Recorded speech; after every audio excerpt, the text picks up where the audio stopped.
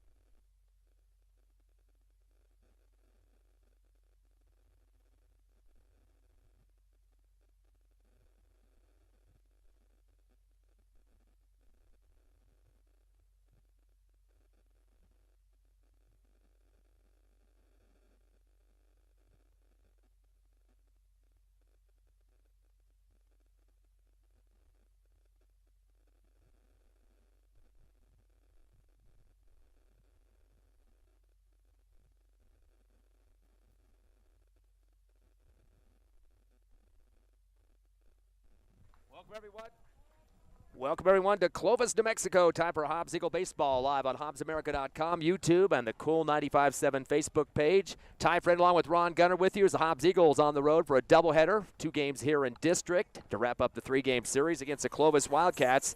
Eagles come in with a 13-8 record as they knocked off Clovis 8-2 last night, dropping the Wildcats to a total of 11 and 9. So both right now wanting some couple victories to wrap up the series here. Eagles will be the visitor, of course. They'll have up at the plate to start off this ball game. Yesterday, nobody got multiple hits for the Hobbs Eagles, but several guys getting a single hit apiece. Josiah Martinez had an RBI double, scored a run. Also, it was Juan Camacho. He was perfect, 1 for 1.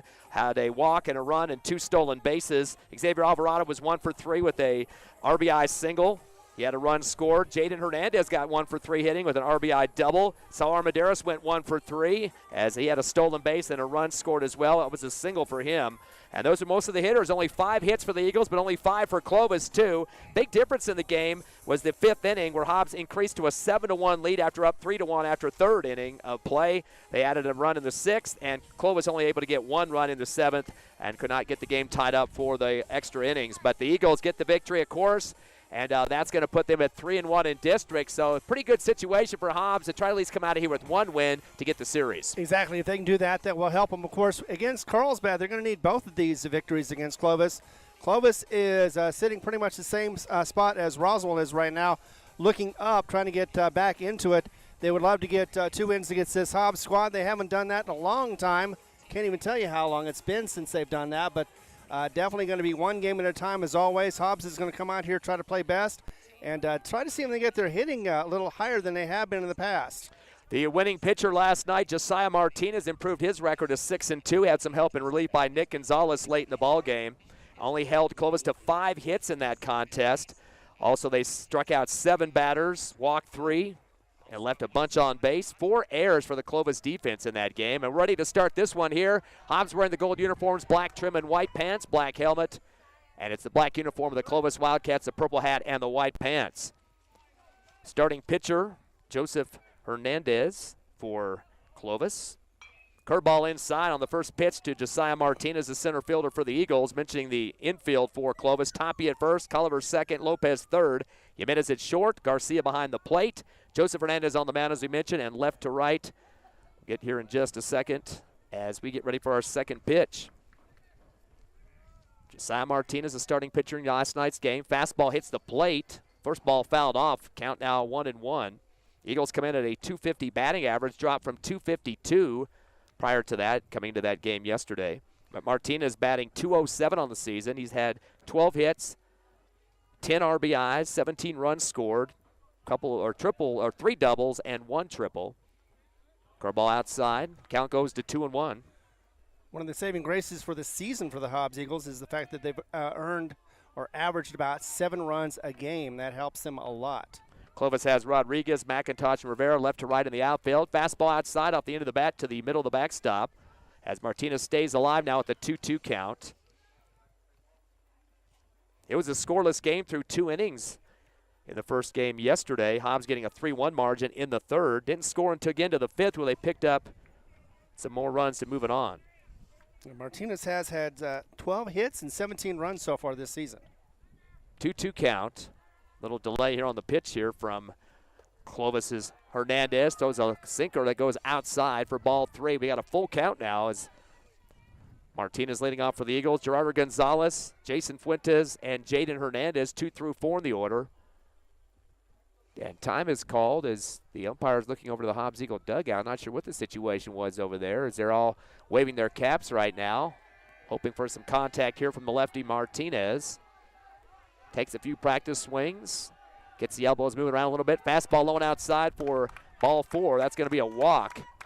The Hobbs Eagles last night in the victory over Clovis picked up 6 walks and struck out 8 times in the winning cause. Yeah, they were struggling in the first 2 innings. They've been doing that from time to time, but so far today already have a runner on with no outs. Gerardo Gonzalez steps up now for the Eagles, comes in at 196, got 9 hits, 6 RBIs, 13 runs scored, 1 double and a triple to his name. He was 0 for 3 last night, so he's due one. Fastball down the pike, a little high for the ball call. We should mention Martinez last night had a RBI double, one of the 2 multiple base hits the Eagles got along with Jaden Hernandez. So Josiah doing a good job of swinging the bat on that one. He went 1 for 4 in the game and got on due to an error as well. He's a leadoff man at first. Gonzalez takes another fastball, check swing. Ooh, that looked close too, but they're going to call that a ball. A 2-0 count now as Gonzalez getting ahead in the count as he looks down to the third baseline to Coach Boyle there in the box in front of the Hobbs Eagle dugout left side. Time called. Ooh, now the Coach Cruz having some words for the plate umpire. He goes, takes his mask off from behind the plate, puts his hand down in a pat-down motion like you need to simmer it down there over on the sideline. So it looks like so far both sides have been warned a little bit by something. Looked like a couple of good pitches there, very close, so probably could have gone either way, but plate umpire makes sure that Coach wasn't taking too much advantage of the tongue talk there early in this ball game. 2-0 count now. Here's the windup in the throw. Fastball outside, swing and a miss as Gonzalez is a little bit behind the plate on the left side that time. Didn't get the full extension he wanted. Gets the first strike on a 2-1 call now. It looked like it was a good motion, just could not make contact with the ball. Right behind home plate here, right up close to the action in this ball game. Little wind situation, going to get up as much as 35 miles per hour. Fastball misses outside for the ball. Count to 3-1. You can probably hear it in the background now. We knew windy conditions in Lee County as we traveled up here. While you were sleeping, by the way, Ron, was blowing pretty heavy. Well, you know, apparently you were driving very well. We won't mention that right now. Here comes the 3-1 pitch from Hernandez. Fastball, there's going to be a steal anyway, and that will be a walk. Second walk issued. So not really a steal as much as just an advance on base. Yep, it would have been a steal if they would not have called that a walk, but good fast movement there by Martinez to get to second regardless. Time is called. As Garcia is going to jog up and talk to his pitcher now, Hernandez. Runners at first and second. Good start for the Eagles, getting runners on. Both players on the bags. Jason Fuentes now the shortstop. He's batting 193. Got 11 hits, 14 RBIs, 15 runs scored, and a double. Fuentes went 0 for 2 in the game yesterday, but did get on twice in his 2 at-bats at the end. A walk on both of those. One of them was a bases-loaded walk, his last at-bat, for a score to come across the plate. Eagles winning 8-2. Hernandez goes to the fastball, clips the outside corner to Fuentes. Hobbs has been fortunate enough, despite their hitting woes, to be able to win the last 7 out of the 8 games they have played. Clovis again did get 5 hits themselves, just didn't take advantage of it, and only had those 2 runs come across. Hernandez looks back at second, throws the fastball, swing and a miss for Fuentes. Count now 0-2. As he takes some suggestions from Coach Boyle, telling him to straight the bat out and swing it more out towards the outfield instead of holding up on it towards the end. Still scoreless here in the top of the first. No balls and 2 strikes to Fuentes. Long delay here from the mound for Hernandez. Staring back at second, looks back again, turns and fires another fastball off the middle of the bat, going to go foul over the concession stand on the right side. Hits the building, makes a clunk. And a little sound effect to go along with your clunk there, Ron. I'm suggesting that the fans back at home can hear all these sound effects besides yours on the microphone. 0-2 count still for Fuentes. A little bit of adjustment in the infield for the second baseman, Culliver. Fastball outside for a ball, and running in front of the plate was Garcia that time as he was looking to try to gun down a runner, but smartly getting back Martinez at second for the Eagles. Again, Hobbs pretty aggressive on the bases. They've been thrown out a few times this season too, and sometimes they get a little bit past where they need to be. Exactly. One of them even got thrown out at home base. But that does show some aggressiveness. Here's the 1-2 pitch. Fastball clunked out towards short. Scoop into the chest of the shortstop. Stamps on the second base. Good coverage there by Jimenez. It took a second for him to collect the baseball that time, but he gets that force out at second. That will send one of the runners back for the Hobbs Eagles, and that was Gonzalez. So the fielder's choice for Fuentes. Runners at first and third now. Hobbs in scoring position with Martinez at third and Fuentes at first. Cleanup man is stepping up for the Eagles now. Jaden Hernandez, he's batting .277 this season. 13 hits, 6 RBIs, 10 runs scored, 2 doubles, and a triple. Jaden had a RBI double, 1 of 2 multi-base hits for the Eagles yesterday. Went 1 for 3 at the plate. Not a lot of hits for the Eagles, but they were more productive with the 8 runs. Exactly. They knew when to get on base and knew when to move forward and get a score. Nice crack of the bat on the curveball inside. Hits out towards the Hobbs Eagle dugout and bounces off the wall on the left side. Comes close to that third baseline, and they're going to have to go out and get it from the dugout there. Time called as they get that out of the visible parts of the field there. So reload here for Hernandez for the Eagles as he faces the pitcher Hernandez for Clovis. We had 2 Josiahs out there on the mound yesterday, 1 for Clovis and 1 for the Eagles, so that was going on for much of the game. Here's the 0-1. Nope, the throw to first instead, way quickly back in time. Oh, yeah, it wasn't even off the bag much. Kind of an extended arm throw there that time. Very obvious that just trying to keep the runners from getting too greedy out there. Another throw to first. Yep, Fuentes gets back just in time. Working on his push-ups there on the – this is a dirt infield, by the way, at least part of it between the bases, and the green between home and the pitcher's mound, which is dirt. Outfield green, of course, grass. So a couple of fields like that. Hobbs, of course, all the field turf. Fastball hit right over the top of the backstop. Out of play. Little handle shot there for Hernandez, but definitely making contact. He wants to get these runners in for our first scores, Ron. Exactly, he would. And with one at least at scoring position, that definitely would be something ideal that he would want to do. Still here in the first inning. 1 down for the Eagles. 0-2 count to Hernandez versus Hernandez on the mound. Stares over to the dugout. They wind up in the throw. Fastball. It's going to be a bouncer over third base. Going to roll into left field. And that will be an RBI single converted by Hernandez. First hit of the ball game for the Eagles, and no chance for Lopez to make a play on that one. It was well over his head at third. Took a nice bounce halfway up that left field area, outfield. And now a courtesy runner going to come in for the Eagles.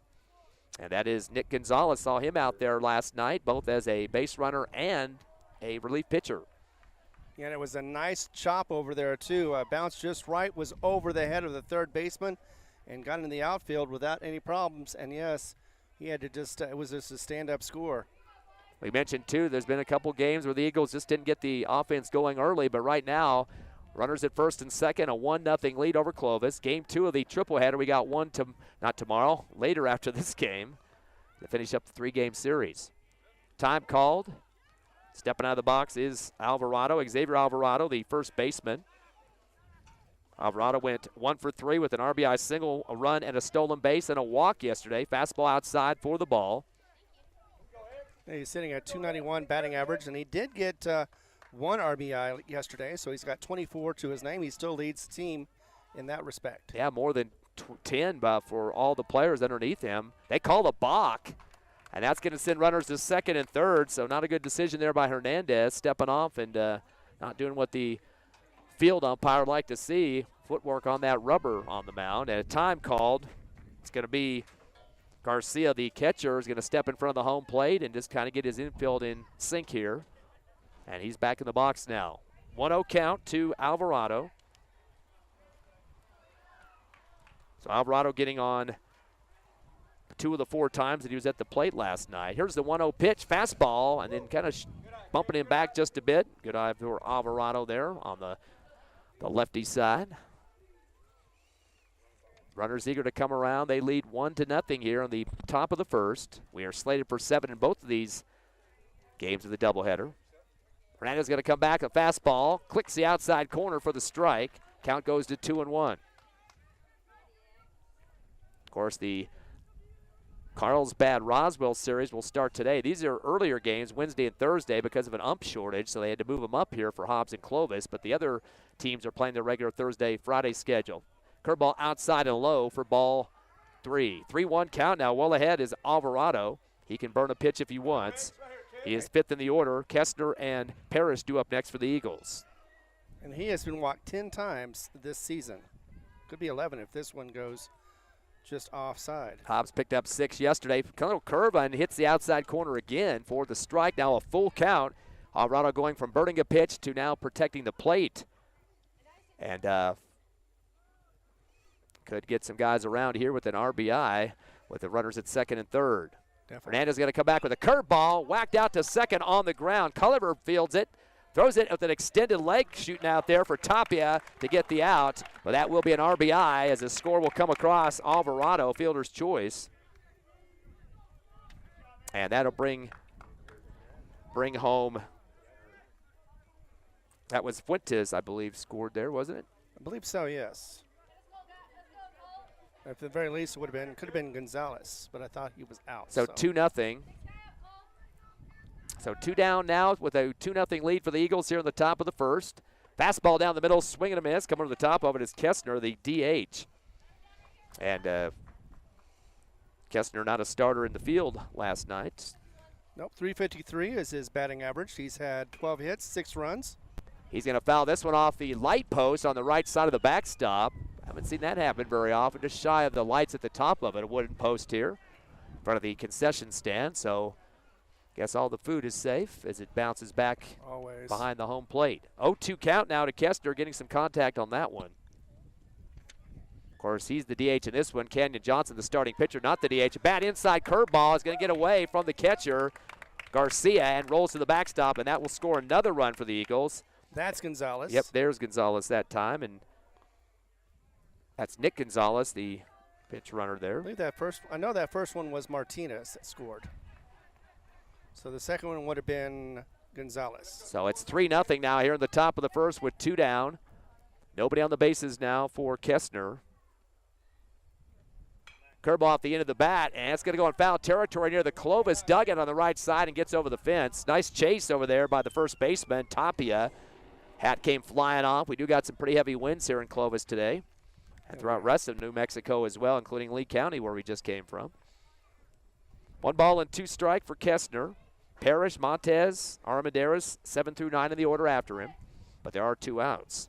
Kestner with 7 strikeouts, 4 walks though. Hernandez goes to the fastball. This one's over the backstop right again as well as he watches it go towards the parking lot. Just got to get that hit just right. He's missing it just barely to get it into play. Yeah, trying to get that bat extended as much as possible. Hernandez saying no to about 3 or 4 pitches that he's getting signals from Garcia behind the plate. Finally gets one he likes, curves it inside near the knee level that time for the ball. Good eye for Kestner. 2-2 count now to him with 2 down. It definitely looked like it was going to go inside. Did not have much going for it. So, yeah, no swing. Good call by Kestner. Big pitch coming from Hernandez. Goes fastball outside. Gets him to extend across the plate. Not enough, and that'll be strike 3, as that'll be out number 3 as well. The Hobbs Eagles do manage 1 hit.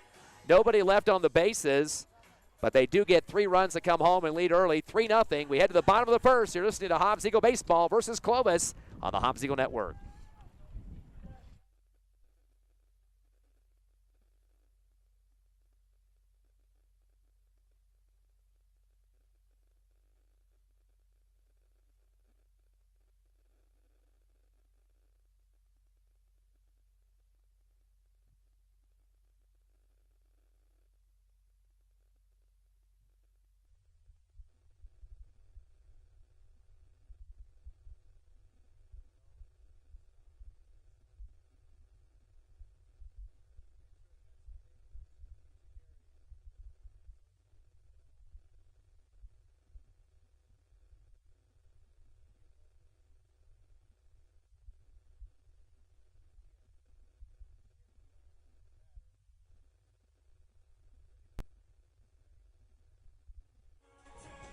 Welcome back to baseball action here at Wildcat Stadium as we are enjoying a lead right now. Hobbs already up 3-0, and we're in the bottom of the first.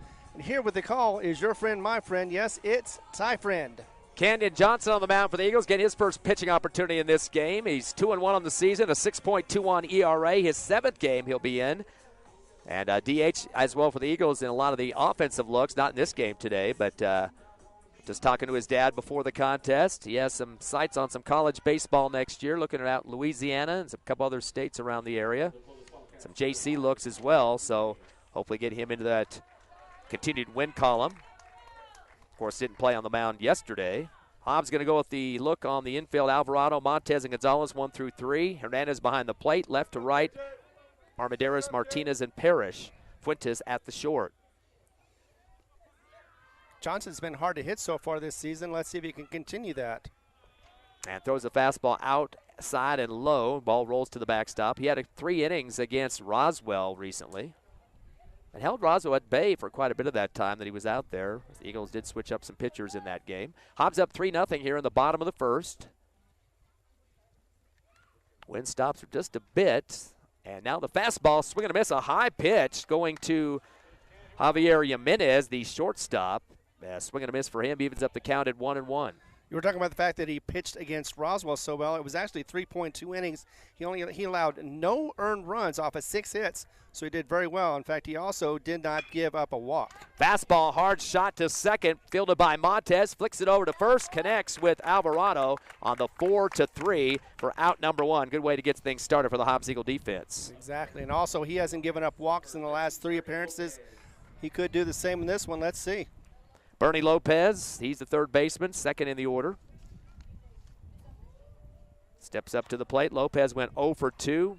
Ground out, flew out, and walked. So he did get on once last night. Fastball, late swing as it comes outside. Strike for Lopez. Looked like it dropped when it went up there. So, yeah, I definitely swung at that one. Wasn't there, though. Quick reload for Johnson. Turns and fires a curveball, and right down the pike for the strike.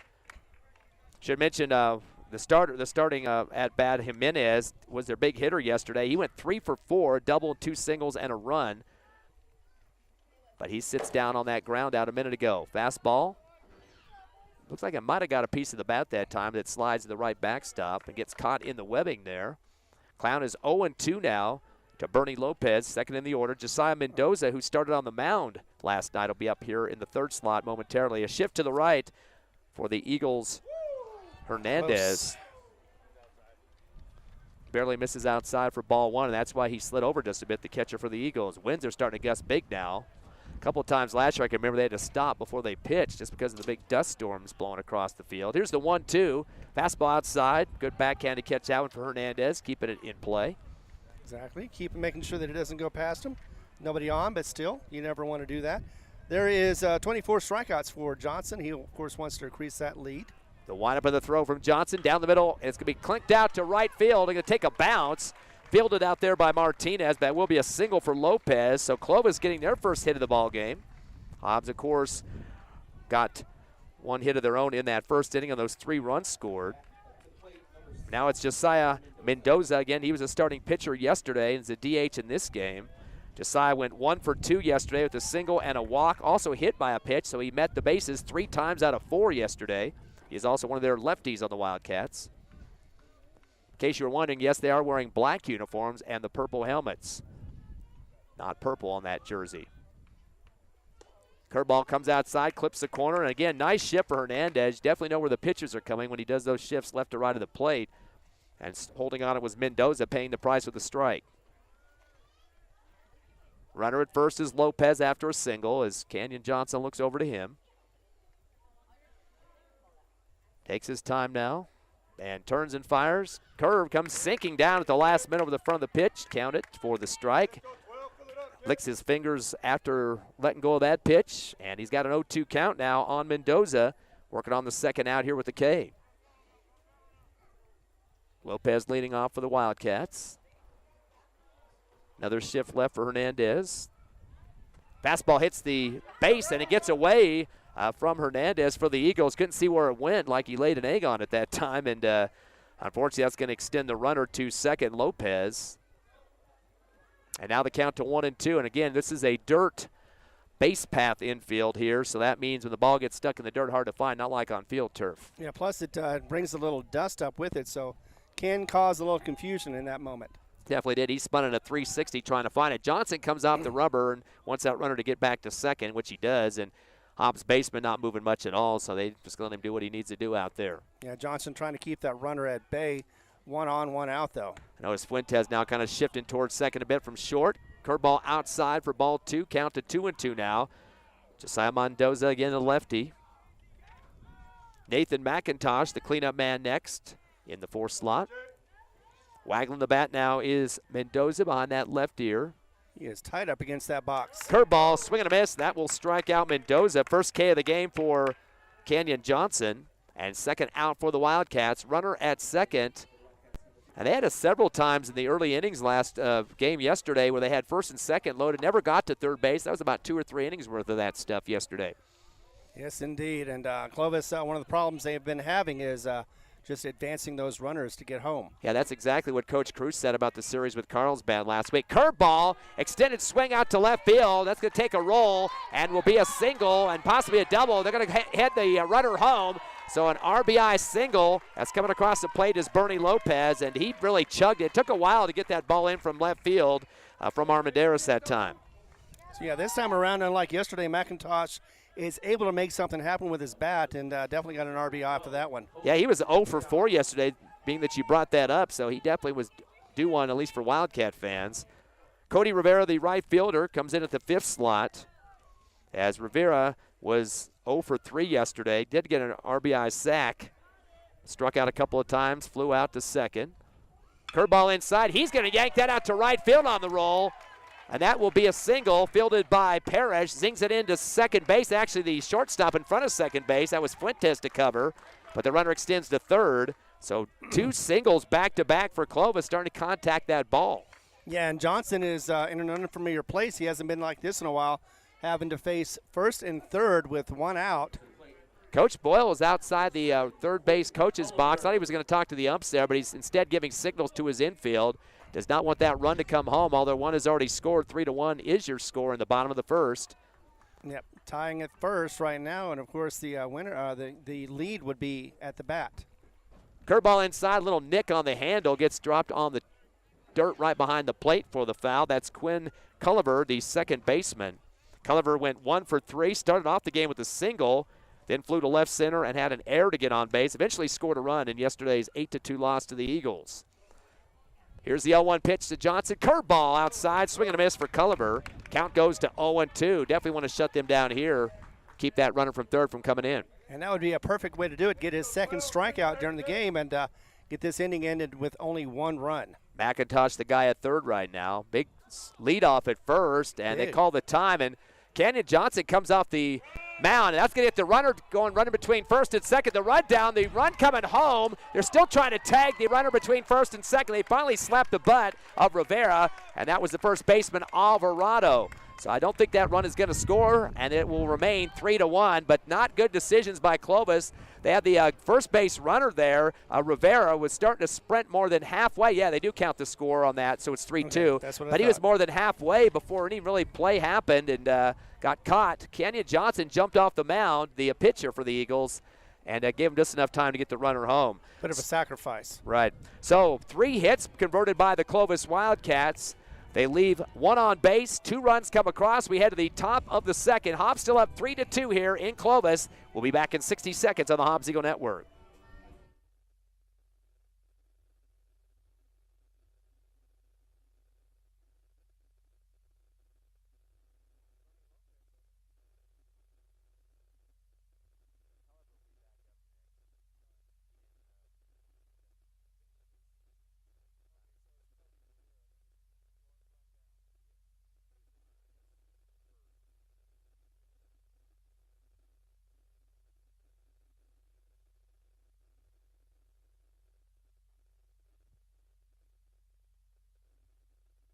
All right, we are back to action at Clovis as we just had the rundown for Kobe Rivera, but not before Clovis is able to sneak in another run.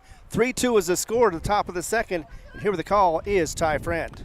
Yeah, that rundown took so long that enough time for that base runner, McIntosh, to get home, and they did get the score up on the board, 3-2. Back to Hobbs Eagle offense. Luke Parrish, 7th in the order, the right fielder. Fastball comes outside, clips the corner for the strike. Parrish in yesterday's game, the 8-2 victory for the Eagles, was 0 for 3, struck out twice and ground out to the pitcher, so he's due one. Fastball outside, good eye for the ball. Evens up the count at 1-1. Yeah, his average has dropped down to .333 for the season. Has 6 hits, limited appearances at the plate, we should mention. 4 runs, 6 RBIs, 2 doubles, and 2 triples. So when he does get a chance to contact the ball, he's getting some extra bases on a few of those. And definitely with that home run he hit earlier in the season. Fastball goes high for ball 2, 2-1 count. Parrish, of course, a pitcher and a right fielder for the Eagles. Here's the windup and the throw from Hernandez. Curveball outside for ball 3, so getting ahead of the count now is Parrish. It'll be Montez and Armendariz rounding out the order for the Eagles for the first time in this ball game. 3-2 score here in the top of the second, slated for 7. Hernandez goes to the fastball off the handle. It's going to sail over the right fence in foul territory. And you can hear the crash and collision from at least the loudspeaker here. I'm not sure if it actually hit anything, but they'll make sure you think so. Yeah, so far Clovis is leading in hits 4-1, but not in the score. Full count, full count coming to Parrish now. Curving inside near knee length, knee height, and they called a strike on that one. The ball kind of shivered as it came across with the wind. Coach Boyle just kind of shaking his head on that one. Kind of a close call on that. That's the second K in a row from the pitching of Hernandez. And now it's going to be Christian Montez, 8th in the order, the second baseman. Montez went 0 for 2. He got a ground out and a strikeout. And Aurelio, the senior, came in for him the last 2 at-bats. Fastball, this is going high in the air. It's going to be shallow. Now it's going to extend longer to right field. And the right fielder coming over hard on the sprint, Rivera, to make the catch right in front of his center fielder that time. There was Rivera in front of McIntosh to make the catch, but you've really got to have to judge where this ball is going to go with these heavy winds. That's definitely going to be an adjustment all those outfielders will make in this game. Exactly. Plus, if you hit it just right, it could carry it to become a home run hit if you get the right angle at it. Center field wall is 387, right center is 375, and right field in the corner 330 near the foul post there. Curveball inside coming for the Eagles to Armendariz. This one's sailing up to left center this time, and should be a routine catch, and is.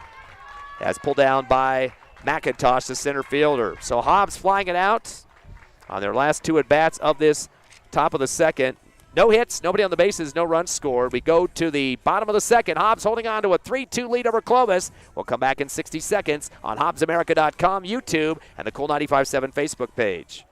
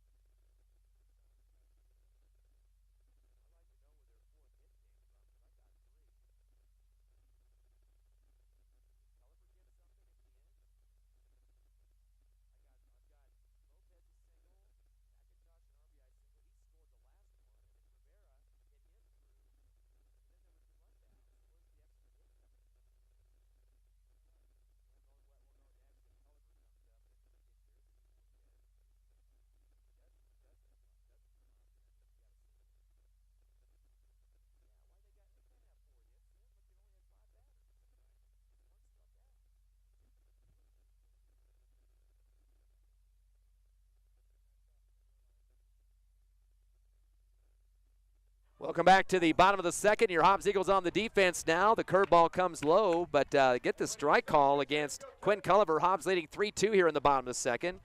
Culliver is 6th in the order for Clovis. Canyon Johnson on the mound for the Eagles. Culliver went 1 for 3 with a single. Flew out to left center and had an error to get on base last night. And Johnson keeps looking over to the dugout. Guess he's checking out some signals here from the Hobbs Eagle coaching staff. The windup in the throw, curved ball, and it's hit behind us, way over the top of the netting here into the Hobbs Eagle fan section. Bounces over the back wall and goes into the short parking lot behind the stadium here. Yeah, nobody was hit, so that was a bonus anyway. Scoreboard has 4 hits up for Clovis. I'm not sure where they got that. Lopez, McIntosh, and Rivera all getting singles, and a ground out and a strike as well, and 5 at-bats. Number 6 now, again, Culliver. The 0-2 pitch, curve on the outside, is going to roll through second, out to center field. A single for Culliver, keeping it on the ground. And we've yet to see anything in the air from Clovis, and they're keeping that thing as low as possible. With the wind, I guess you don't want to have an easier chance to make outs. True. Sometimes it does carry up so high that you can float underneath it, be able to get that easy out. But again, the wind looks like it's swirling a little bit, so it's unpredictable. You never know where it's going to go. Gabe Tapia now up. He's 0 for 1 in that game yesterday. Did walk, struck out, and was hit by a pitch to start the game. He is the first baseman, 7th in the order. Fastball down the middle. He gets a piece of it. It's going foul. A lot of foul balls, though. Those are the ones that have been going in the air for Clovis, and most to the right side. And almost hitting those electric posts over there. I don't want that to start a major fire here in a minute. I take more than a ball, but either way, yeah, you're right. You don't want to have a fire either. There's a double electric poles over there to the right. We've had one hit the light post here on the right side of the backstop. Curveball inside. It'll be a bouncer to second to Montez. He flicks it to second to get the out. They try a double play. Ball ricochets off Alvarado at first. But that was a throw from Fuentes, who came to cover second, tagged the base, and then threw it hard. But it kind of takes a double bounce off the chest there of Alvarado. But the out nonetheless on the fielder's choice for Tapia. Yeah. Jackson Garcia now 8th in the order. He's the catcher. Garcia went 0 for 3 yesterday. Flew to right, ground to short, and had a strikeout. Get some last-second suggestions there from Coach Cruz on the third base line. One down for the Wildcats. Eagles up 3-2 here in the bottom of the second. 3-1 hit count in favor of the purple, black, and white. Johnson taking a little bit more time. A time is called here as Garcia wants to make the pitcher think about it a second. With the wind blowing the way it is and there's dirt around, it could be an issue with it getting in players' eyes. And sometimes the ump does call time if it gets really bad. Curveball hits the left chin. And boy, some signals from Jackson Garcia out to Johnson on the mound. Not sure what he was signaling there. Hopefully not a certain finger, but he wasn't too happy about that pitch. Time is called. So hit by a pitch is Garcia. He'll go to first on the freebie. The umpire called time and walked across the pitching mound and was writing something in his notebook. Wasn't sure what that was all about. Bottom of the order now, Eli Rodriguez, one of the outfielders for Clovis.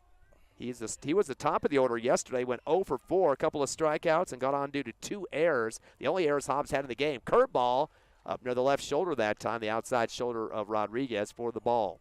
One of the things we didn't mention yesterday, simply because of the fact that the game was a day earlier than it's supposed to be, Hobbs has got the lead right now in the district with a 3-1 record. Yeah, that's right. Day ahead of the schedule. Curveball. It's going to be a blooper bouncer in foul territory. There's the Hobbs Eagle dugout.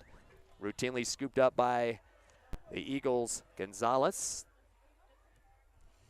And we're back with a 1-1 count, 1 down. Yep, Kinda, you don't see that very often. You guy that started yesterday, Eli Rodriguez, now bottom of the order. I guess that had something to do with the pitching changes and stuff, but still, I don't know what that says to you as a player. Curveball over the top of the helmet for Rodriguez. As nowhere near going to put the bat up, be an antenna on the top of his helmet on that one. 2-1 count with 1 down. Runners at first and second, on due to a single and hit by pitch.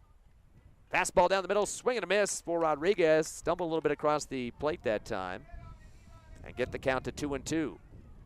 Listening live to Hobbs Eagle Baseball on HobbsAmerica.com, YouTube, and the Cool 95.7 Facebook page. Exclusive coverage of Hobbs Eagle Baseball this season and the playoffs. Yep, game 1 of 2 so far. Canyon Johnson, curveball outside, swing and a miss. That will sit down Rodriguez. Second K of the game for the Wildcats. And the second out. The force will be at third for Hobbs. And that will bring up the top of the order Javier Jimenez, who ground out to second to start the ball game. That gives him 26. He is second in the order as far as strikeouts, just behind Martinez, who got 41. That helped him yesterday. 4 hits for Clovis in this game, all singles. The fastball from Johnson clips the outside corner, kind of dropped down the minute it came in front of the plate that time. Sunk right into the glove of Hernandez. Yep, the stinker with the sinker. Runners at first and second as Johnson peeks back at second to check out Culliver. Fastball. Nice whiff job there for Jimenez as the pitch going through hard and fast for Johnson on the fastball.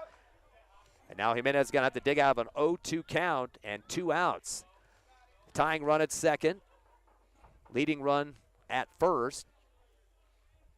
Jimenez is only a freshman. Fastball ricochets off the leg of Hernandez behind the plate, but he's able to track it down on the third baseline and jumps up quickly to make sure no runner's going to advance to third here. Goes down as a ball, of course. 1-2 count now to Jimenez. Second time through the order to start it off here for Jimenez. Again, he was the big slugger yesterday, 3 for 4 at the plate, including a double. And now you see that they still have only 4 hits, so they did fix that. Curveball outside off the end of the bat. It's going to right field. Bounces and backhanded by Parrish. That'll be an RBI single. Runner advanced to third as well. Coach Cruz going to hold that second runner, but scoring will be Tapia. So we've got a tie ball game now, 3-3. off the RBI single from Jimenez. That will be the 5th hit of the ball game for Clovis, so they're starting to rack them up here. Yes, indeed. But remember, Hobbs winning the series 2-1 against Roswell, and they had 10 less hits than the Coyotes in that series. Exactly. So it's not how you have the hits, it's what you do with them that counts. Runners at first and third for the Clovis Wildcats. We are tied at 3. Clovis getting 2 in the first, 1 in the second. Hobbs getting all 3 runs of theirs in the first. Johnson would like to get one more out. Johnson taking a lot of time to get the pitch call he wants. Fastball outside. That one takes a dive in the dirt right. And nice slide over for Hernandez to stop it from going wild. That would be the go-ahead run at third if that ball gets away from him. But definitely got that mitt down in the dirt that time to scoop it up. 1 ball, no strikes, 2 down.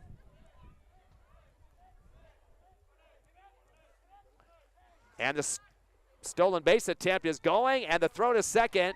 Now we got a rundown between third and home. A bad throw into the Hobbs Eagle dugout. That's going to bring a runner all the way home. It's a close throw to home, and it's safe call. As coming across the plate will be another score for Clovis. And that was a courtesy runner that came in that time. Double check who that was. He kind of slipped in there. He tips his hat to his dugout as he comes across. But that will get the lead for Clovis for the first time, 4-3. So a bad throw coming for the Eagles definitely cost him as it hit the dugout of the Eagles. Still 2 outs. Hobbs trying to get out of this inning. That was Jeremy Williams, the score for Clovis. Fastball outside near the dirt again. Hernandez able to save it for the Eagles. 2-1 count now. As Gonzalez is the man, second in the order. He walked back in the first inning. Canyon Johnson looks back at second. Curveball inside off the handle. And boy, they've got this netting behind home plate very tight as it bounces off trampoline style on the right side, right back towards the home plate. So a 4-3 lead, 2 runs coming through for Clovis, matching their production in the first inning. Johnson kind of stalling here as he checks the call for Hernandez behind the plate. The windup and the throw, fastball outside. Hernandez tries to adjust his glove into the strike zone, not going to get it that time, but a full count now. Let's see if he gets another sinker in there with a fastball. Bernie Lopez is the man at the plate with a full count. Had a single back in the first. Nope. And takes the low pitch on the fastball for the walk. So he's been on twice now. He had to duck it. It went over his head. Runners at first and second. Third in the order, Josiah Mendoza, the lefty. He struck out back in the first inning. Big leadoffs at both bases with a 2 down. Fastball hits the outside corner for the strike for Canyon Johnson. Apologize, I might have been reading some of the Hobbs players at the plate there. We're in about the same exact spot in the order. I think I was reading a few of our names for their names. Apologize for that. Curveball comes through, swinging over the top is Josiah Mendoza for the strike. Now Johnson getting a lead on the count at 0-2 from the mound for Hobbs. Yeah, would love to strike out this center fielder for the Clovis Wildcats. 5 hits so far for the Wildcats, just 1 for the Eagles. Johnson picking back at second. Turns and fires the curveball inside, gets the inside corner, and that'll be strike 3 as Mendoza's been sat down twice on Ks. That is the 3rd K issued by Canyon Johnson in this one. But the Wildcats get some production in that second inning. They finish up with 2 hits. They leave a couple on base, 1 or 2 runs score, and the Wildcats now with a 4-3 lead over the Eagles. We head to the top of the 3rd in 30 seconds, live on the Hobbs Eagle Network.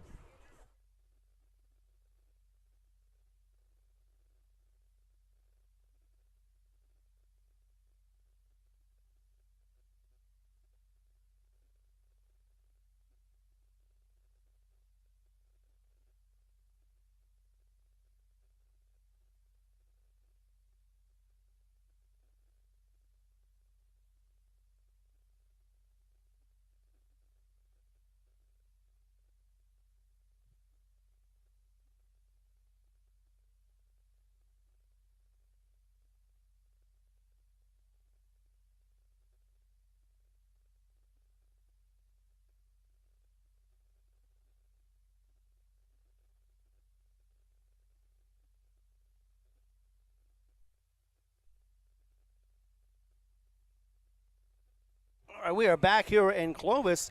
Hobbs trailing by 1 as Clovis has put 2 in the first and 2 in the second. Top of the third now, and here's the call with Ty Friend. Clovis Wildcats have 5 hits so far. They've struck out 3 times. And your Hobbs Eagles with 1 hit, struck out twice with 2 walks. Eagles will be going to the top of the order. Josiah Martinez, he walked to start the game. Him and Gonzalez both walked. First 2 at-bats for Hobbs. Their only walks of the contest. That one fouled off to the right backstop. A low shot there. Hernandez continues the pitcher for Clovis with a 4-3 lead. The windup in the throw. Fastball down the middle off the end of the bat. Going into the gap between second and third. Takes a hop. Tracked down by Rodriguez out in left field, but a single for the Eagles start of the order, Josiah Martinez. So that'll be the second hit of the game for the Eagles. That'll be his 9th hit single-wise for Martinez. Gerardo Gonzalez now, the third baseman for Hobbs, second in the order. He's got a walk to his name as well. First game of the doubleheader here on the HobbsAmerica.com YouTube and Cool 95.7's home Facebook page. Hernandez is going to throw to first. A little late on the throw. Diving back is Martinez in time. Pretty big physical body specimen, though, if there. The first baseman, Tapia. Gets another throw to the first base again, and Tapia just sidearms it back over to his pitcher after catching that one, back to Hernandez. Said the same thing about Roswell, too, and I think Carlsbad probably has the same. Yeah, some big kids at that first base position. Fastball outside, and the ball call. Hobbs fans thought there might have been a balk out there on the mound. Yeah, they've been.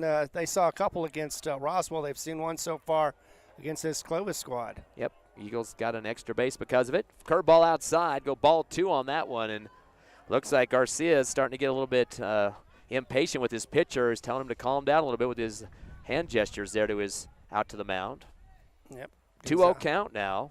Gonzalez being patient as the senior is at bat.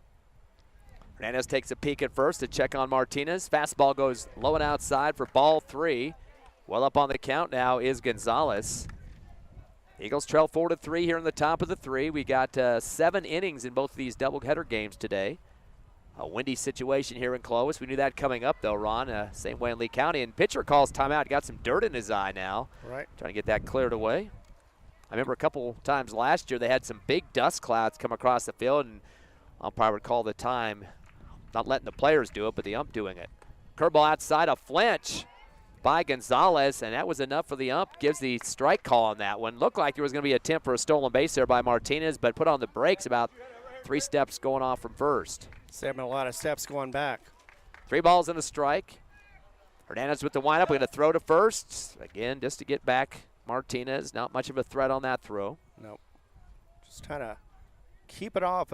Usually sometimes that means that they're not happy with the call from the catcher, so they go and throw it first. Very methodic, slow throws over there to first. Curveball inside, hit the middle of the bat, and almost near our camera on the right of the netting there. Probably a 3D look for them at home, Ron.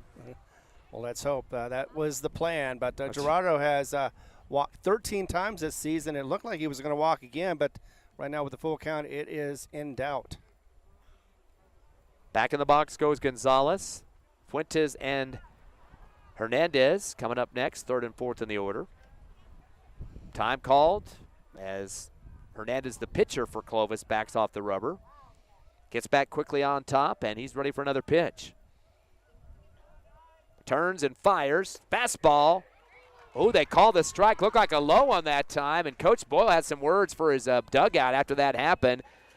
You got to stay committed when that ball's anywhere close to the plate, and that's exactly what he's telling his dugout there. They call the strike on that one. That will be the 3rd K for the Eagles, and you can already see Gonzalez starting to jog off towards first and called back. Yeah, just like I learned from another baseball movie, never assume anything until it happens. Jason Fuentes, 3rd in the order. He had a fielder's choice back in the 1st. Another throw to first. And once again, Martinez getting a little workout there, the base runner for Hobbs. He's back in time. 1 down for the Eagles here in the top of the 3rd. They trail by 1, 4-3, winning yesterday 8-2 for the first one of the series. Hernandez comes with a curve outside for the ball. And you know you have these catcher magicians just love to move those gloves around to try to catch the umpire's eyes batting around a little bit there and getting the call they want. Didn't work that time for Garcia. Fastball down the pike over the second base. It'll take a bounce and a roll, and that will be a single for Fuentes as it's fielded by McIntosh in center field. Hobbs will get the runners at first and second now. That'll be the Eagles' third hit, with Martinez and Fuentes both getting him here in this third inning. So Hobbs starting to knock at the door just a bit. Not yet in scoring position, but trying to help him out with that is Hernandez, Jaden Hernandez, who is the guy that got the RBI single earlier for the Eagles. Help out on the first score of the game. And that was a nice knock from this sophomore Fuentes. It was right up the gap, got past second base and went into the outfield, and you knew it was going to be a single after that. Hernandez, a sophomore for the Eagles as well. Tying run at second is Martinez. Spent a lot of time at first base. Having to go back. Some throw downs there from Hernandez, the pitcher. See, Hernandez once again. Fastball goes high for ball one. Good eye for Jaden Hernandez. Of course, we had the two Josiahs playing against each other yesterday on the mound for Hobbs and Clovis. 1 ball, no strikes with 1 down. Force out a third for Clovis. 5-3 hit count now in favor of the Wildcats, the home team.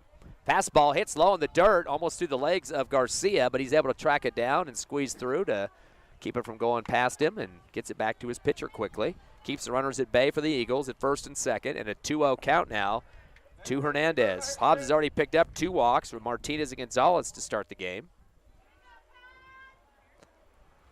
Next pitch, a fastball outside, gets a piece of the edge of the bat. It gets through the catcher, though, and that'll get past him, and the runners will advance to second and third. And, yeah, Clovis had a few of those mistakes to start the game, and it's starting to hurt him again because Hobbs would like to take a lead here, down 4-3. Exactly, and there was a little hesitation, but finally Hobbs was able to get advanced 2 runners to second and third respectively. Now they've got him in scoring position at the top of the third. And you alluded to this earlier. A lot of times with this dirt infill between the base paths here at home plate, you get your glove down as a catcher and you think, oh, I got it scoop, and then that little dust devil gets in your face, and you don't know if you have the ball in your glove or not. Curveball inside and hits the left hip, I think. Did it hit of Hernandez? No. He runs away from the plate. He wants to see if that runner's coming home for him. I thought he got hit there, but I guess they were going to say he didn't. It just barely curved away from him, but he came across the plate from left to right, making room for his runner. So a good heads-up move for Hernandez just in case that guy got by the catcher. And now a time called as Garcia's going to go out and talk to his catcher or pitcher Hernandez. At best, it would have been very risky. Hobbs did that before and got caught with the out, so didn't want to have that again, especially early in this game, and they're down by 1. Want to make sure that these runners make the most of it and be able to get all the runs they can get. 3-1 is the count. 4-3 is your score in favor of Clovis here with 1 out in the top of the third. Here's the windup of the throw from Hernandez. Fastball, golf swing, and it almost came in play, but it was just barely a couple inches off the third baseline towards Coach Boyle in the third base coaching box, foul territory. That thing's going to roll all the way to the wall there as one of the Eagles from the dugout have to go chase it down. Missed it by that much. Full count now to Jaden Hernandez, who does have that RBI single. He's got a guy in scoring position right now at third. Curveball does hit him in the left leg this time. That is a hard hit. He is limping, and he's actually going to be hobbled at this point. I wouldn't be surprised they're going to have to pull him after that slam. Looked like in the high left thigh that time. No. Hit by a pitch, and that's going to make the first hit by a pitch for at least Hobbs, 1 for Clovis early. And Coach Cruz needs to go talk to his pitcher, Hernandez. Yeah, and they're going to talk to make sure that he is all right. Looks like he's going to, as they always say, walk it off. So he won't be he will be getting, Nick pinch runner. Nick Gonzalez, who's been out here already in this game, is back again. Of course, Gonzalez is senior as he comes in for Hernandez, a sophomore. Yeah, he took it right in the thick of the meat on that left thigh, and he actually was hopping on one leg for most of the run to first. Right, but that's what you do. You know, the pain is intense at first, and then you walk it off a little bit, and it reduces a little, and especially in the knee. Now, if you got hit in the shin, that's a different story. It stings for a long time. No meat, just all bone, and to me, it always hurts. Kyle Canyon Johnson was sitting there in the dugout as exiting the field after being hit to Hernandez. Then he slaps him in the left butt. I don't know. I guess that's a sophomore. I guess that's his rite of passage there to take a nice cherry shot in the leg. But well, that's the old joke. You know, you got a headache, stomp your foot. You won't feel the headache anymore. I can guarantee you. course, Canyon a senior and messing with his sophomore teammate there. Hobbs now with the runner at all three bases. We are full deck here as Alvarado, Xavier stepping up, RBI off a fielder's choice.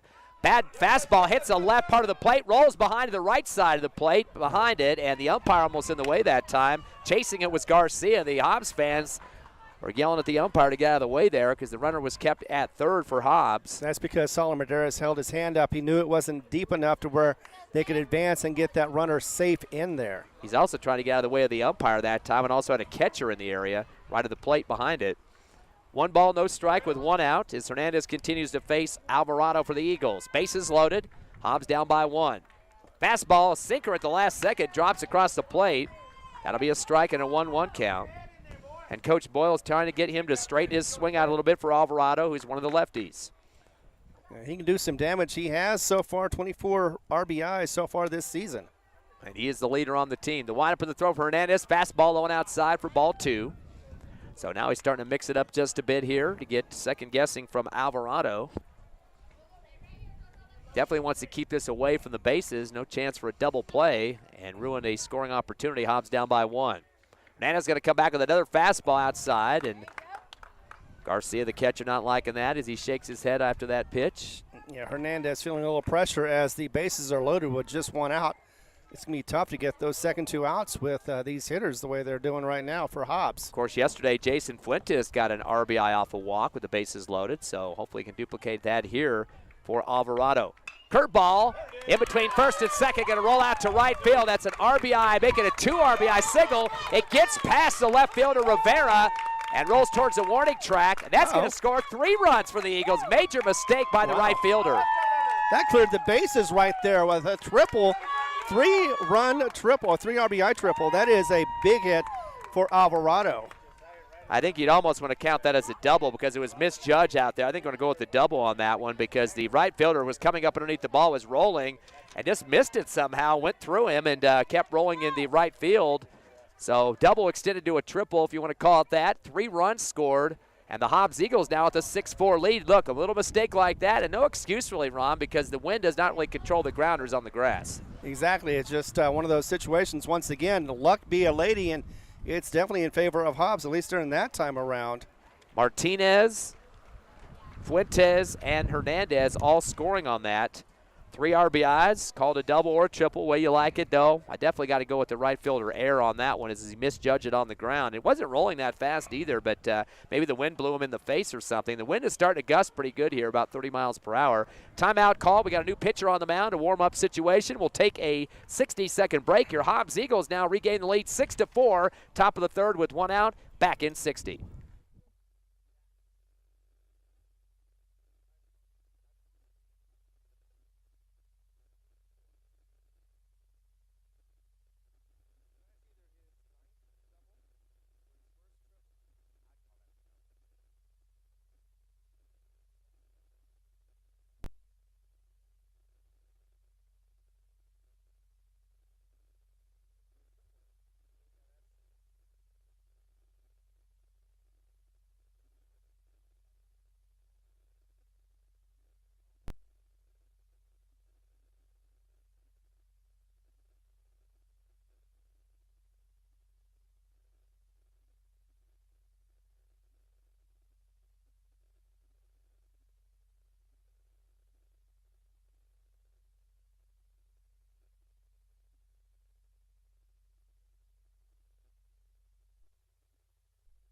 All right, we are back to live action as we have the pitcher warming up.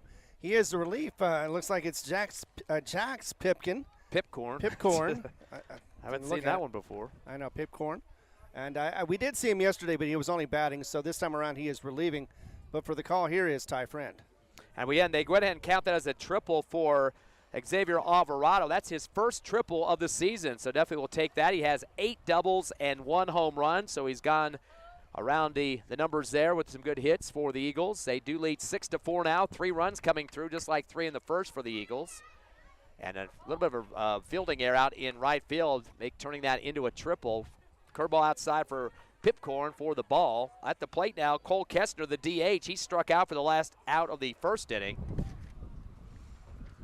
Pipcorn turns with a fastball. A knuckler off the handle. It's going to take a wobble between first and second. First baseman didn't see it coming. He was going to try to cover it, but he didn't look down quick enough. Rolls right past him. Major fielding error. As that's going to be a charge to Tapia that had no idea that ball was right by his feet, and he was just kind of getting out of the way behind the mound to cover any throws coming in from right. He thought that was going through the gap in first and second out to right. Instead, it stayed slow. And the coach over there is questioning it. Yeah, miscommunication, though, looked like. I thought it was going to be one of those rollers that could be caught. Whether it was going to be at first, it was going to be unsure of, but instead nobody gets it, and it ends up rolling out into outfield. Yeah, the two umpires having a discussion. Now, I don't know if they're calling interference. Coach Cruz is out there, so he probably thinks it's something that was going against his squad, and he's not a happy camper on the first baseline now, coming out and pointing on the field. And they haven't mentioned an error. They had one error already out in the right field. I think that was what the error on the board is talking about right there. But before this one, haven't seen the second error located yet. Let's see. I don't think it's going to be. It's just I'm not sure what he was arguing about. He just kept pointing at his feet. I think I'm going to have to go with an error on that one. So that's going to get Kestner on to first, but we'll take it either way we can get it. It lost its momentum as it went across the grass, heading between first and second. Throw to first, not in time as Kestner gets back. Luke Parrish at the plate now. He's seventh in the order. Had a strikeout back in the second inning. He's in a bit of a slump. Would like to get out of that. Here's the pitch from Pipecorn. Fastball off the end of the bat, down the third baseline. That will be a single. And runners now at first and second as Parrish gets a first hit. That'll beat a slump like you just mentioned, Ron. And that'll definitely do it. Hit it perfectly. Just got it past third baseman and got it into the outfield. And unfortunately couldn't get past first base, but still a nice single for him. Yeah, now we got the same hit numbers we saw in the finish of the game yesterday. Both teams had 5, and actually that's Hobbs' 6th hit of the contest. They got runners at first and second, open base at third. It's Montez's turn now. He flew to right center back in the second inning. One down for the Eagles, who lead 7-4. Curveball hits the left inside shoulder, or make the right inside shoulder there, and that will be the hit by pitch for Montez. Second player that's been hit, Jaden Hernandez, was the one before that. And now runners on all 3 bases, loaded up now for Saul Armendariz, 9th in the order. Flew to left center on his last at bat. If he flies to left center now, that'll be a sack because we'll get somebody coming in from third here. That's Kestner. Exactly, and I was going to say that Montez had a 3.04 average, but with hit by pitch, it's going to pretty much stay the same. Curveball, a little high for ball 1. And so far, the relief pitcher is not having a lot of a relief going on for this Clovis team. Pipcorn with the glove covering his face now before he pulls it down. The windup and the throw. Curveball clips the outside corner. Wicked curve as it came near the plate that time. Was a good pitch. Evens up the count in 1-1. Again, Hobbs Eagles bases loaded with just 1 out. And lead by 3, 7-4. They've had 4 runs come across here in the third. Curveball again, same spot. This one a little lower for the ball. Evens up the count in 1-1. You can see Kestner getting very urgent there at third base. One of the biggest kids on the squad. Also a football player, of course, for the Hobbs Eagle team earlier this year. He has a big lead off at third. Fastball down the middle low for ball 2. So Hobbs Eagles tasting some more runs to score. They got 6 hits so far, 5 hits at this point.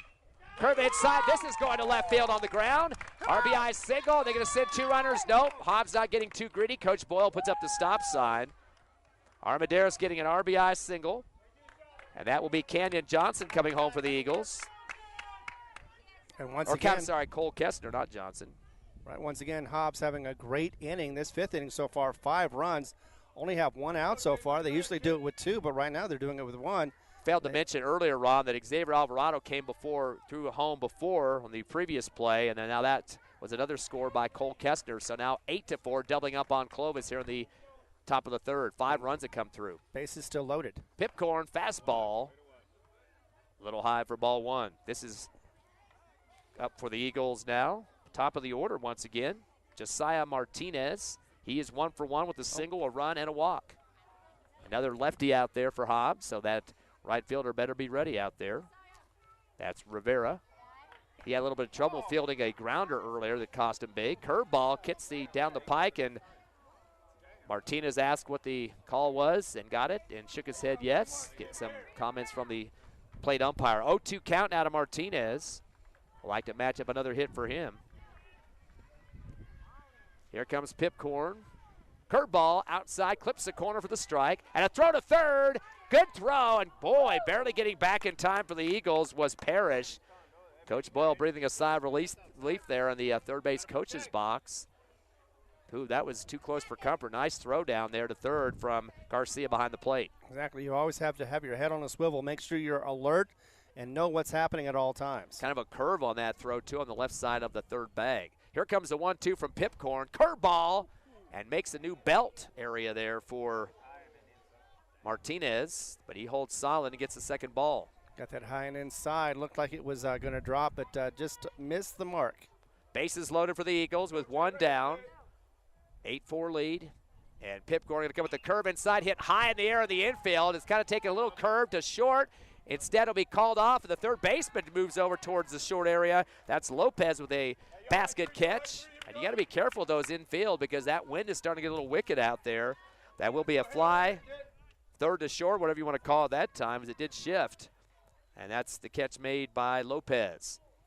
Gerardo Gonzalez now second in the order. He's 0 for 1 with the strikeout, but did have a walk to start the game. One of two walks the Eagles have picked up in this contest. 2 down for Hobbs with bases loaded once again. Yeah, they do not want to leave anybody on base any more than they have to. The windup of the throw from Pipcorn. Curveball.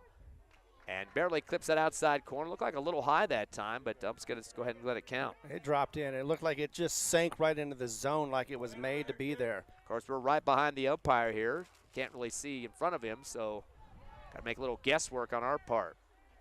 Pipcorn continues to cover his face as he gets the call he wants from Garcia. Curveball, and holding his ground again is for the Eagles, Gonzalez, and able to get the ball on that one as well. Count up to 1-1 now with 2 down. Yeah, it's a windy day, but it's not as cloudy as it was yesterday. Luke Parrish at third. Got on due to a single. He's eager to come home.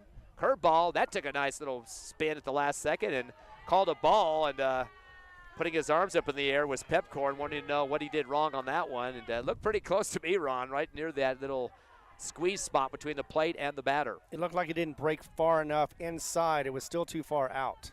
2-1 count. Pipcorn reloads quickly. Fastball this time off the handle. It's going towards right field, shallow. It's going to drop. 3 players out there. It will be an RBI single, make it a double. The throw to home, and that gets past the catcher, Garcia. That's going to score 2 runs. The throw to home from behind the base.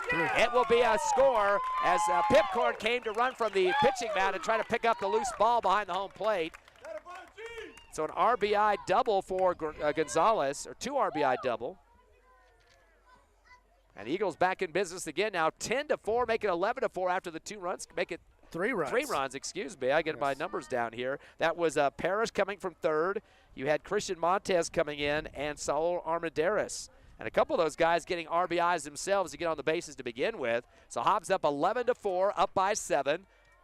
And already you're getting close to mercy roll. We were down. Exactly, we're down by 1. And that's the second time, though, that the bases have been emptied. Curveball hits the outside corner for the strike. You got to remember, this is already a relief pitcher for Clovis, and we're just in the top of the 3rd. Exactly, and has had plenty of runs happen on his watch. Jason Fuentes had a single and a run scored. Curveball hits him in the middle of the number, right in the middle of the 5 there. That'll be hit by pitch, and Hobbs has had to suffer a couple of those. 3 total, Fuentes, Hernandez, and Montez getting nailed by the ball off the Clovis pitching. That's going to bring up Jaden Hernandez now, the cleanup man. He was one hit by the pitch with a run after that. It had an RBI single, so Hernandez has been on the base twice on his 2 prior at-bats. Fuentes, only the second time he's been hit by a pitch this season. He's been lucky so far. But Clovis's woes are continuing to go. Top of the 3rd, it's 8 and just 2 outs. Was a 5-1 hit count at one point. Hobbs now up 8-5 in the H's. Here's the windup of the throw for Pipcorn. Low hit off the base, and that will be a wild pitch. The runners advance to 2nd and 3rd and barely missing a tag. Eagles able to get on that 3rd base by Gonzalez, and that was getting close. Hobbs has been close about 3 times on that 3rd base, and just dodging a bullet, and Coach Boyle being very aggressive on these bases tonight. He is, and he is making the most out of everything so far. Everything has gone right for Hobbs, and they have been no mistakes. Let's hope that continues on the Hobbs side. 11-4, Hobbs up here in the third. 8 runs have come across. Pipcorn goes to the curveball. Lost a little control on that one outside high for ball 1. 2. Jaden Hernandez, and then it's Alvarado and Kessner. Hernandez the cleanup at 4. Here's the 2-0 pitch. Fastball. It's going to be yanked out to left field. Takes a 1 hop into the glove of the left fielder, Rodriguez. That will send 1 run coming home. Extend it to a second base hit. And they keep the runner at third. And smartly enough, I think they would have been thrown out at home. It would have been close, so either way. Of course, the way things are going for the Wildcats, it could have been another one of those runs that would have been thrown out or thrown away and would have advanced him to third base. But either way, Hobbs is now not as stingy. They go ahead and keep the runner at third. I think that's a smart play, especially with this big lead, 9 runs in this inning. Gerardo Gonzalez scores for Hobbs, 12-4 now. 8-run lead for the Eagles. Xavier Alvarado takes a belt shot there. Didn't get hit, but it was curving towards his belt inside. He is a lefty, of course. He has a 3 RBI triple earlier in this game, back in the third inning. Which it is. And also got an RBI off a fielder's choice. Curveball outside, a little bit of a half lunge at time. Doesn't make contact for the strike. Count goes to 1-1. Runners at second and third. Eagles up 12-4. 9-5 hit count for the Hobbs. Pipcorn going to take a little bit more time to get the call he wants from Garcia behind the plate. The wind up in the throw. Curveball high and outside for ball 2. And boy, Clovis has been on defense for quite a long time here, Ron. Exactly, and Alvarado would love to get those 2 runners in as well, get this RBI count up near 30. Curveball, outside corner, swing and a miss for strike 2. It looked like he said it was a foul ball, but either way, it's going to count as a strike. So he will have to protect the plate on the next pitch from Hernandez, or make that Pipcorn. Fastball down the middle, swing and a miss 2, and that'll be strikeout for Alvarado. That'll be the 4th K of the game, but the Eagles really converting with a ton of people swinging the bat well for Hobbs. They get a total of 4 hits. They score 9 runs and are up 12-4 here in the heading to the bottom of the third. They're 2 runs away from the mercy rule, but that would have to be at the end of the 5th. So Clovis has a chance to get back in this one. Boy, the winds are picking up. You feel some water droplets in the air. No chance of rain, it looks like, but still we're getting some irrigation from somewhere. Again, 12-4 your score. We'll come back in 30 seconds on the Hobbs Eagle Network.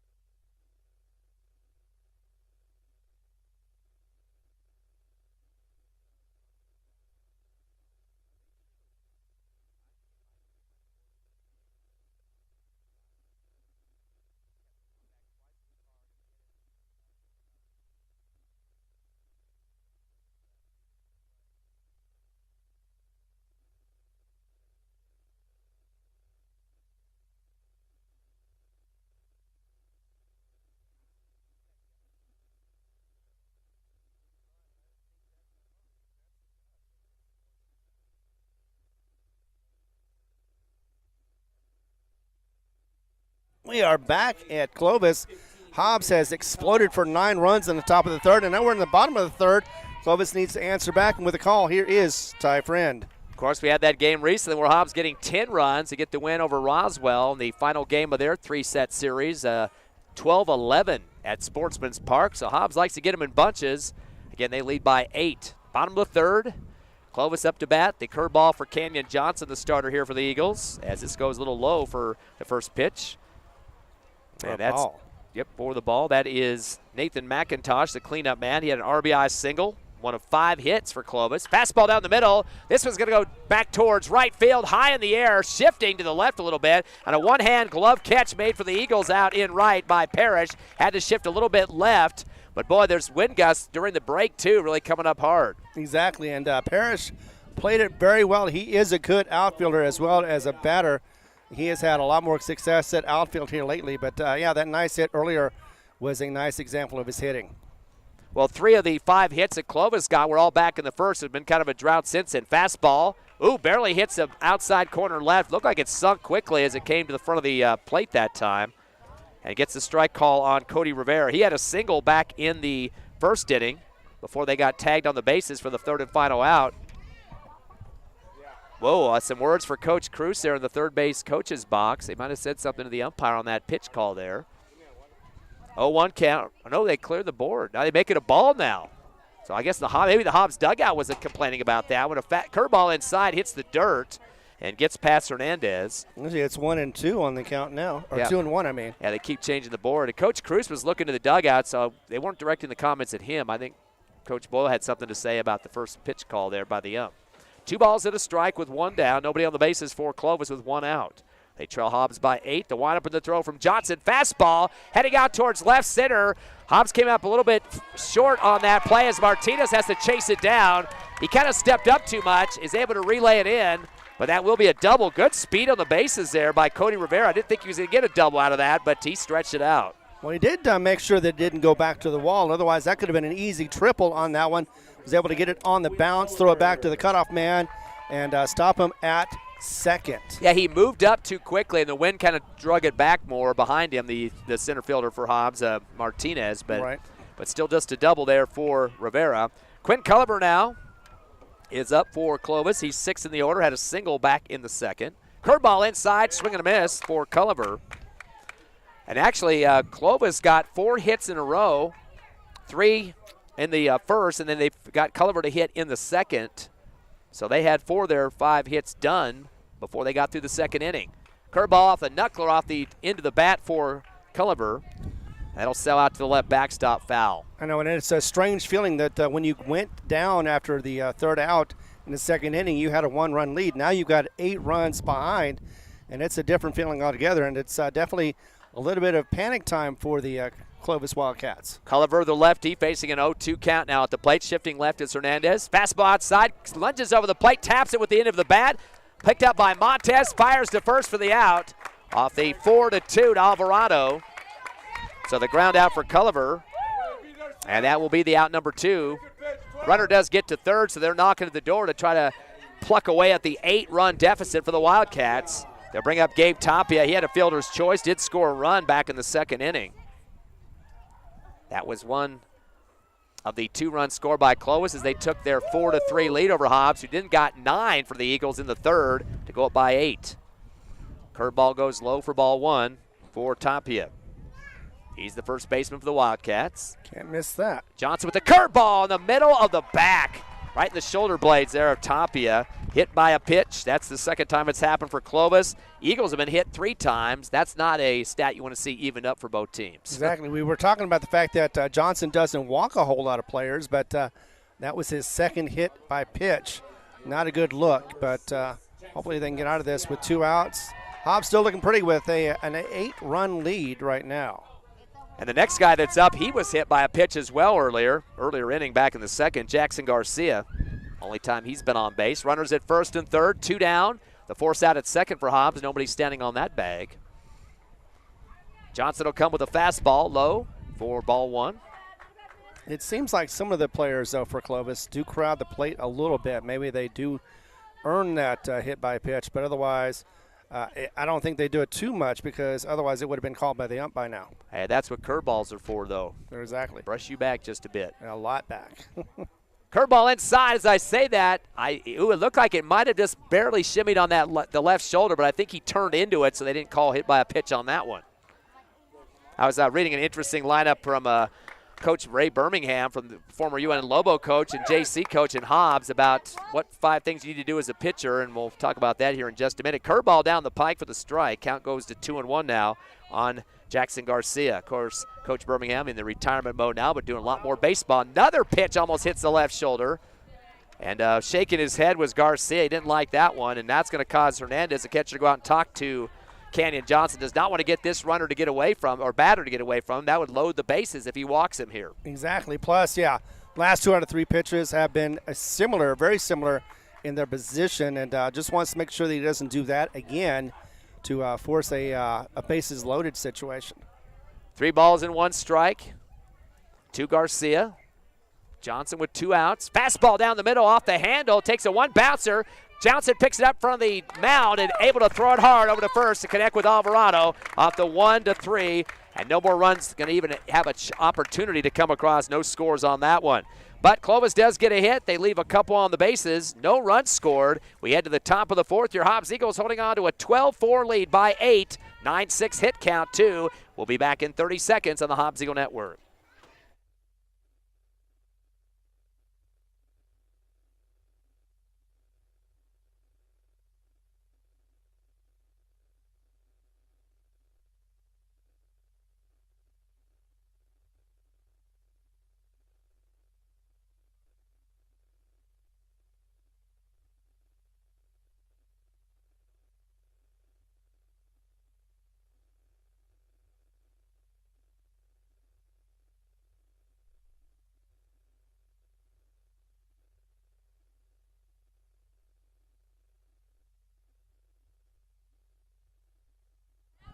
Bring it back. We're getting back into action as the Wildcats are down by 8.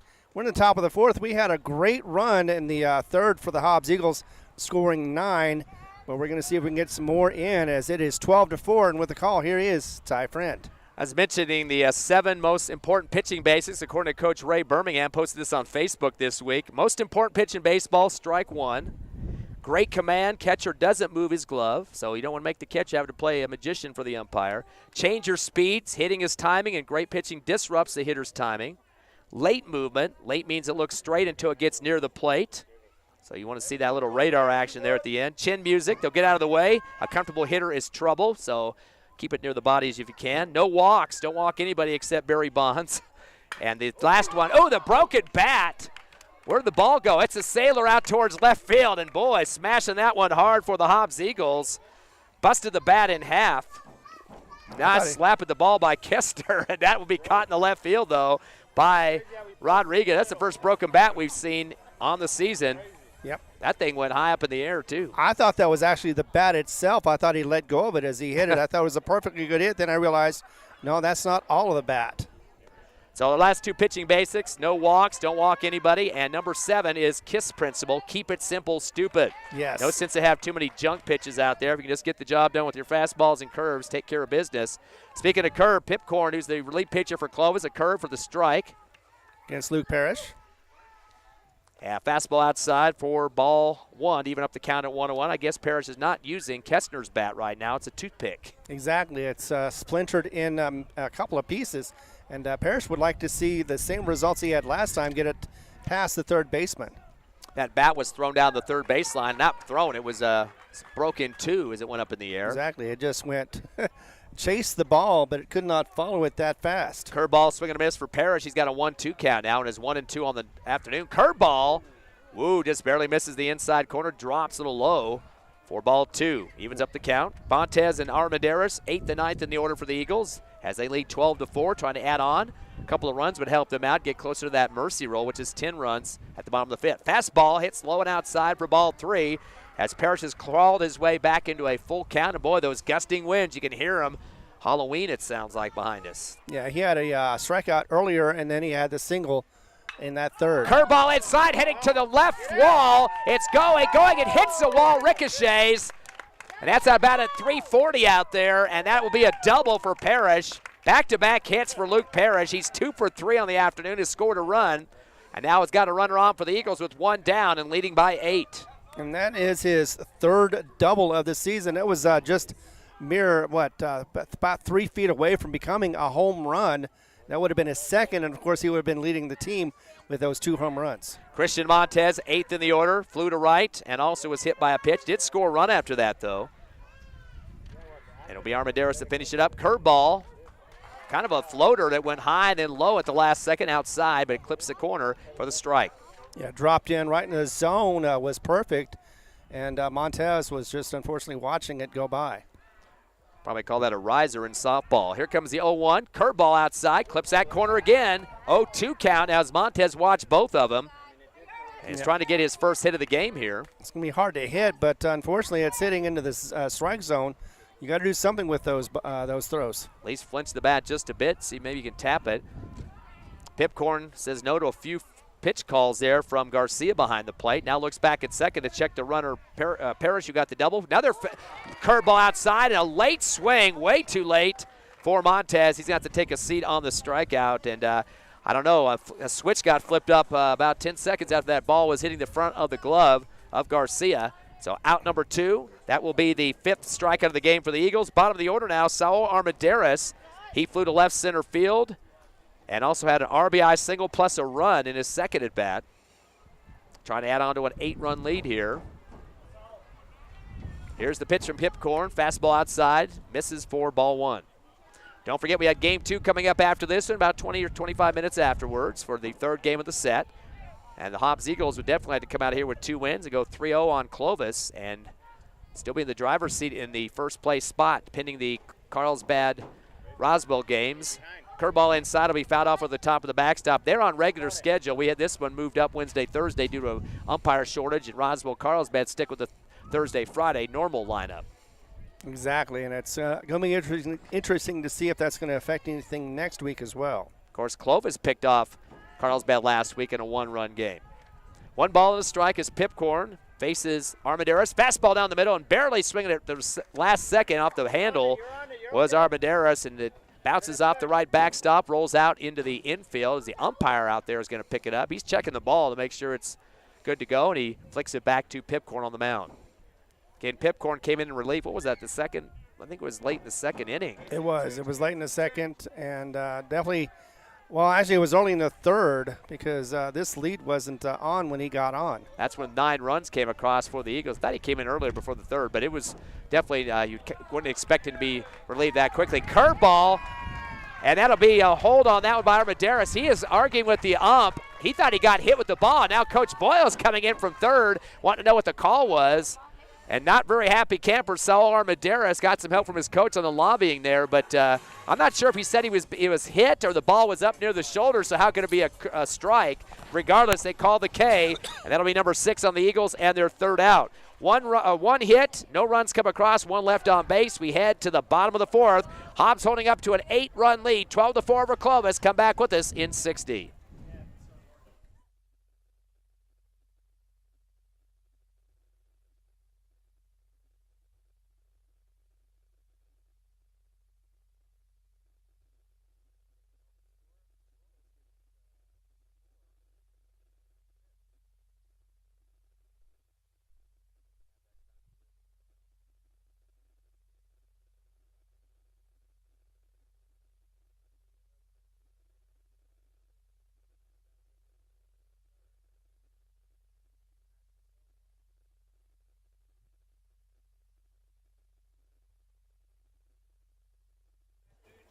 We are back with live action as Hobbs has a comfortable lead, but they still are playing it.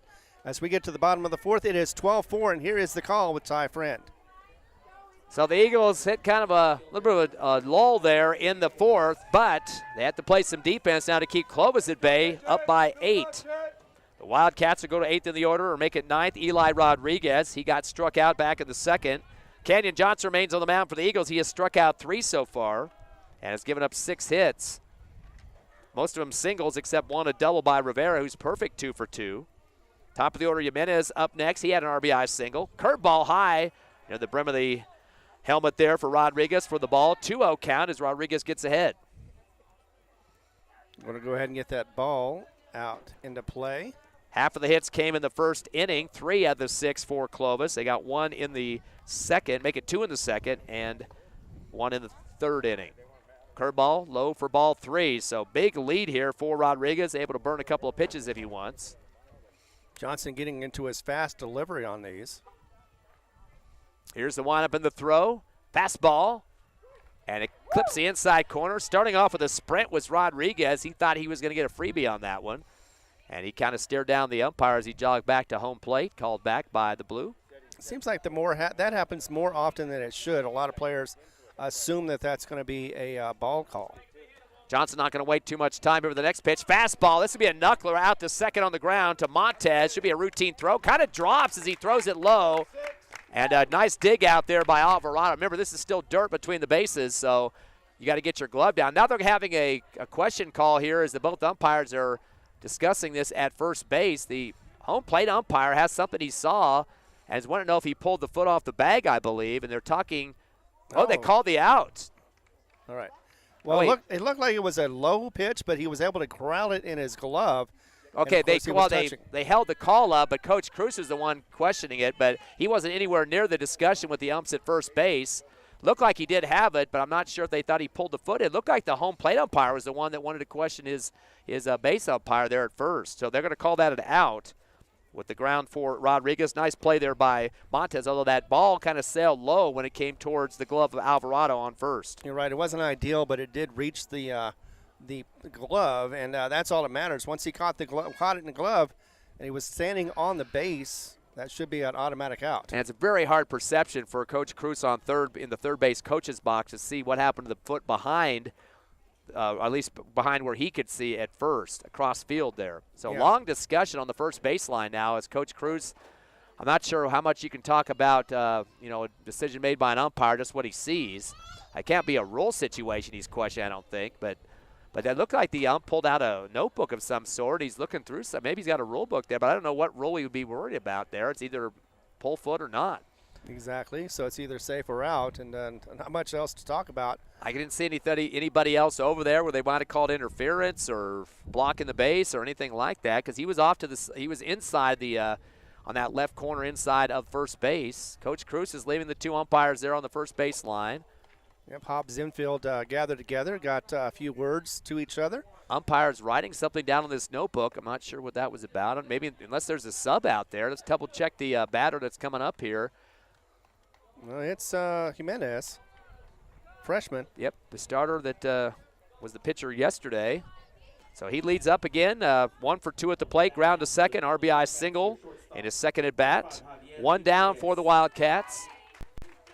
Nobody on the bases for the Purple squad. Third time to start the order for Clovis. Down by 8 to your Hobbs Eagles. Wide up in the throw from Johnson. Fastball cracked hard to third. A one-hopper slinged down by Gonzalez. Fires across the field. A low one. Bounces low. And again, it's trying to be Alvarado trying to stretch out to get that one, but the throw hits in front of him. You can't blame him on that. He tried to get down on it. Well, he missed time that one. He was trying to swipe his glove to where he would be able to catch it while he was on the base, and it just didn't work out. Timing was off. It hit his chest instead. Didn't get past him, so it didn't advance the runner, but he is safe at first. I don't see any error being put up on the scoreboard, though, but I think you got to give him an error on that one. It's going to be Bernie Lopez second in the order now. He's 1 for 1 with a single and a walk. Fastball comes down low, knocked around in the dirt a little bit by Hernandez, able to pick it up, return to Johnson on the mound. That's there. Hobbs has 10 hits so far, Clovis for 6. And that's all I've got on my score sheet is 6, so that should be an error registered there for the Wildcats. Fastball just low, and boy, Hobbs fans not liking that one. The umpire is kind of signaling again. I'm just trying to show the Hobbs fans he thinks he's right on that one. Called that all day. 2 balls and no strikes to Bernie Lopez. Johnson throws it to first on this little sidewinder shot well behind Jimenez's return to first. Yep, again, just kind of trying to reset before he gets another pitch to Jimenez. With the fastball high, popping up quickly is Hernandez, and they throw it down to second. I don't know if that was intended or not. A little fishy there, but looks like Canyon kind of moved a little bit to the left as we face the field, and the ball just went over his head down to second to Montez, but I'm not sure if that was a design play or not. 3-0 count, fastball, clips the outside corner for the strike. That's what you can expect on a 3-0 count. Just put something down there to get that strike that you need. 3-1 now. Runner at first is Jimenez, got on due to a throwing error. Curveball inside, did it hit the batter? Yes, it did. He got him on the side, left side of his body, outside for Lopez, hit by a pitch. And now that's the third time it's happened to Clovis. And the Eagles have been hit several times as well. They were hit 3 times. Yeah, it's one of those situations when we walked into this that Johnson had not walked too many or not any players in the last couple of games, but he is doing it by hit by pitch. So to me, that counts as a little bit of a technicality. There goes Coach Bowman out, the pitching coach for the Eagles. The whole infield's coming in as well, so a timeout on the field. 1 down here in the bottom of the 4th. Your Hobbs Eagles up 12-4. We'll take a 60-second break and see what the decision of Coach Bowman is in just a minute.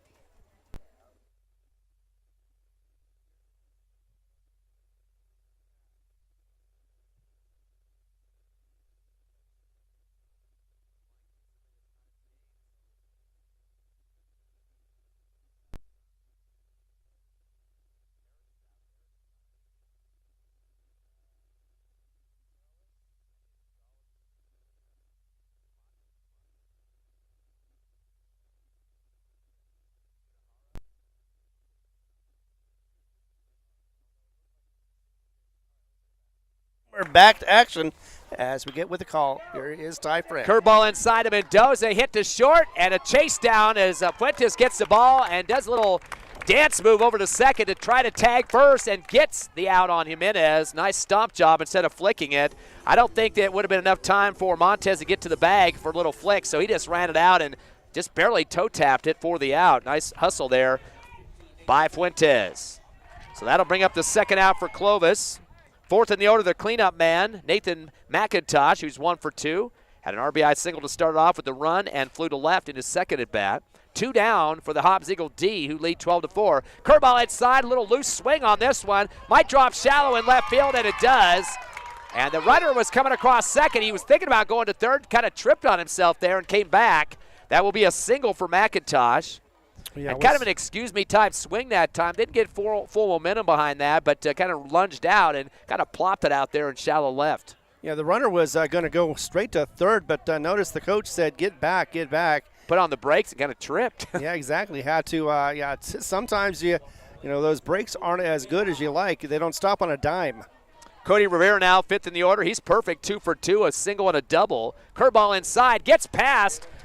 Hernandez actually hit the batter in the leg first, so they're going to give that a HP again. Cody Rivera gets on base for his 3rd time.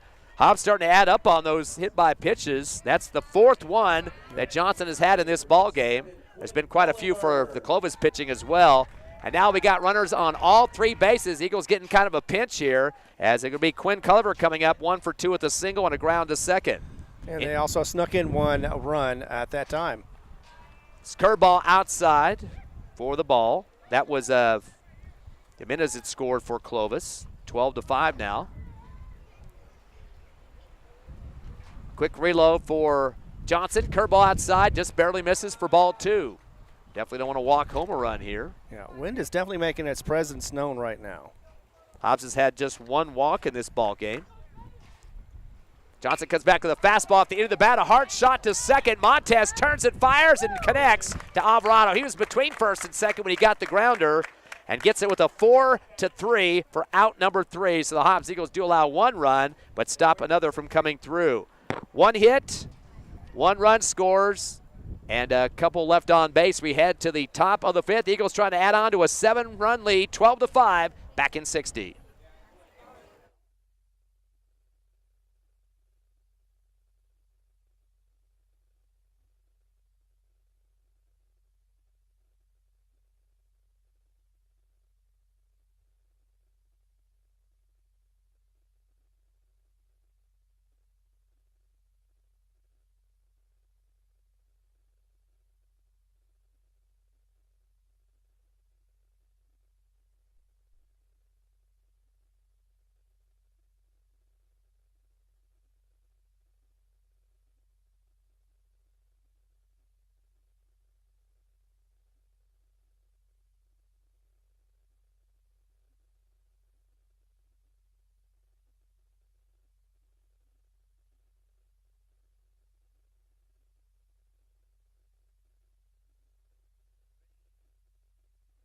All right, back to live action here at Clovis as we look at a good lead for Hobbs. They've got a 7-lead run, 12-5 at the top of the 5th. Here we go with the batting order, and here is Ty Friend. Eagles led 3-2 in the first, outscored 2-0 in the second to be down 4-3 heading into the third. Hobbs getting a big 3rd inning with 9 runs scored to make it 12-4.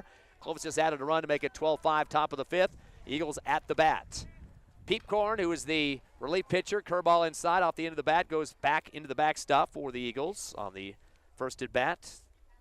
And it looks like we're at the top of the order now. Josiah Martinez for the 4th time in this game. He is 1 of 2 with a single, a run scored, flew to third, and had a walk. Curveball comes back at the last second, curves into the outside corner for the strike. 0-2 count now to Martinez in base protection mode here. Already with two pitches already in that mode.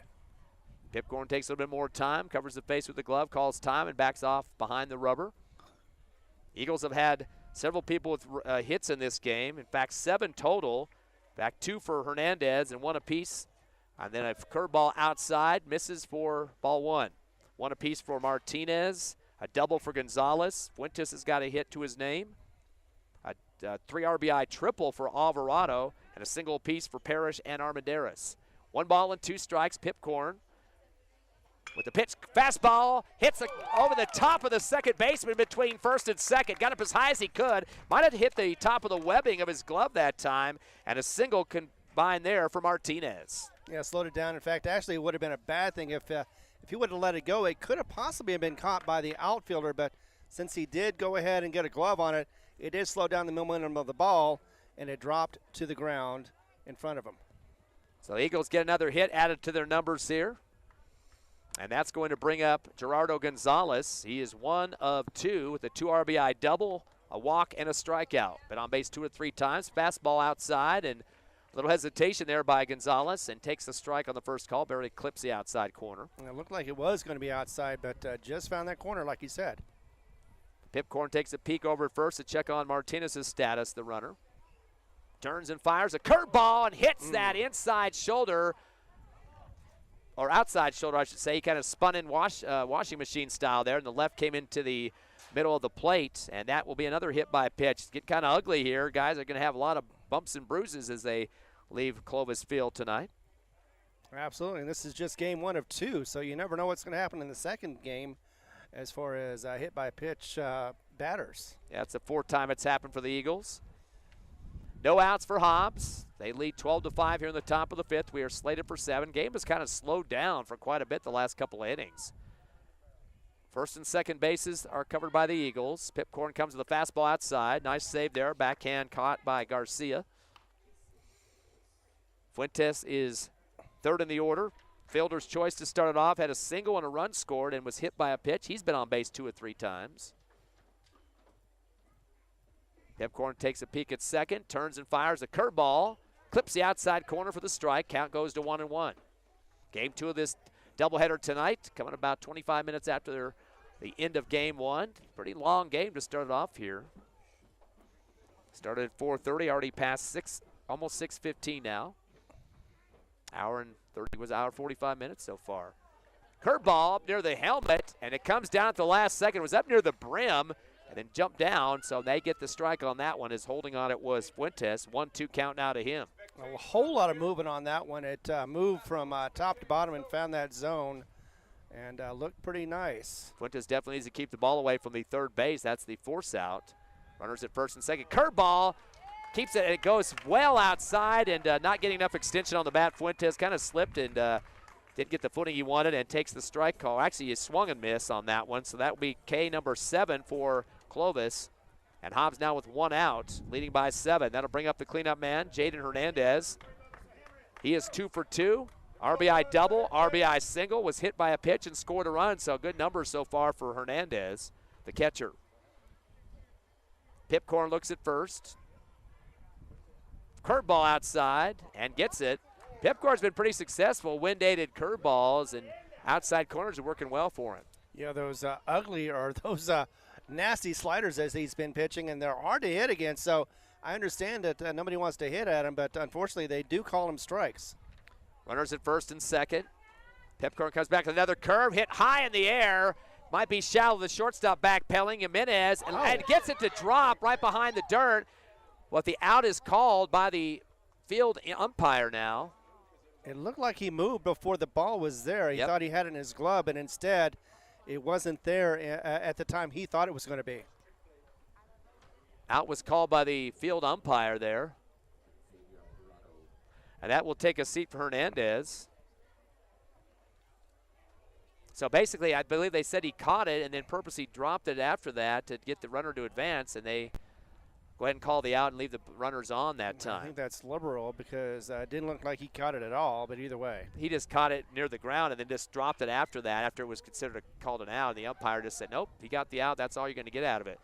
Foul ball, a curveball inside for Alvarado, and it sails to the foul fence on the right in front of the Clovis back dugout.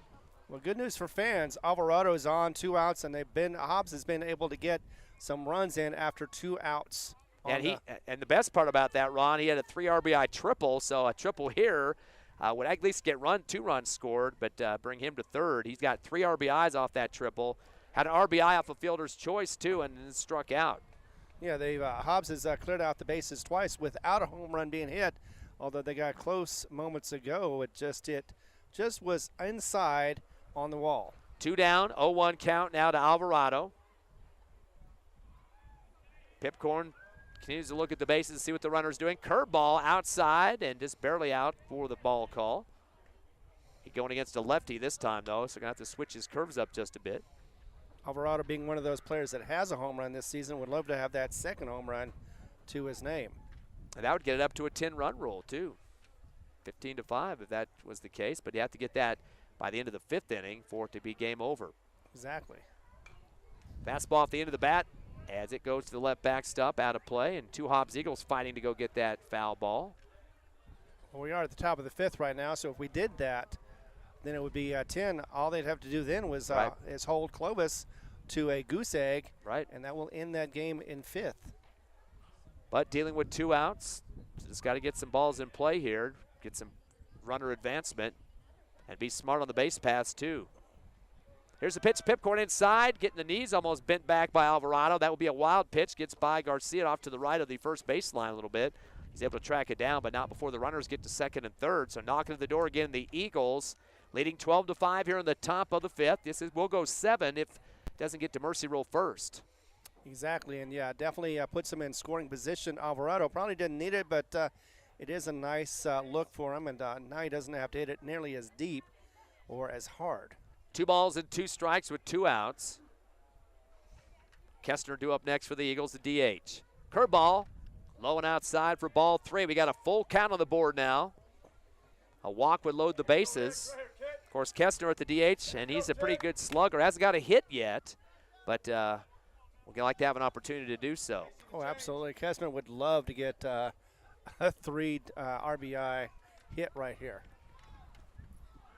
Curveball comes inside. It comes off the handle and foul for Alvarado. So stays alive, goes behind him actually. Is it a wobbler off the bat that time? Count stays at 3-2. Coach Boyle getting some last-second signals here. He's got a runner at second and third facing him. Definitely want to add some insurance runs here, even though you're up by 7 at this point. Long delay on the mound for Pipcorn now, waiting for the pitch signals from Garcia. Finally takes the one he wants. Curveball inside, that hit his ankle. It is a wild pitch, waiting to see the call here. It looks like just a walk, I guess. Anyway, yeah, it looked like he just kind of shuffled his feet away at the last minute. So walk, hit by pitch, both have the same result. Bases are loaded now for the Eagles. Yeah, Alvarado did not get hit. Looks like it just went past him, maybe through his legs. That will be the 3rd walk issued by Clovis in this game. And now the bases are loaded for Cole Kestner. He is 0 for 3, struck out, got an error, did get a run after that, and flew to left. 6 RBIs to his name this season with 12 hits, 6 runs. Yep, 353 batting average coming into the game in 16 contests. Pipcorn with the curveball. This is going long to left field, over the shoulder catch. Big web of the glove up in the air that time for Rodriguez. Thought the wind was going to take that a little bit deeper past him, but he just steps up at the last second, throws the arm up, and gets the catch. Unfortunately, stopping the scoring opportunities for the Eagles with loaded bases in that situation. Second fly to left by Kestner in a row there. Eagles do manage to get 1 hit. They leave 3 men on base, and unfortunately, nobody comes across home plate. We go to the bottom of the 5th. 12-5 Hobbs, back in 60.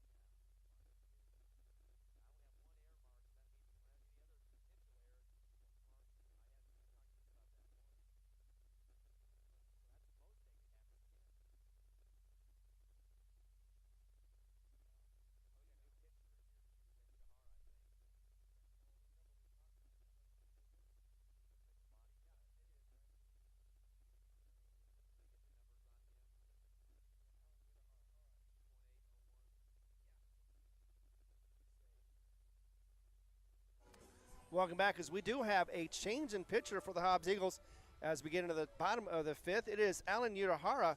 He has got a 2.8 ERA. He has lost one, hasn't won one yet, and also has 5 appearances. This will be his 6th, of course, with 2 saves. Yeah, won't have to get another save, hopefully. Hobbs up by 7 right now. Second pitcher for the Eagles, of course, leaving the game will be the starter in this one, Kenyon Johnson. Johnson giving up just 7 hits, 3 strikeouts for him in 1 walk, as he went a total of 4 complete innings. And 4 hit by pitch. Yep. So the Eagles got a new pitcher on the mound. They lead by 7, and Clovis up to bat. And they will be 7th in the order. Gabe Tapia, fielder's choice in the 2nd. He got a run after that, hit by a pitch. So he's been on the bases a couple of times here. 8th, Jackson Garcia. 9th, Eli Rodriguez. Neither one of those guys have had a hit yet. 7 hits total, as we mentioned. A couple of multiple hitters, too. Nathan McIntosh, 2 singles, and Cody Rivera, a double and a single. Here comes a major wind gust here. The sky is getting kind of dark with the dust coming. First pitch from Utahara, curveball inside, drops low for ball 1.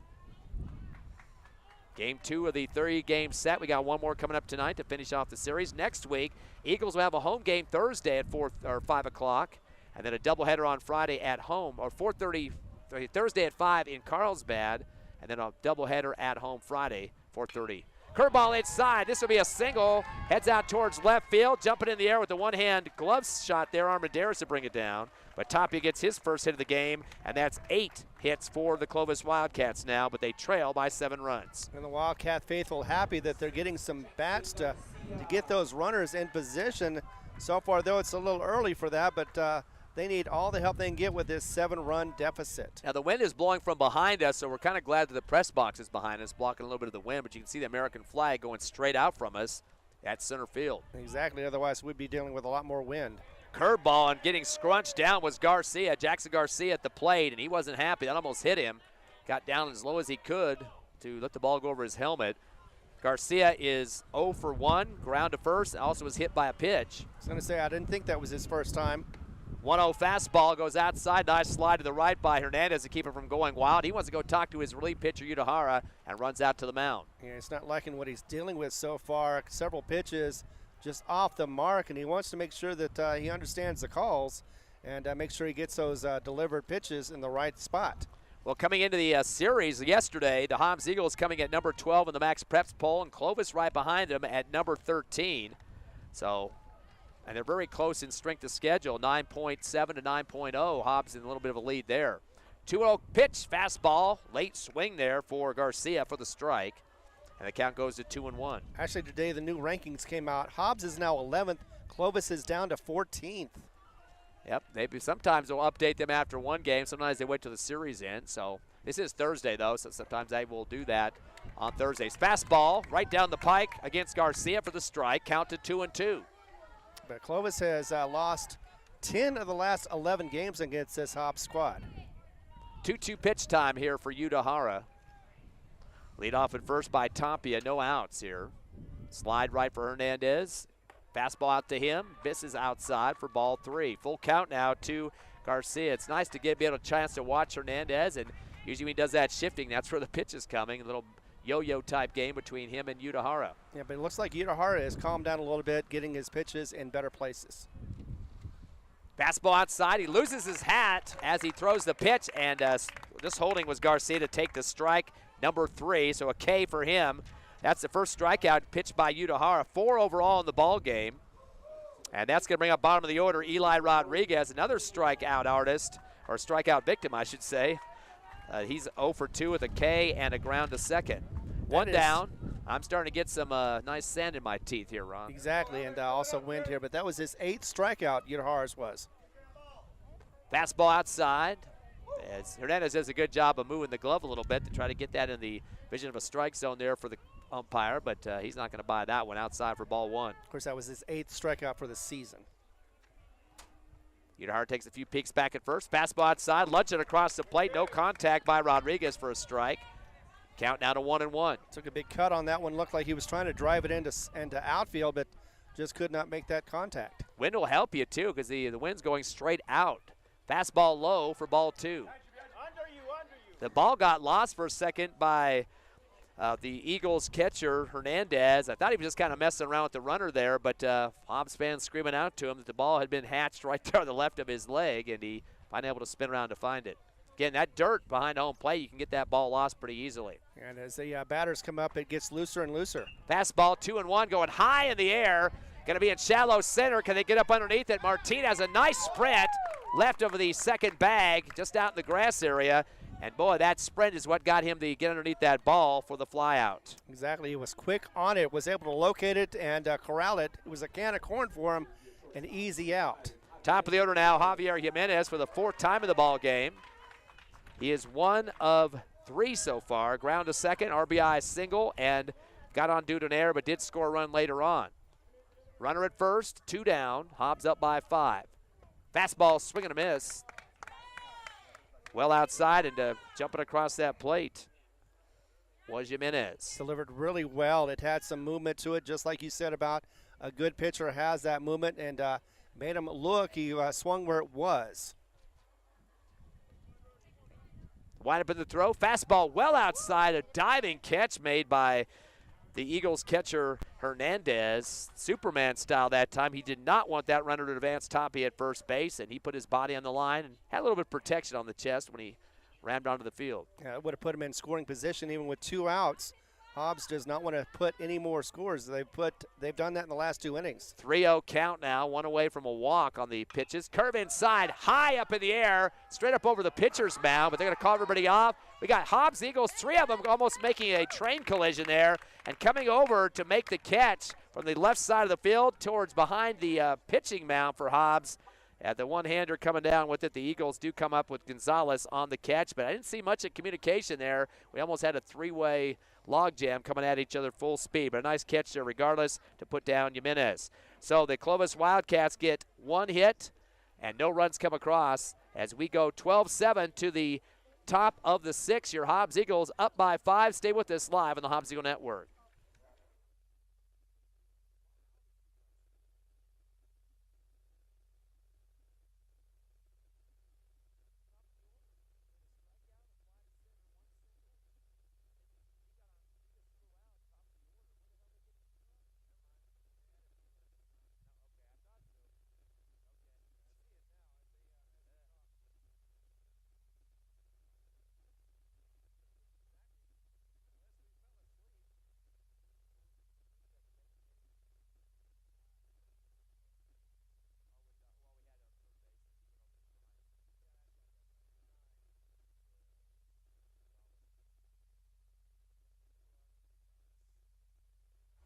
All right, we are back to action as it is still a 7-run game, 12-5, top of the 6th. And once again, Hobbs is at bat to see if they can get this out with 10 with the mercy roll. And here's the call. It is Ty Friend. And the mystery saw right before the break, they had put 2 runs up on the board for Clovis and got those erased because they only had 3 batters up there, and 1 struck out, 2 flew out, and 1 got a single, but nobody could have come across on those. So they get it back to 12-5 where it should be. Caught me off guard there when I saw it say 12-7. I said, I must be missing something here. Curveball outside for the first Eagle at-bat of this inning is Luke Parrish. He's 2 for 3, double, single, run, and a strikeout. It's called a home field advantage. Curveball inside. He gets some more contact to left center. This is going to take a drop and a roll. It's going to keep going to the warning track out near the wall. Parrish is going to be at second, and they're going to get the stop sign to him for Coach Boyle at the third base coach's box. But, boy, Parrish having a big game. 3 for 4, pair of doubles and a single. And that's his 3rd double of the season for him. Actually, I think it's his 4th. I think he got a double early. In fact, I know he did because he did that same golf swing. So he's had 2 doubles in this game so far. He is definitely out of his slump. He's been not doing well so far.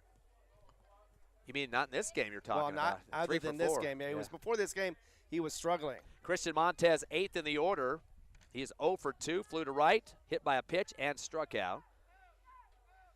Pipcorn looks back at second, fires a fastball low, and quick throw from the catcher, Garcia, not in time, sliding back to home or to second for the Eagles. Yeah, that could have been Parrish. That could have been a big oopsie because there really wasn't anybody there to catch the ball. They did finally get somebody there, but Luke, of course, was well in time back at the plate. Another big leadoff for Parrish at second. Pipcorn takes a peek back at him. His team trailing by 7. Curveball outside, ball 2. Getting ahead of the count now is Montez. Armendariz, it'll be last in the order coming up, and then they'll go 5th time to the top of the order for the Eagles. And Parrish is in the head of the pitcher right now, as well as looks like the catcher. 3 hits in a row for Parrish, doing a great job after starting with the K. Fastball at the end of the plate. It's scooped up at short. Firing away is Jimenez to third to pick off the runner. Fielder's choice. They'll get the out on Parrish at third on the tag. That will leave Montez on the base first with a fielder's choice, as I mentioned. And now Saul Armendariz will check in. He is 1 of 3. RBI single. Flew to left and had a strikeout. Hobbs definitely wants to add on to that 7-run lead here. Top of the 6th. Hobbs scoring 3 in the first, 9 in the third, and have yet to score 4th, 5th, or into this 6th inning. Yeah, that's a blown opportunity for Hobbs. They could have had somebody at either at second or possibly third if he could have got there fast enough. But Parrish, not as fast as most of the runners here. Pipcorn came in relief in the third. He throws to first as he connects over to Tapia, but runner getting back for the Eagles, Montez. Martinez, Gonzalez, and Fuentes top 3 in the order for Hobbs. And each one of those guys has 1 hit apiece, single or 2 singles for Martinez, a 2 RBI double for Gonzalez. And Fuentes with a single. Curveball down the pike for the strike. Holding on it was Armendariz. Takes the call there, 0-1. Hernandez, isn't it? No, it's Armendariz. Oh, 13. I don't know why I saw 11. All right. Saul Armendariz. Back in the box he goes. As Eagles waiting for another shot. This one's going to go in the butt of Armendariz for a hit by pitch. At least it's in a spot, got some cushioning there, but he waited for a second to see if whether the ump's going to call that him moving into the pitch, but it was behind him. Right. I said behind him. Get it? Exactly. I know, it's the butt of a joke. No, you can't take, nobody jumping on my jokes here. First and second now, we've got 2 runners on for the Eagles. Hit by a pitch on that one for Armendariz. Top of the order now, Josiah Martinez. He is 2 for 3 with a pair of singles. Did score a run, had a walk, and flew to third. So Hobbs into their 5th order now. Martinez takes a fastball. This one's going to get jacked out towards right field. It's got distance. Takes a bounce at the warning track and hits the wall. At least a double. 1 RBI, possibly 2 as they send 2 runners home. They will go get across the home plate, and that'll be a 2 RBI double for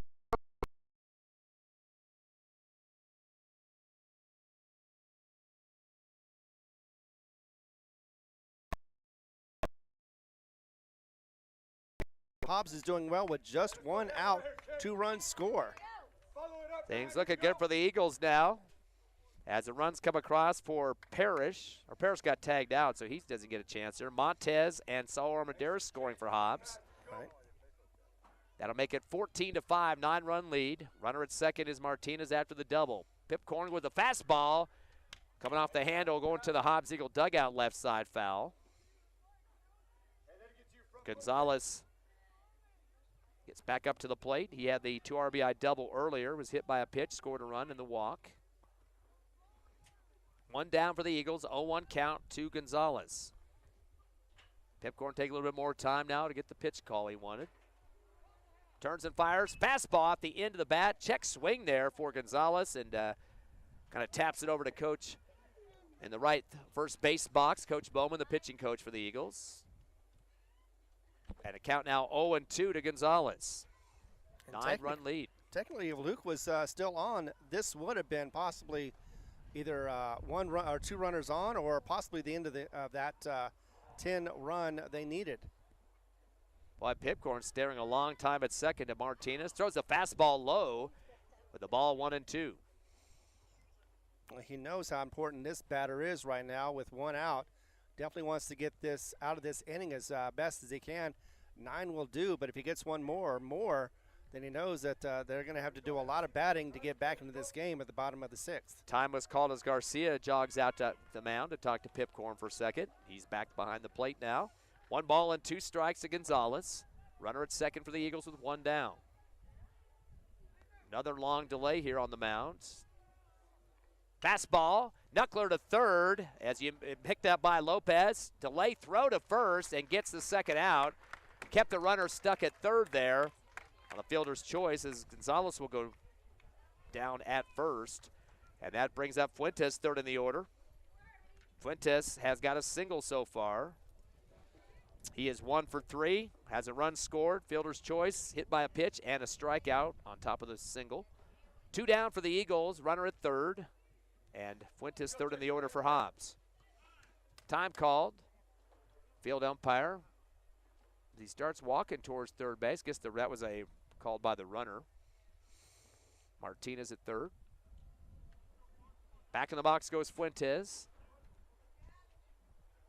And here comes Pipcorn with the pitch. Curveball, high one. Floats down at the last second and a little bit high for the ump's liking for the ball. I was going to say he's usually been dropping those, but that one did not sink. It didn't have as much action as it has been in the past. Definitely like to get Hernandez up, too. He's got a couple of RBIs off a double and a single earlier. Curveball well outside, having to slide over for it is Garcia to make it ball 2.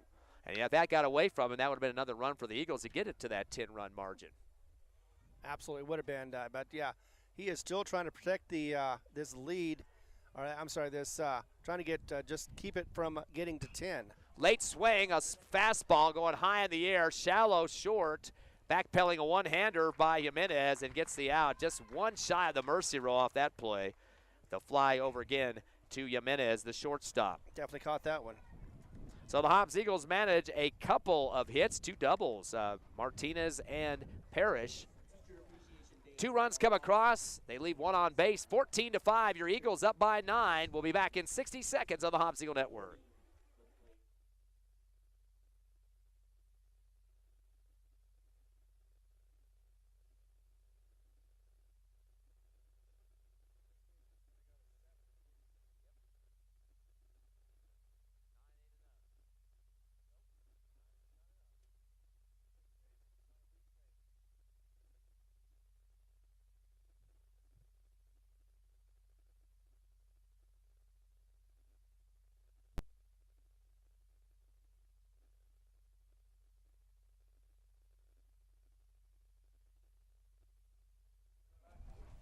All right, welcome back to action as we're at Clovis, and we've got Yudahara still on the mound for the Hobbs Eagles. They have a 9-run lead, very comfortable, but Clovis can still make some noise as we're in the bottom of the 6th.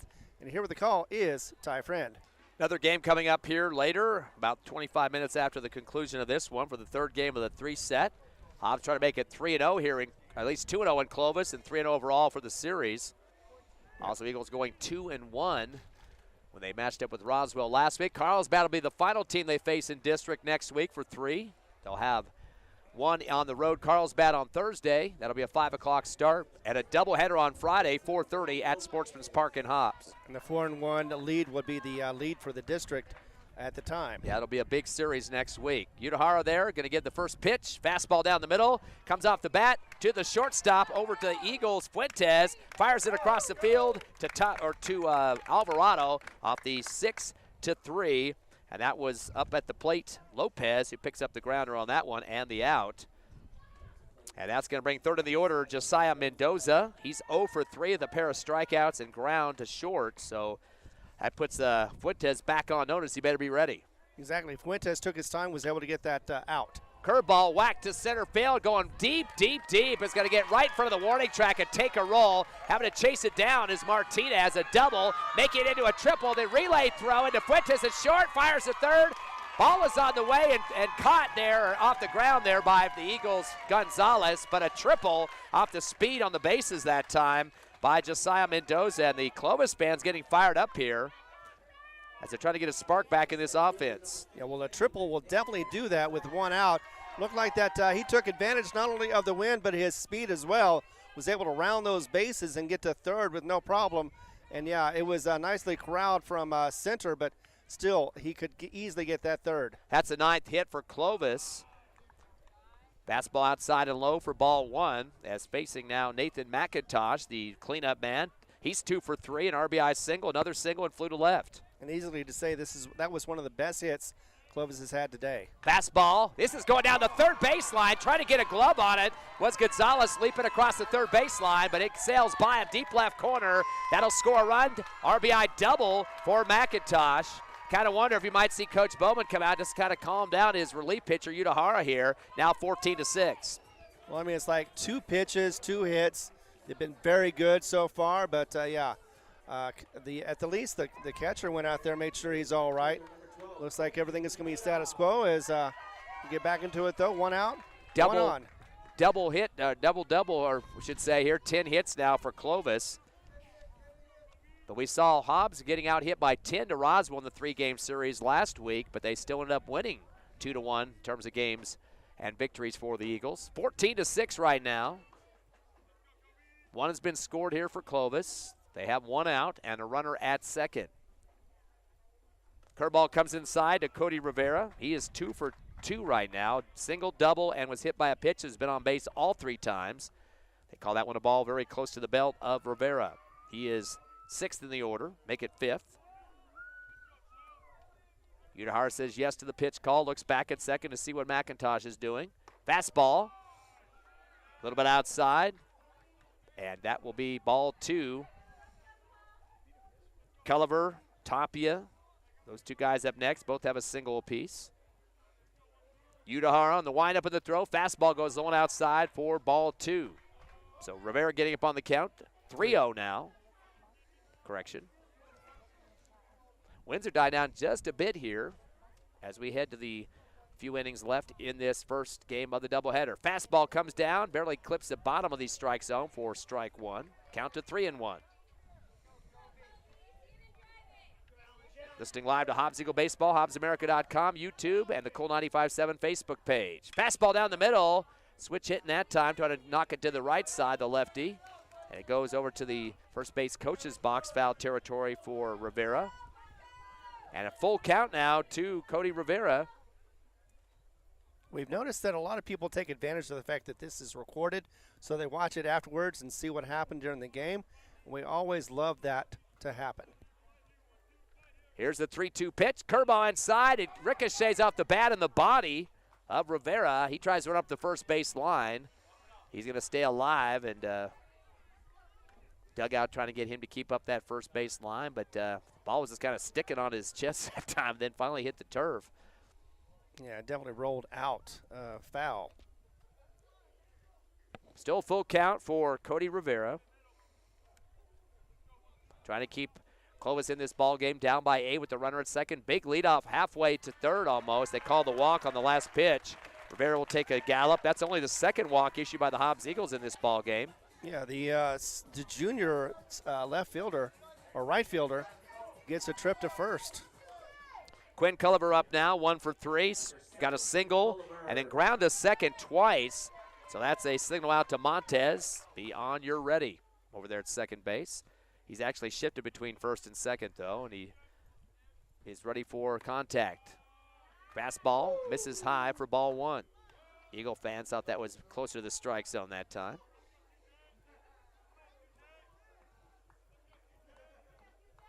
One ball, no strikes. Udahar looks back at second, looks at McIntosh. Curveball inside, whacked out to right field on the ground, and that might score a run. Looks like it'll be a single. The runner get second, or runner get advanced to third, and coming across the plate for the score is McIntosh. He's the one that got things going with the big RBI double. That's the second run actually coming across. Mendoza and McIntosh both scoring. So now 14-7 the score is. 2 runs that come across here in the bottom of the 6th. Got a final for you for the JV game. Hobbs versus Clovis. Clovis wins in a squeaker 10-9, and that is a final. Up next is Tapia, Gabe Tapia. Curveball inside off the handle, right to third on the ground. Picked up for Gonzalez, and dropped. He tried to get it to second, but the ball was dropped. Runner advances, and that's going to bring a run home. So that'll bring across Rivera. And now 3 runs have scored, 14-8. That will bring out Coach Bowman to talk to his pitcher. We'll take a brief timeout, 60 seconds, and come back live. It's Hobbs 14, Clovis 8 here in the bottom of the 6th, live on the Hobbs Eagle Network.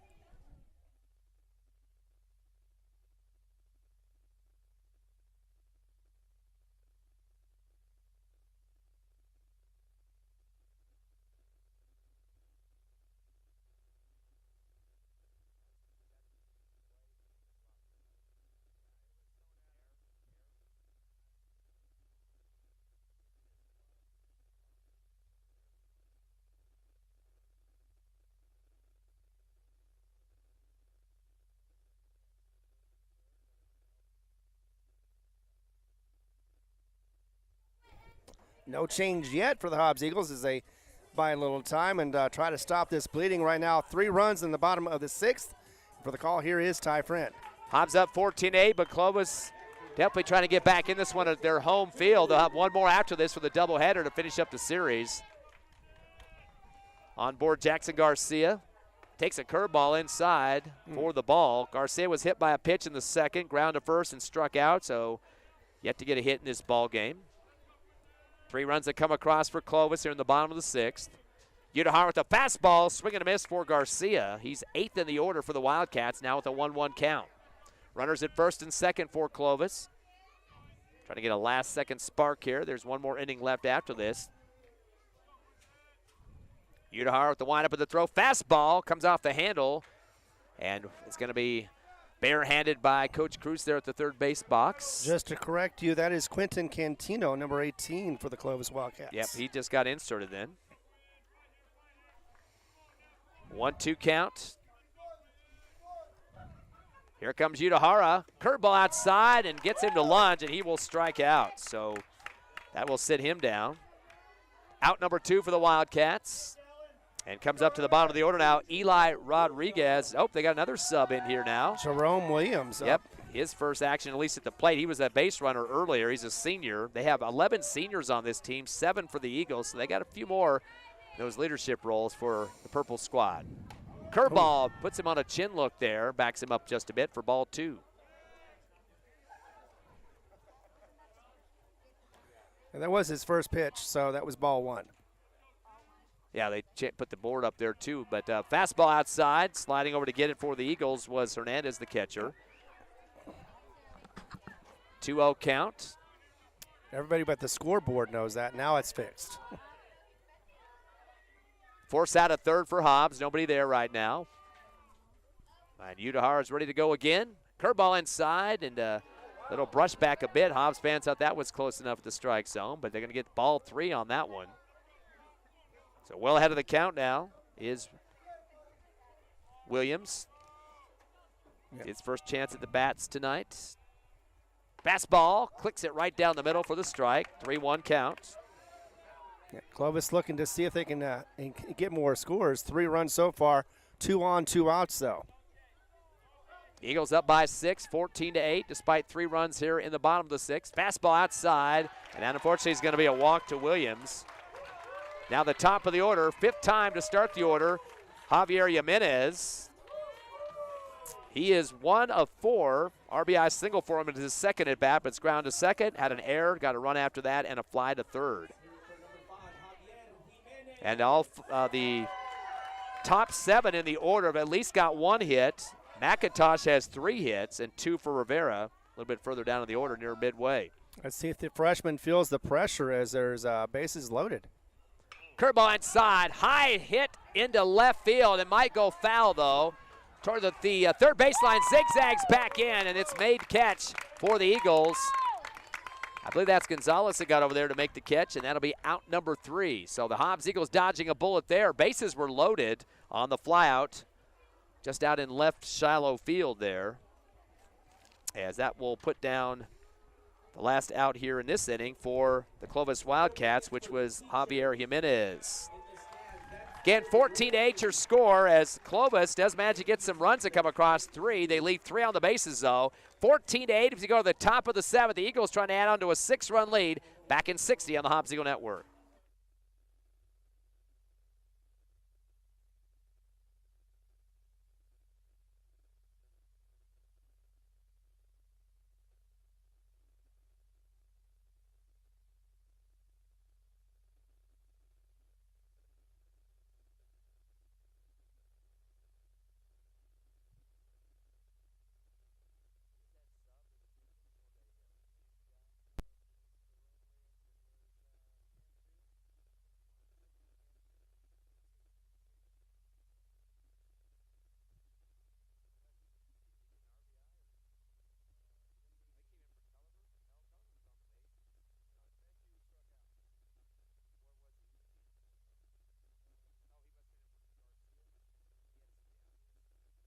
We are back to live action here as Hobbs is underway, top of the 7th, and it is a 14-8 game And here's the call with Ty Friend. Jaden Hernandez up for the Eagles. He is the cleanup man in this one. Pipcorn is the relief pitcher, throws a fastball low and outside for ball one. And Hernandez has got 2 hits so far, RBI double, RBI single, hit by a pitch, a run scored. So it's been on base 3 out of the 4 times. Fastball outside and low again for ball 2. Only blemish, a fly to short, but Hernandez definitely a guy that's got helping the Eagles with a 6-run lead now, 14-8, top of the 7th. Trying to get to that mercy rule number of 10 if they get 4 runs here. Here's the windup of the throw from Pipcorn. Fastball, late swing, and to go to the Hobbs Eagle dugout with a couple of bounces. And one of the things we've been talking about is hitting. 250 is what the average has been up until now. Looks like they're improving their batting average just a little bit, Hobbs is. Yeah, Parrish with 3 hits, 2 for Hernandez, and 3 for Martinez to lead it off. Curveball. Low pitch there for ball 3, 3-1 count. And that triple from Alvarado, that was forgot about the that. bases, yeah. He has 1 hit, though, but it's a potent one. Exactly. Here comes a 3-1 for Pipcorn. Fastball outside off the end of the bat. That's going to get some air underneath it towards right shallow, and calling everybody off is the right fielder, sprinting up behind his second baseman that time, Culliver, to make the catch, and that was put down by Rivera. So to fly to right. Unfortunately, he's going to sit down Hernandez. And bring up now 5th in the order, Xavier Alvarado. He's got that 3 RBI triple you just mentioned. Also got a walk, so he's been on twice in the good column. Had a fielder's choice, but an RBI after that, and a strikeout. Pipcorn comes with a fastball down the middle, swing and a miss for the lefty Alvarado for the strike.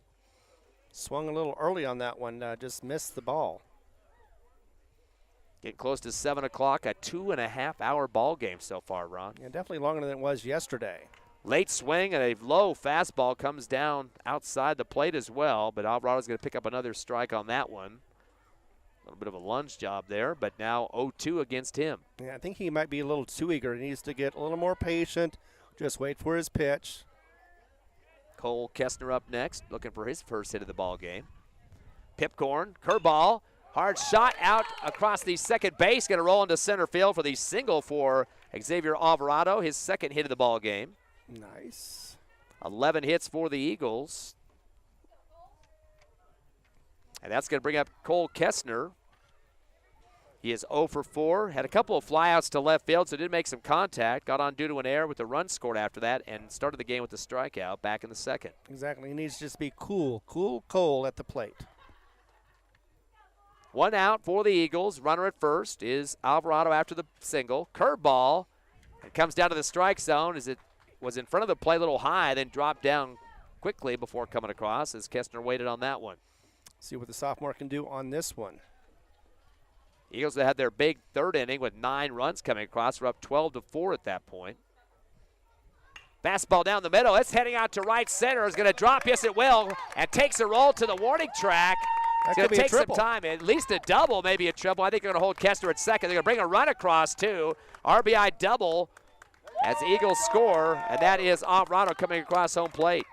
Got a huge game update for you. Artesia-Lovington, the final there, Artesia 20, Lovington 5. 15-8, your Hobbs Eagles get another run on the board, up by 7 now. Thanks to Cole Kestner's RBI double, scoring Alvarado. Luke Parrish now comes up to the plate. He's 7th in the order with a couple of doubles back-to-back and a single before that, so he's 3 for 4 at the plate, did score a run as well. If he gets another double, he got another RBI as well. Yep, he's definitely got some good contact in this game. Curveball above his head that time. He had to scrunch it down. Lights are coming on here at Clovis Field as the sun's starting to get towards the horizon here. It's got about a little less than an hour away, but yeah, you definitely want to turn on those lights, make sure they're working properly. Definitely a marathon game going on here in the first game of the doubleheader. Yep. Pipcorn looks back at second. Curveball again. This one close to the strike zone, and they're going to call that low for ball 2. Good eye for Parrish. Montez and Armendaris due up next. 8th and 9th in the order. Pipcorn going to take a long time here to get his next call for the pitch. Still checking that runner at second. Kestner, fastball down the middle for the strike is another stop sign up for Parrish that time, and probably wish he would have swung the bat just a bit there. 2 balls and a strike. He may see that one again, so he'll remember that one and definitely locate it next time. Definitely like to put a pitch clock on Pipcorn here. It takes a lot of time between pitches. Part of the strategy, I guess. But 15-8 deficit for his Wildcats. A curveball, and after lifting his elbows up to get out of the way of that pitch was Parrish. Yeah, it was definitely inside. Did not curve as much as Pipcorn would have liked. But nevertheless, 3-1 is the count. Yep, definitely ahead of it is Parrish. Could burn a pitch if he needs to. Pipcorn fires. Curve fastball outside. That will be a walk. Parrish has been on base 4 out of the 5 times he's been at the plate. That'll be walk number 4 issued by Clovis. And that's going to bring up 8th in the order, Christian Montez. Yet to get a hit in this game, but he has been on base a couple of times. Was hit by a pitch, scored a run after that. Fielder's choice got him a run after that as well. Flew to right and had a strikeout. We're going to have a meeting of the minds at the mound. Coach Cruz going out and talk to Pipcorn. He is the relief pitcher.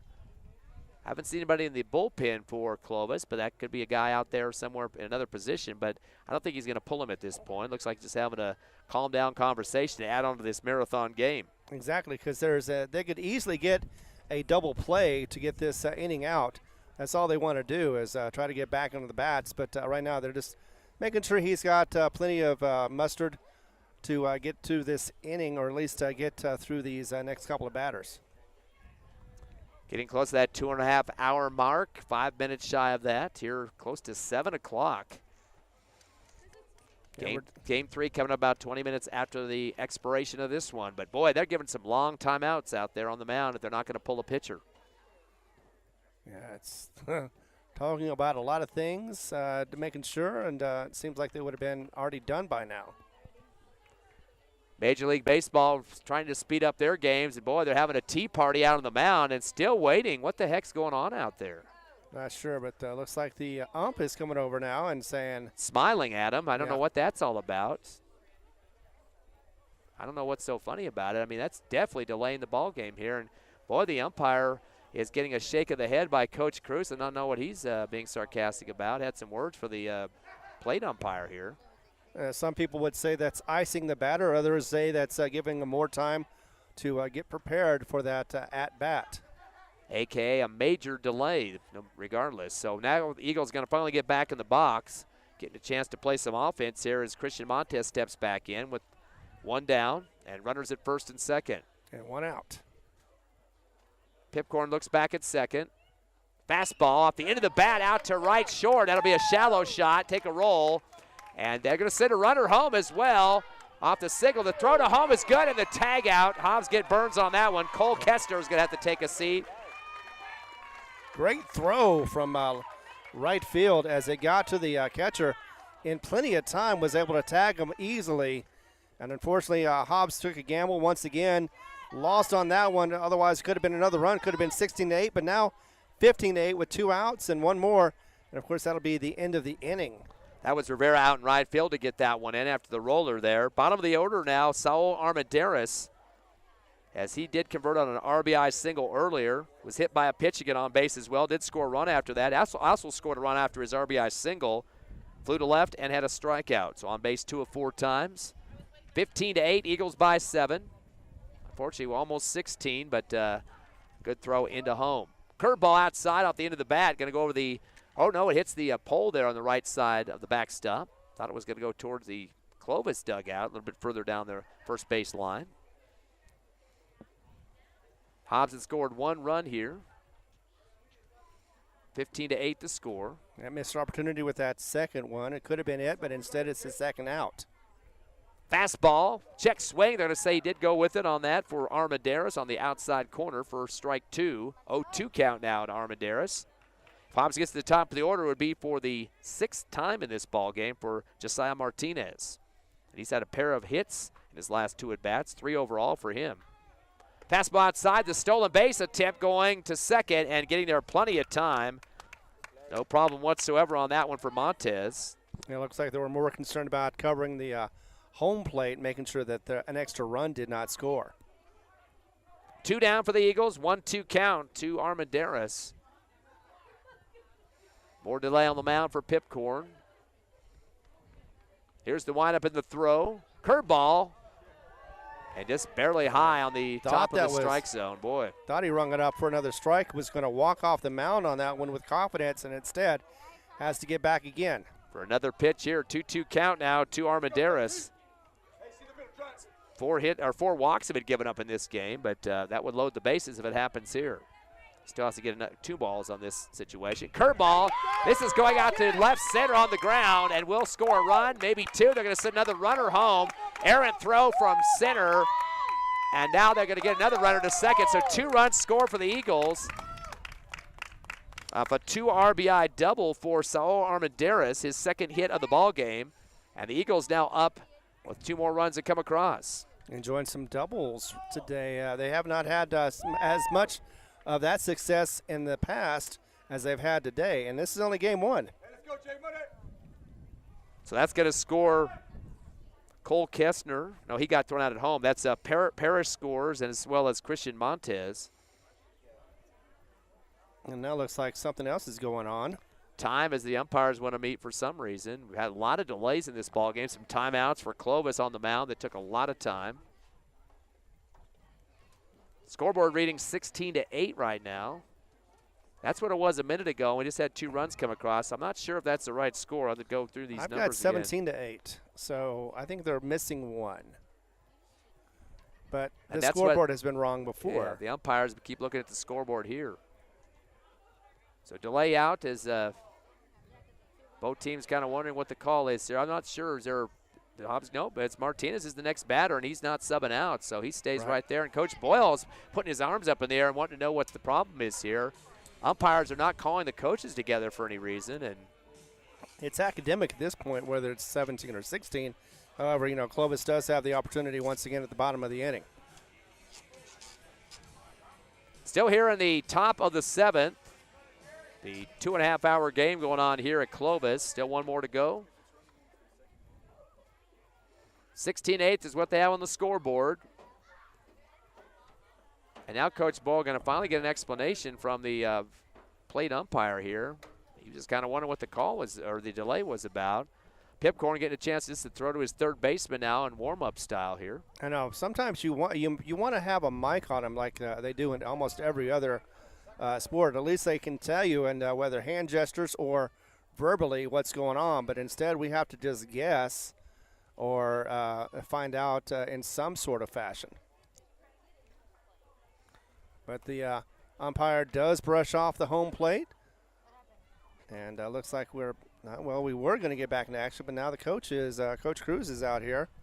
And then the umpire is using his gesture like too much talk and chattering with his fingers just a little bit. Boy, big exchange now between the home plate umpire and Coach Cruz near home plate, and a lot of hardcore discussion going on, getting a little chirpy out there. Yep. Hobbs has had 2 doubles here in this top of the 7th inning. Now both umpires are walking out towards first base, and what are they doing now? The home plate umpire just keeps pacing between first and second or home and first. I don't know what the heck the problem is here.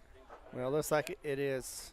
I think he's got a burn to the saddle for some reason. Yeah, it may have been an ejected player, but not for sure. No, just speculating at this point. No, it wasn't that. It was just, I think there's been some chirping going on. I think the ump's tired of it, and he's just showing his displeasure out there. Well, we did start off with warnings, it seemed like, on both sides. 2 down. The Eagles have a runner at second. So we're back to live action here. Pipcorn going to face Josiah Martinez to lead off the Eagles here as we get past 7 o'clock. Fastball. Whoa, very late swing for Martinez on that when the ball had already hit the glove of the catcher, Garcia, and then delayed swing, the lefty for the Eagles. He's had 3 hits so far in this game.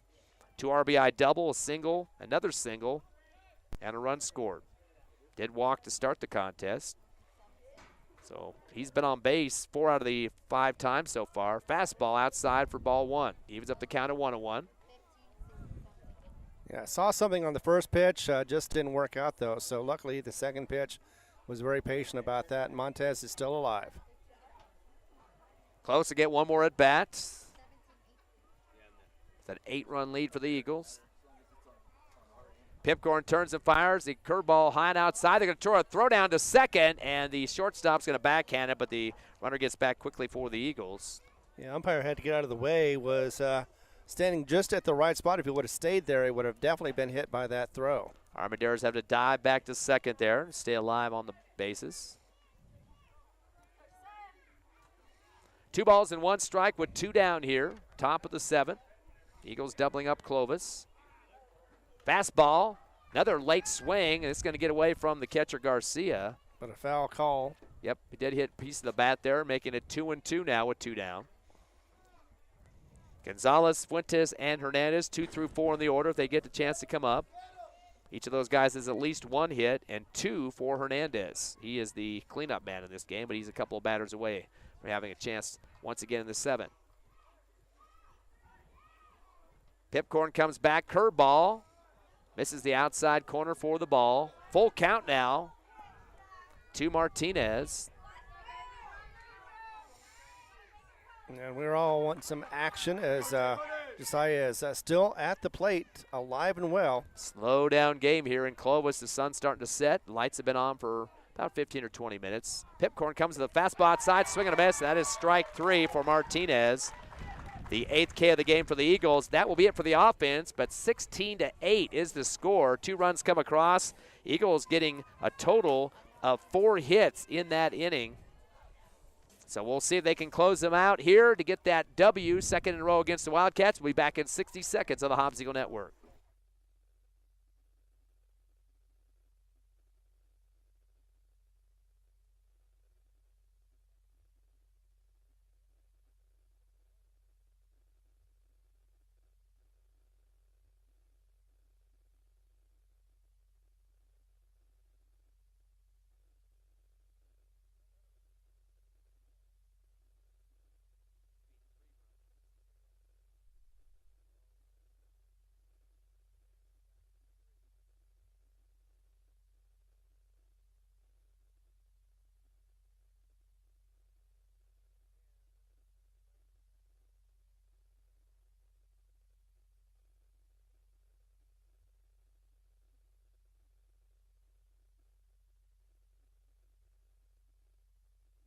Welcome back to action as we're in Clovis. Hobbs was able to get 2 after Clovis was able to score 3 at the bottom of the 6th, but we are we're at the bottom of the 7th right now, and it is all or nothing for Clovis as we're at the last 3 batters, or the last 3 outs anyway for them. With the call, here is Ty Friend. Yeah, the scoreboard has been wrong for about an inning and a half. It's 17-8 the score. It says 16-8 on the scoreboard, but Hobbs did get 3 runs that come across. They're still showing 2 underneath that 7th inning, but Hobbs definitely not allowing too many runs here. This should be a W in the column as expected here, but Clovis gets one last hurrah, as you mentioned. It's Bernie Lopez, second in the order. He had a single to start the game with the run scored, then walked, hit by a pitch, and ground to short. Udahara in relief for the Eagles throws the fastball. Little low for ball 1. So Lopez, second in the order. Josiah Mendoza and McIntosh taking a fastball on the second pitch. Lopez with a strike. 1-1 out against him. Yep, clipped the corner on that one, just barely, but got it done. Here comes the next pitch. Fastball outside for ball 2 as Hernandez tries to slide that glove back into the strike zone, but the ump not going to bite on that one. Evens up the count at 1-1. Again, Mendoza coming up next. He had a triple in his last at bat. Fastball down the middle, whacked out to left field. It'll stay on the ground and will be a single for Lopez, his second hit of the ball game. 12 hits so far for the Wildcats, double digits. This is just the 6th appearance once again for Udahara, the sophomore, on the pitching mound. Next up, the lefty, Josiah Mendoza. He's 1 of 4, has a triple and a run, 2 strikeouts and ground to short.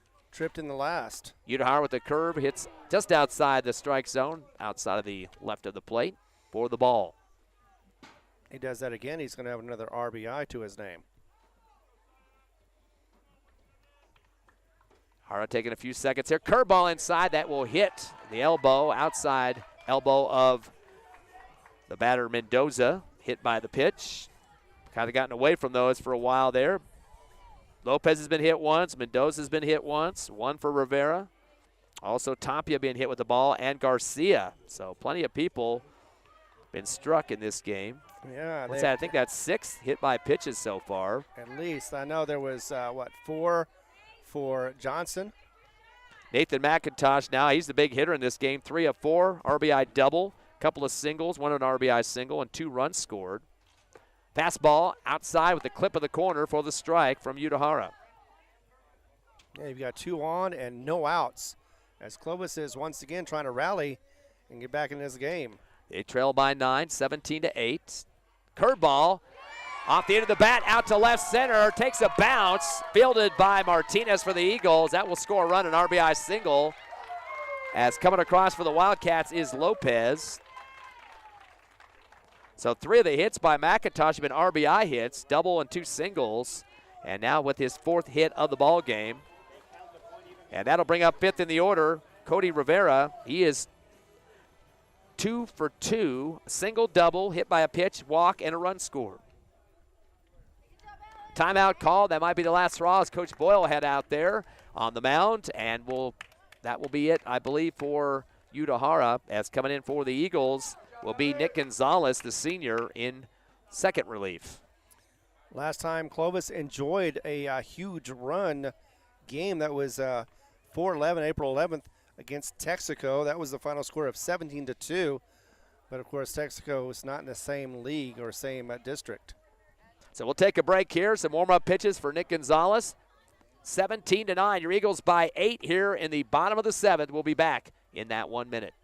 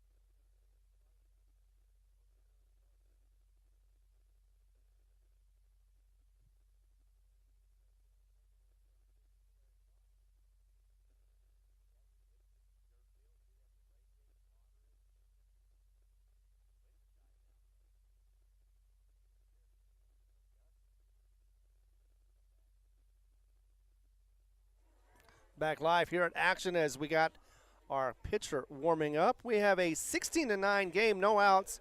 As 17. Clovis, 17, yeah, that's right. I was looking at the wrong scoreboard at theirs. 17-9, that's a home field advantage. And Clovis still trying to rally with the call, of course. Here is Ty Friend.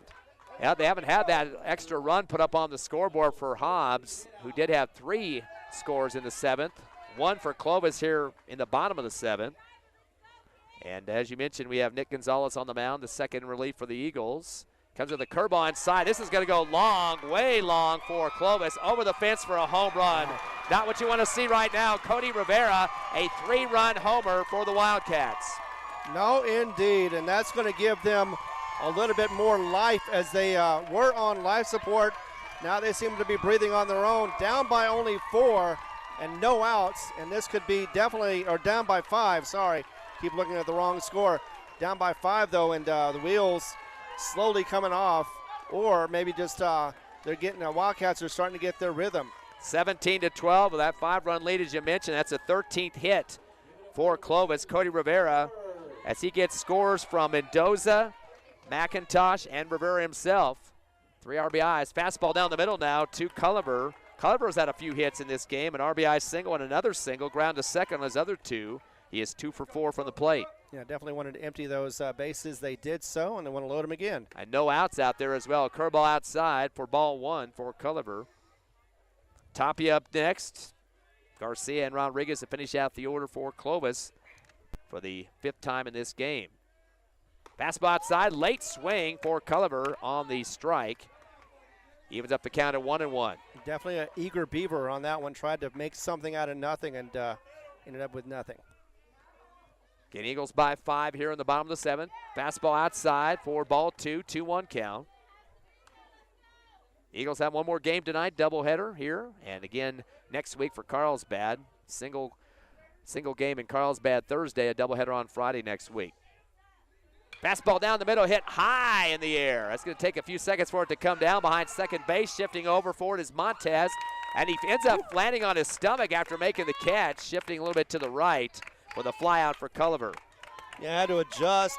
thought he had it, but the last second it looked like it moved, or maybe he just misjudged it, was able to corral it as he hit the ground, like you said. And again, the winds have really died off here in the late of this first game of the doubleheader, so not the big gusts that we saw earlier. And that'll bring into the plate Gabe Tapia. He had one single earlier, had gone on due to an error, hit by a pitch and a fielder's choice. Hits a hard shot. Nice lefty grab there by Fuentes. It's short, moving from right to left. A sizzler coming by him, but he's able to get the glove up at the last second over that shoulder of his and makes the catch for out number 2. Yep, Fuentes, right place, right time, was able to just corral that. Didn't have to do a whole lot of work on that one, and before you know it, you got 2 outs, 1 more to go, and this rally from Clovis could be at an end. I was getting ready to write down a single on that one, but a nice save there for Fuentes to make the catch. Jackson Garcia, who's 0 for 3 so far, takes a fastball. This is right back to the man himself. Fuentes could be the game and throws it across the field and connects to Alvarado. Finally, the third and final out to put this game in the book. So the Hobbs Eagles get the win 17-12 over the Clovis Wildcats as they pick up their 4th win in district and drop the Wildcats in this one. We got one more game coming up while the post-game show first in 2.5 minutes. You're listening live to Hobbs Eagle Baseball on HobbsAmerica.com, YouTube, and the Cool 95.7 Facebook page.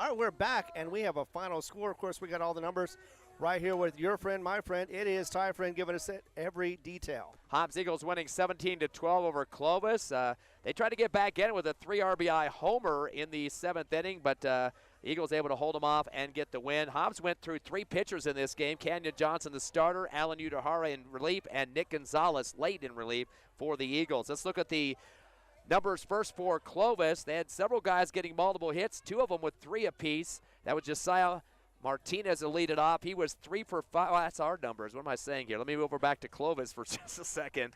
They get 3 players in multiple hits. Nathan McIntosh, the cleanup man, 4 of 5 in the game. He had a couple of RBI shots as well. RBI single, RBI double, another RBI single late, and 3 runs scored plus another single. So he had a big bat going 4 for 5 once again.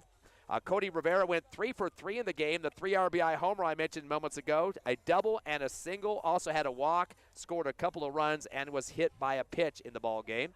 It was Quinn Culliver went 2 for 5, an RBI single and a single.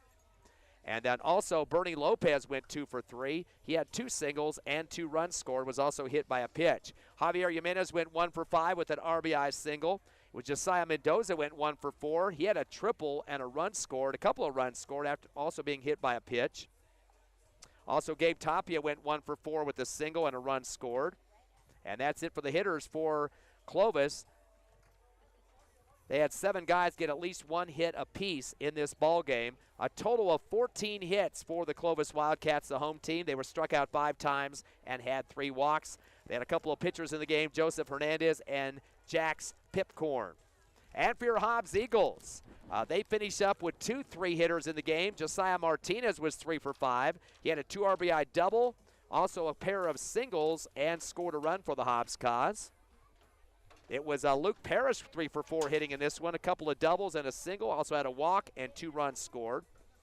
2 for 4 hitting for Jaden Hernandez in the game, an RBI double, RBI single, was also hit by a pitch and scored a run for the Eagles. Xavier Alvarado went 2 for 4 with a 3 RBI triple and a single plus a run scored and a walk. Also got a RBI off a fielder's choice too for the Eagles cause. Cole Kester came in at a DH, 1 for 5, an RBI double in his last at bat. Also scored a run off an error earlier. Christian Montez went 1 for 4 with a single, couple of runs scored. Saul Armaderos went 2 for 4 with a 2 RBI double. Also had an RBI single, was hit by a pitch, and a run scored.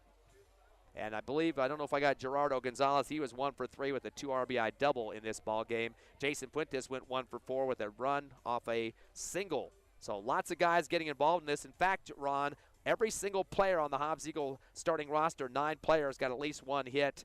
So that's a very good situation for the Eagles. Probably their best offensive performance of the season. 16 hits for the Eagles. They were struck out 8 times and had 4 walks. Again, 3 pitchers getting action, Kenyon Johnson, Alan Udahara, and Nick Gonzalez in this one.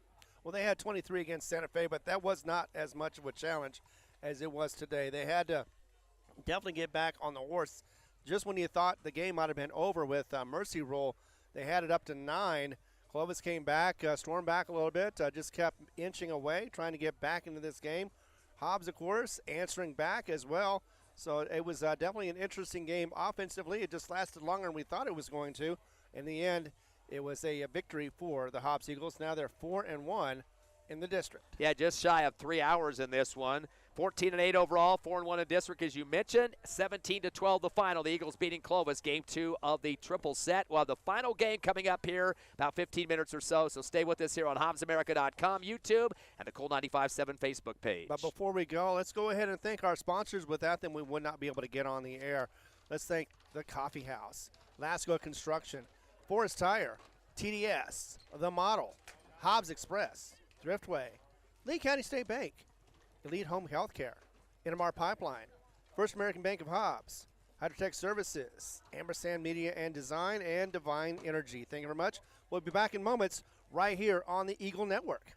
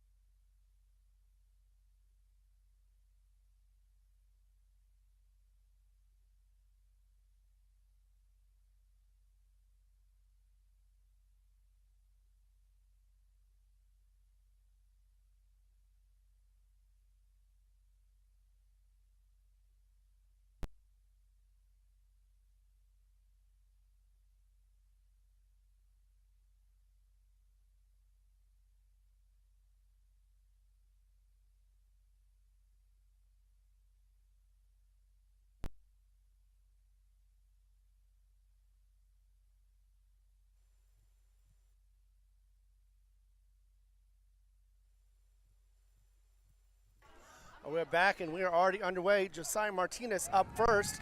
He is first in the lineup for the Hobbs Eagles as we are underway for game number 2 in this doubleheader against Clovis. Looks like it's going to be, Jamison for the Clovis Wildcats on the mound. Jaden Jamison, to be exact. As we are underway, that is the ball call. Looks like the count is going to be 1-1. Welcome, everyone. As me and Ty Friend, we're going to make sure that you get all the action delivered here for you. As we get our paper straight, everything always seems to be chaotic as the game gets started. Strike 2 is the call. 1 and 2 is the count for as the ump is calling a timeout and is going to talk to. Wow, that's interesting. Don't see that too often. Had a few words for the batter for Martinez before we get back into it. So we're going to start just early enough, 7:40. As that one is delivered just outside for a ball call. 2-2 is the count for Martinez. Josiah had a really good game earlier. We'll talk about that. Right now it is 2-2. And now the count is at full, 3-2. As that curve did not have any mustard on it, didn't have any spin in, and just stayed outside. Josiah Martinez doing well so far, keeping an eye on the ball, being patient. And that one is outside for ball 4 and a walk. So the first batter that Hobbs has up is getting the walk. He gets to first base. Coming up next is going to be, looks like that is Jason Fuentes, the sophomore.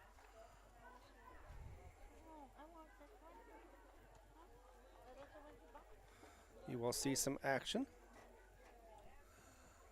as we are in the first inning, top of the first.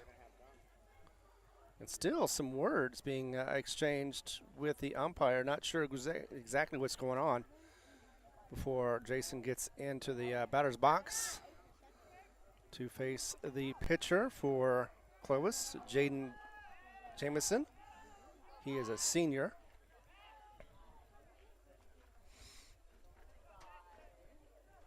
It looks like we are underway once again. Everybody ready? And delivers the pitch. That is, well, it looked like it was going to be inside, but instead gets away from the catcher. And that will advance Josiah Martinez to second base, so stolen base on a wild pitch. As it is now the count 1-0. And this one dragging out a little bit too as the catcher now speaking with the umpire. And Jason waiting for, he gets back in the box.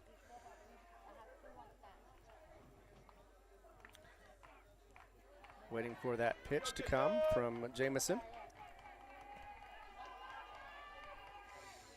As it is delivered, hit, and fouled off for the count of 1-1.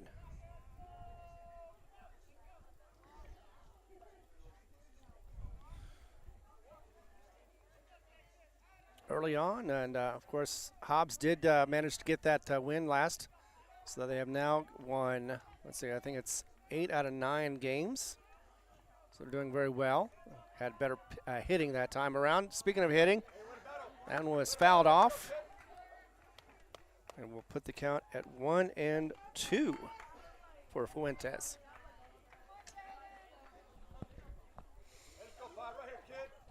As we're just getting into this, game 3 of the doubleheader, game 2 technically, but game 3 of this series for district play. Hobbs 2-0, of course, Clovis 0-2. And they are now 11-10 on the season. Hobbs has a record of 14-8 as we are waiting on the pitch from Jamison. That is down the pike for a strike right there, and that is strike number 3. Unfortunately, that means the first strikeout, or the out, number 1 for Hobbs. So Jamison with his first K is coming up next to bat. Looks like Alvarez is next. Alvarado, I mean. Looks like the similar order from last time. But no, that's not Mendoza. Oh, that's the wrong order anyway. That is a called strike down the middle. It's Fuentes. Jason Fuentes. Oh, that's what I said the last time. Yeah.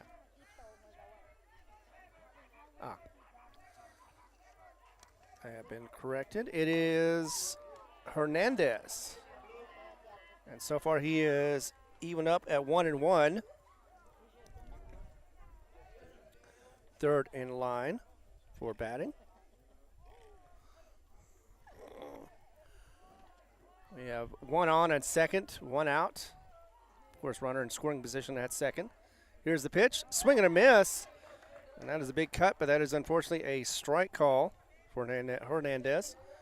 And that will put it at 1-2 for the count with one out. Needs to be very protective of the plate at this point. Of course, you expect to see a couple of balls thrown. And that is one of them. Almost got away from the catcher, but he did corral it. So no advancement of the runner for Josiah Martinez at second.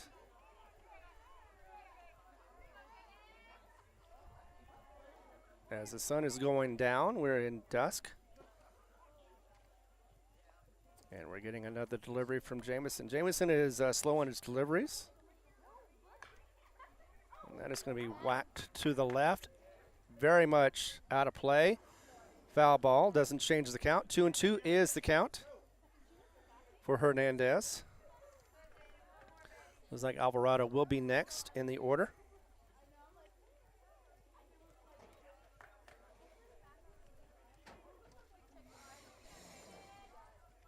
Once again, we're slowing down the game so far as Jamison is studying the catcher, trying to find the right call. Looks back to second and delivers. Once again, he has to trap the ball. Catcher does, so it doesn't escape him and advance the run to third.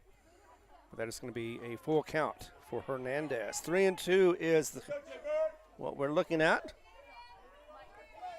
So Hernandez needs to at least protect the plate. Could get an RBI if he can get a long single or a double, as Josiah Martinez is begging to go home. Once again, a slow delivery. Looking back at second, delivering the ball. And that is going to be hacked out once again to the left. Foul territory. No change.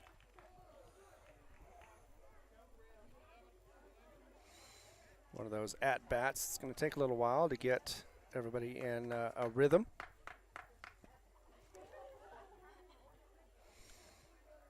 But both sides pretty much familiar. This is the third game of a three-game series. So they kind of know each other a little bit better now.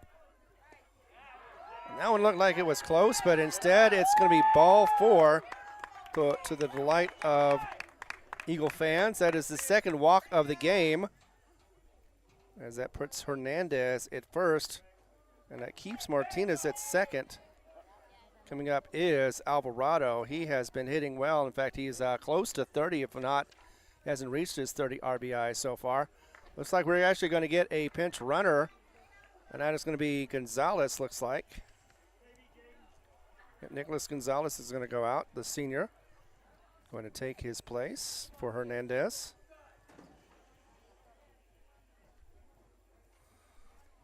So Gonzalez at first, Martinez at second, and Alvarado at the plate, batting. And one out. Jameson delivering.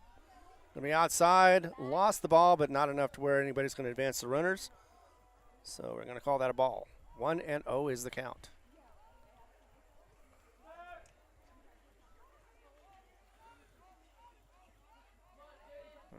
It's kind of a slow, steady pace going from Jameson so far, as he is on the mound right now. Once again, just outside, but did find the strike zone somehow for a called strike. 1-1 is the count. It's one of those late calls from the ump. Nevertheless, so it's a strike call.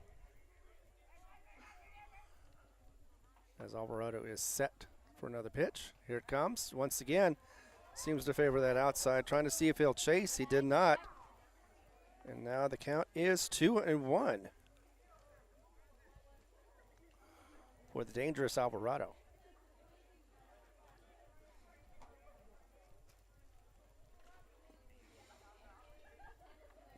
Once again, looking back at second. Once again, delivering a little further out. And that, of course, is going to be another ball. 3-1 is the count right now.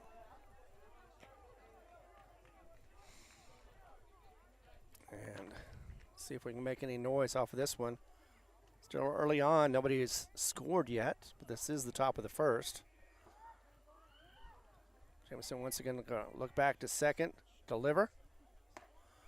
And that will be another walk. So that is 3 issued walks out of 4. Did strike out Fuentes, but does load up the bases on walks. Not something you want to do, especially for Clovis. Clovis has been struggling on getting some run production themselves.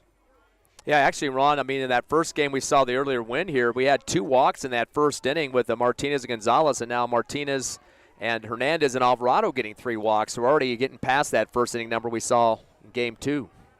Exactly, and Cole Kesner up now as that one looks like it found the strike zone. It is called a strike, but still that puts runners on first, second, and third. Yep, bases are loaded for the Eagles, and looking good with just 1 out. Kestner had his strongest showing as his last at bat. He got up to the plate 5 times in that last game and had an RBI double, so went 1 for 5, but really productive hit at the end. Absolutely, and that one looks like it's a hard hit to deep center, and it's going to find the ground, and that's going to score at least 1, maybe 2. Oh, no, just 1. Nevertheless, so an RBI single for him.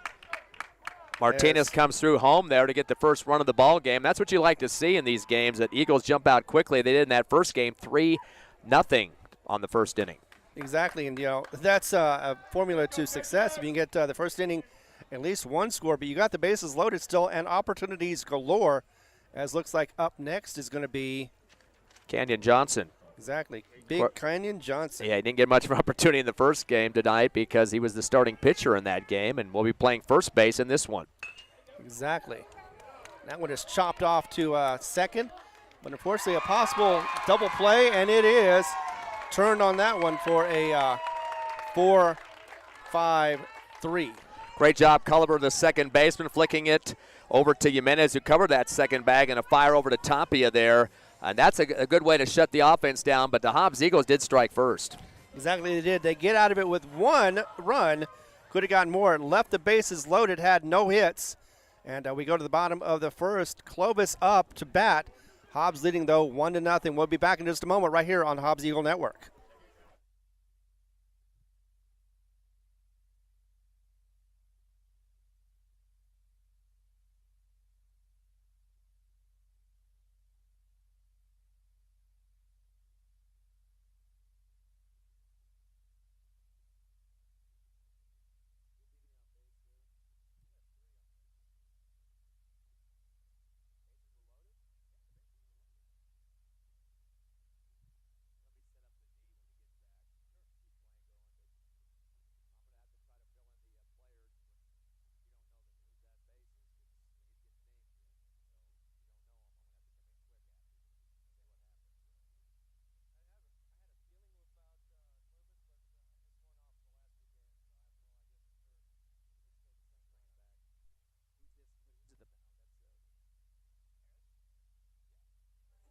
No, wait, no.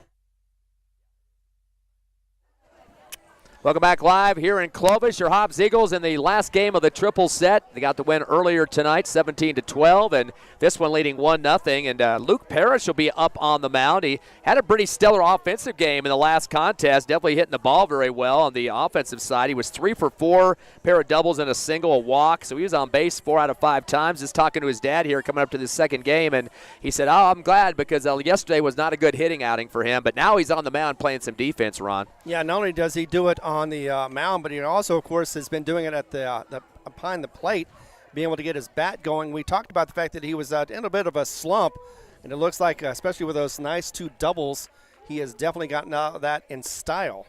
Got a 3-3 record right now, 5.38 ERA. This is his 8th game, so he's definitely got some experience out there. Plays right field, too, so he's a multiple player for this Hobbs Eagles squad.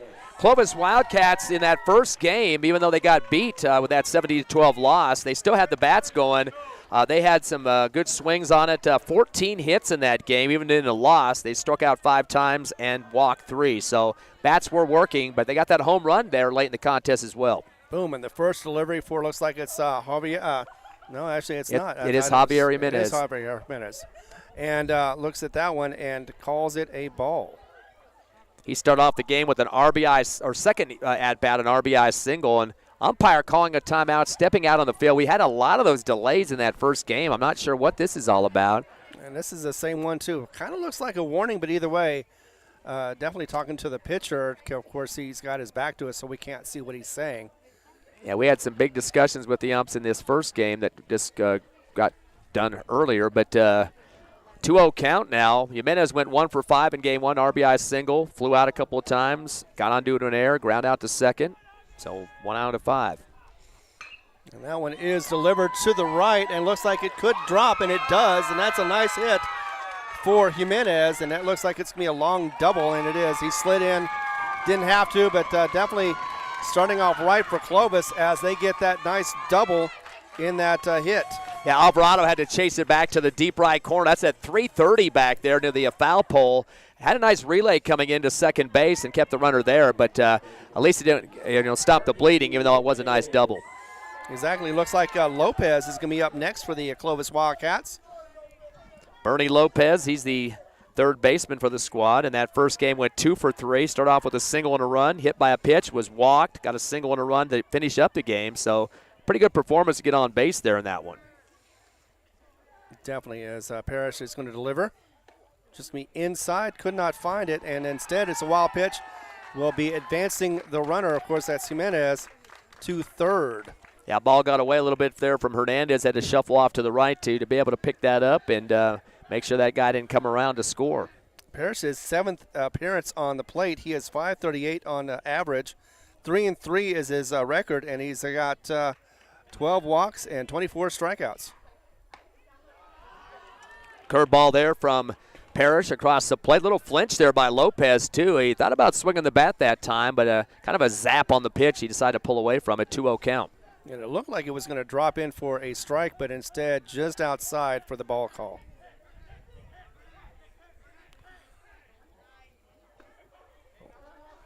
And that is definitely a strike. Strike 1 for him. 2-1 is the count. Nice curve on that one, right down the pike on that play. And not as much wind in this game, about 35-mile-per-hour gusts in game 1. It's kind of calmed down at the end of the first game. Once again, Lopez looking at it inside. It is ball 3. 3-1 is the count. Again, he's really dishing out some curves here. Luke Parrish is on the mound. Yeah, I remember last year he used to have like a side sling. I always remembered how to see it, but this time around not as much. But that one finds its mark and evens up the count. Actually, it makes it full count. 3-2 is the count. Yeah, he went from inside to outside that time and really stretched out Lopez, who could not make any contact. Yeah, that's one of the things you want to do is confuse the batter, never know where it's going to be at. And that one is knocked. He's going to go to shortstop, and he's going to throw it to first. And it looks like it's in time for the out, but there is a run that scores. So that's a sack RBI, but Fuentes, the man, he's got some pretty good short glove out there. He's going to snag it quickly and throw for you. He's got some good versatility between the bases, between second and third, and definitely a speedster for Hobbs defensively. Exactly, and both teams have scored with their leadoff hitter. So that is a 1-1 so far. That did bring Jimenez across the plate for Clovis to tie it up. Exactly. Looks like this time around it's going to be Josiah Mendoza, the DH, and of course, he's pitched for Clovis in that first game back at Sportsman's Park. First pitch, high fastball. Watches it for a ball call. He was pretty good in the first game, 3 for 5 tonight. He got a single, a walk, 2 RBI double, another single, so 3 hits converted. Once again, another confirmation. I have not believed how many of these umpire meetings we have had in this game on just routine calls. We don't see anybody challenging anything. Coaches aren't running out there and pointing or whatever. But what's the situation? Well, if we knew that, we would be better enlightened. Now they're going to go over to the Clovis dugout. Yeah. They've got all the players are up on the wall. Now they're pointing towards the back of the dugout. Coach is coming out with his iPad for some reason. I really do not know what these conferences are about because there's no controversial plays out on the field. Right. Nobody was coming out and saying, hey, we need to talk about something. But now we should be back to action here. What was it, 2 hours and 45 minutes on game one tonight? Almost 3 hours. You're right about that. It was a long ball. Mendoza up, though, to bat. And that is down the pike for a strike. Strike one. 2-1 is the call, or is the count. Mendoza lefty, too, so he gives a little bit of a different look for Clovis. And that is a little outside, as they say, for ball three. Now, Parrish is just doesn't get to pitch much. Of course, he doesn't get to bat as much either, simply because of that. And that one is hit high. To the stars. Right. Yeah. And it's going to come down. It looks like it's going to be not caught. Just barely missed, unfortunately. Josiah Mendoza getting a double. Yep. Couple of players trying to chase it down. The right fielder, of course, Alvarado, and then Martinez from center trying to slide over there too. But ball hits down hard. You could tell just by how much time that thing was hanging. The more velocity is going to pull it down. It's hard to adjust, and it kind of went right in the middle of those three players. Actually, that wasn't center field. That was Montez coming from second to help out Alvarado on that right first base line. Deep in the outfield. Misjudged it, just barely was able to corral it, but not before Mendoza was able to get to second. Here we go again. Out to the deep right field. This time should be a routine catch, and is for Alvarado. Tag up on the second base and run to third for the runner. And boy, already starting off here, although that was a fly catch though, but two doubles in this first inning for Clovis. They're knocking at the door again, Ron. Exactly, and that was McIntosh that was hitting that time around. Was able to get that nice single and advance his runner to third base. Of course, that's Mendoza. So far, things are still going pretty well for Clovis with their hitting, as looks like this is Riviera coming up next. Kobe Riviera, to be exact. Another lefty for the Wildcats. And that's going to be outside for ball one. He was perfect in the first game, 3 for 3. Remember that last at bat he had? He got a 3 RBI homer. He also had a single, double to start, hit by pitch, walk, run. He's been on base all 6 times that he was at, or 5 times he was at the plate. All right. And I thought that was going to drop in for a strike, but it does not find the mark. And the call is now 2-0. Okay, the runner's knocking on the door there at third base, wanting to come home. That's could be the go-ahead run. Exactly, or at least early on. Nice ball for a strike call. It's 2-1 right now. Yeah, Josiah Mendoza there at third. Exactly. He is itching to get in. He's just 90 feet away. As Riviera still at bat. 2-1 is the count. Goes a little high. Almost thought that. Oh, the throwback to Parrish gets away off his webbing. He looked away for it for a second. That is going to score a run, and that's something that Coach Boyle's not going to be happy about. Right. Just kind of routine throwback from behind the plate as Hernandez trying to get it back to his pitcher. I don't know what is happening on that one. Parrish kind of looked over to the third baseline, and he kind of flipped his glove up, and he hit the webbing and went off of it. He didn't think it had enough velocity to get enough time for the runner to go to the home, but they score. We saw that last week against Roswell. Roswell did similar thing, and Hobbs was able to take advantage of it. So an error on the board for the Hobbs Eagles. And Mendoza still at bat. But not anymore. He has walked. Actually, that was Rivera. Rivera, yes. Mendoza is the one that scored. First walk of the game for the Clovis Wildcats. They're still hanging around with the 2 outs. They got the 2-1 lead here in the bottom of the first. We are slated for 7, the last game of this 3-set series. And this time up, it should be Culliver. Second baseman for the Wildcats.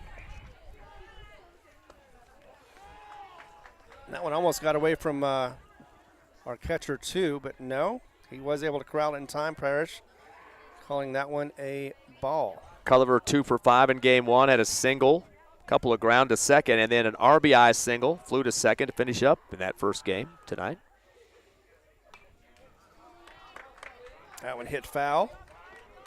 Weird trajectory on that one. It looked like it was going to go sail towards the Hobbs Eagle dugout on the left, and it came back to our direction and kind of boomeranged this way. Exactly. Looks like first baseman's up next, on deck anyway, as Parrish is looking to deliver another. Once again, did not find the strike zone on that one. Looked like it was going to drop a little bit, but not enough. This little fastball. Count to 2-1 now for Quinn Culliver. Another lefty, too.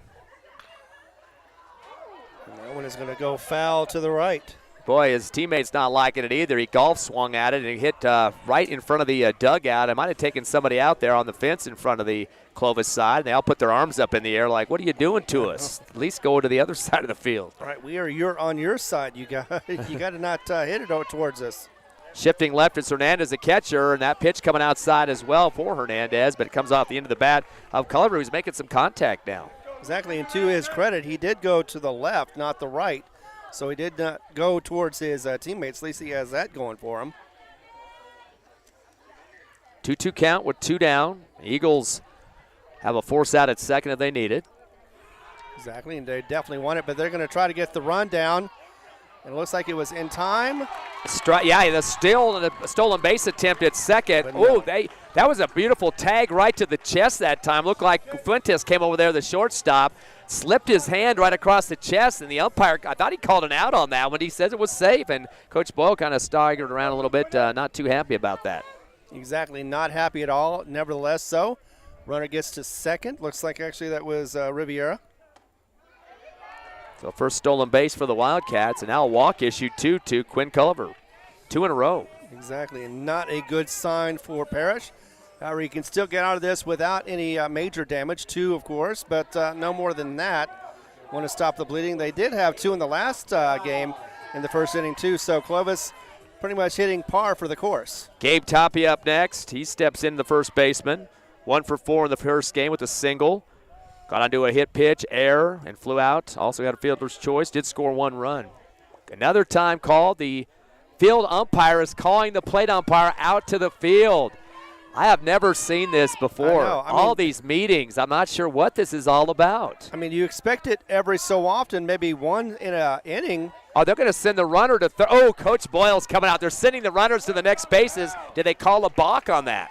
I'm going to guess yes, because that's the only reason why they would do that, but I didn't see a call of a balk. And they knew Coach Boyle was going to come out, and the umpire just went back to his spot, and you can guarantee that that wasn't going to take place. And Coach Boyle says, nope, I'm not happy about it. He just walks away. And quick explanation. Runners at second and third now, so it took a while for the discussion, and they want to know if there was enough of a movement off that rubber, whether or not they're going to call the balk. It happened once to Clovis in that early game tonight, Ron. Exactly, and it happened twice in Roswell. This is the first time this season I'm aware of that it has happened for Hobbs.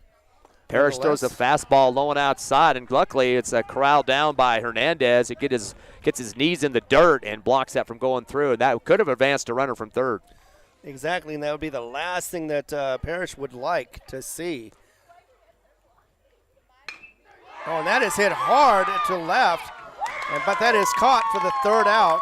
Armendariz getting in the back pedal mode and getting that hand across his chest, putting the hand behind his head at one point to pull that ball down. And hard zinger. That was in the air, but it was coming a line shot there out to left field, Armendariz. Yeah, it looks like there was 2 left on, but 2 do score for the Clovis Wildcats as we go into the top of the second. Clovis has the lead with 2-1. We'll be back in just a moment right here on the Hobbs Eagle Network.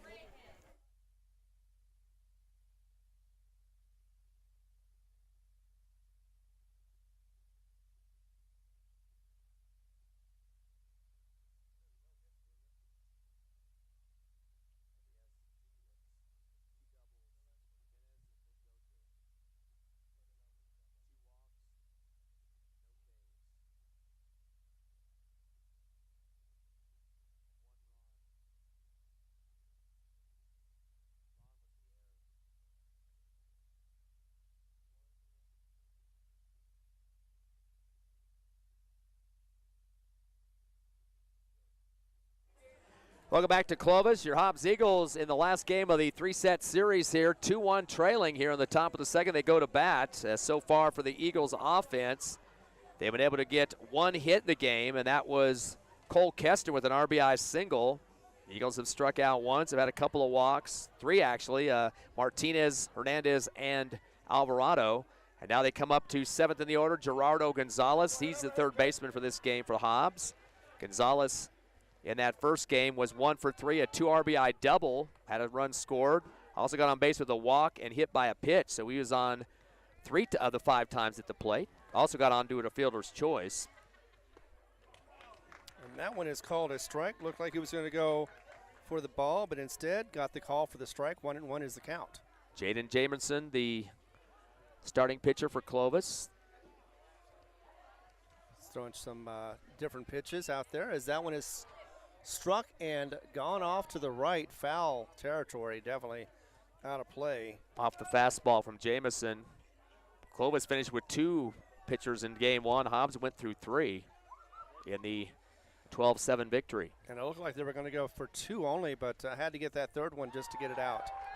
Speaking of out, that is a strikeout called for Gonzalez, and that is the second strikeout for Jameson. And that is going to be the first out of this second inning for Hobbs. Christian Montez now 8th in the order for Hobbs, second baseman. He's 1 for 4 in game 1.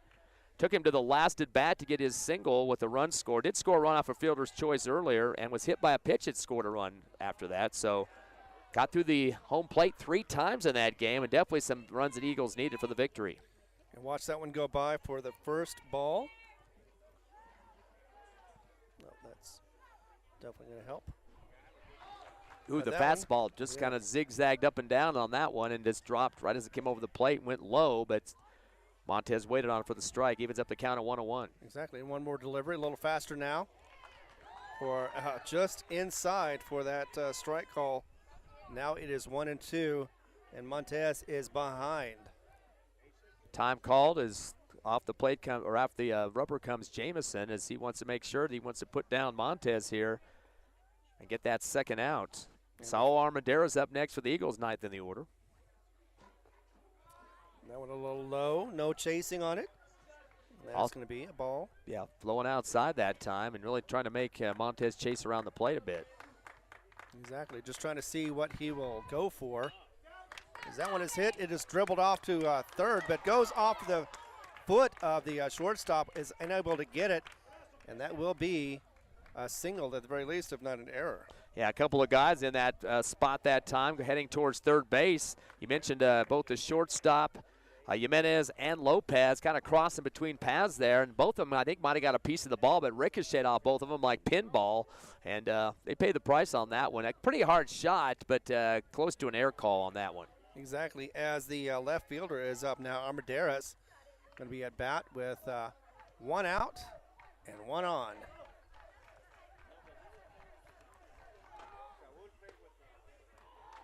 Actually, we're top of the – no, we're not top of the order. We're bottom of the order. Not bottom of the order. Last one up.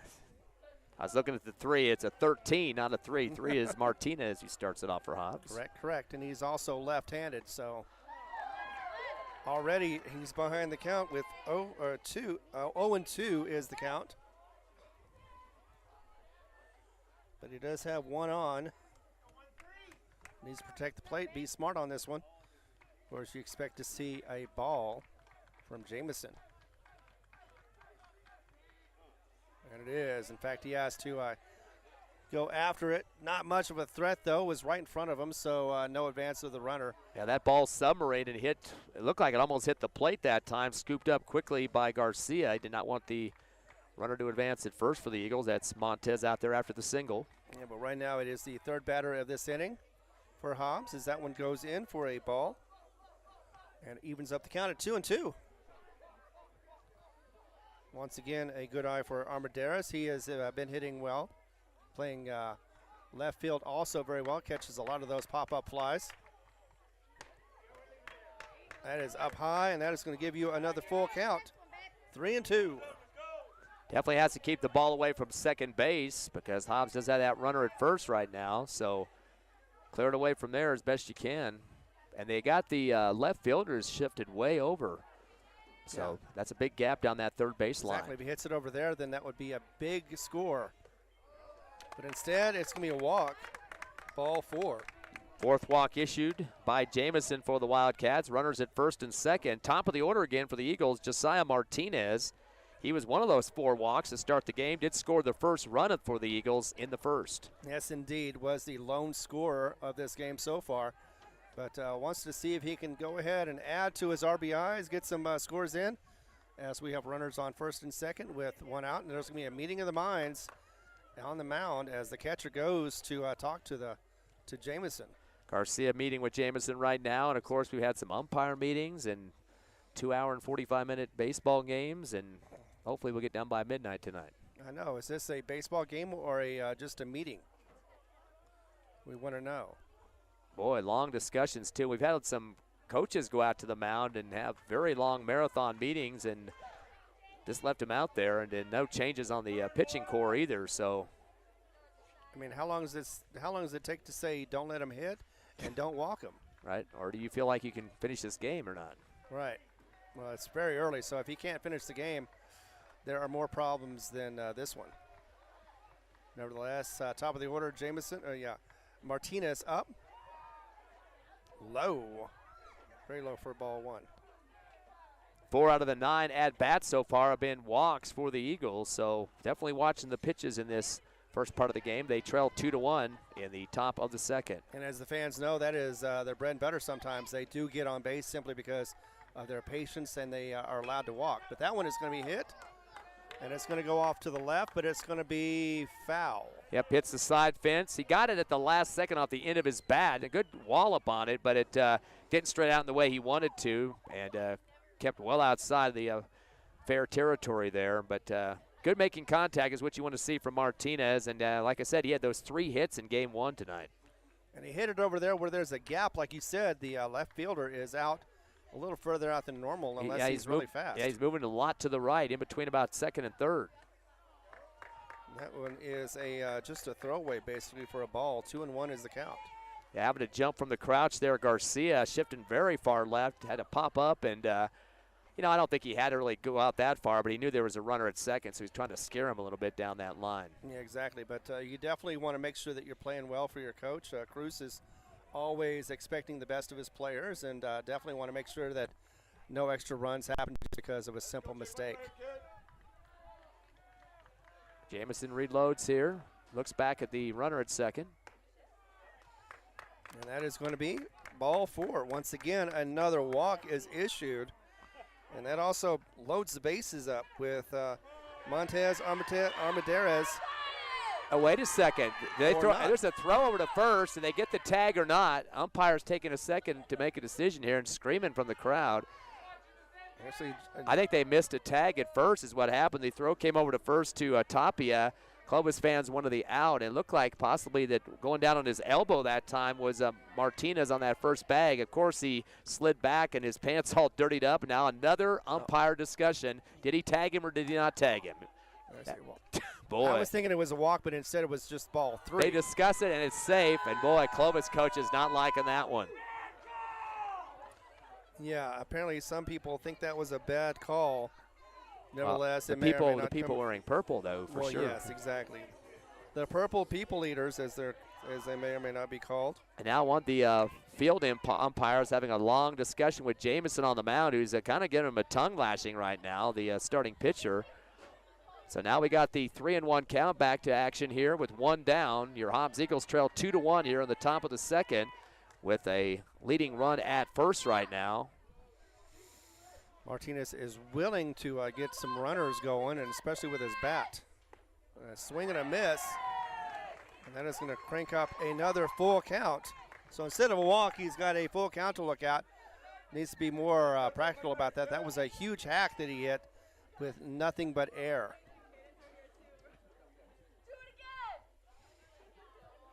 Now this time maybe he'll hit it if he can get the timing right.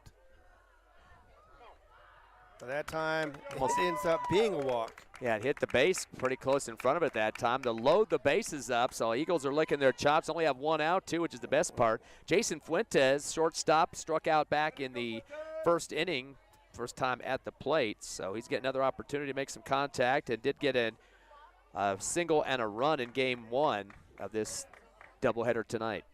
Exactly, but now he's looking at one out, bases loaded, and he can do some damage with his bat or maybe just walk either way. We will see as he is facing Jamison. Definitely a situation where you want to do some place hitting here, not keep it low and in the infield because double play territory with everybody on the bases. Yeah, you don't want to fly out unless it just happens that way, but in this case. Well, I mean, a sac fly would help you get a run score, sure. But I'm just saying that you don't want any dribblers in the infield at this point. Exactly. You don't want to get a possible double play happening for you if you get that, so you're right about that. Fastball for Jamison. This has got to go to short. Bobbled for a second by Jimenez. Throws to third. It gets by the base there, and a runner does score, so Hobbs will get one out of that one. So, yeah. So, basically, that would be a fielder's choice right there. Did go to third. Wasn't able to get the catch or the out. So, not only did he get an RBI, but is also still the bases loaded. So, runner comes across for the Eagles as they will go tie up the game now, 2-2. And that was Montez getting across for Hobbs. I was just about to say that. You're correct about that. So Montez, so now all of a sudden, early in this game, and they're already having a conference about making sure that Jamison is pitching well. One out, three on, basically. All three bases are loaded, and they just want to make sure that they stop this bleeding as fast as possible because they had problems in the last game. Just could not corral Hobbs and stop them from scoring. I think the booth called that an error. It's kind of close on that one. Of course, we had some issues with the scoreboard throughout this first game that we had tonight, so I don't know what we're going to call that one. But I think there was a lot of touching of the ball, so I think you have to go with an error.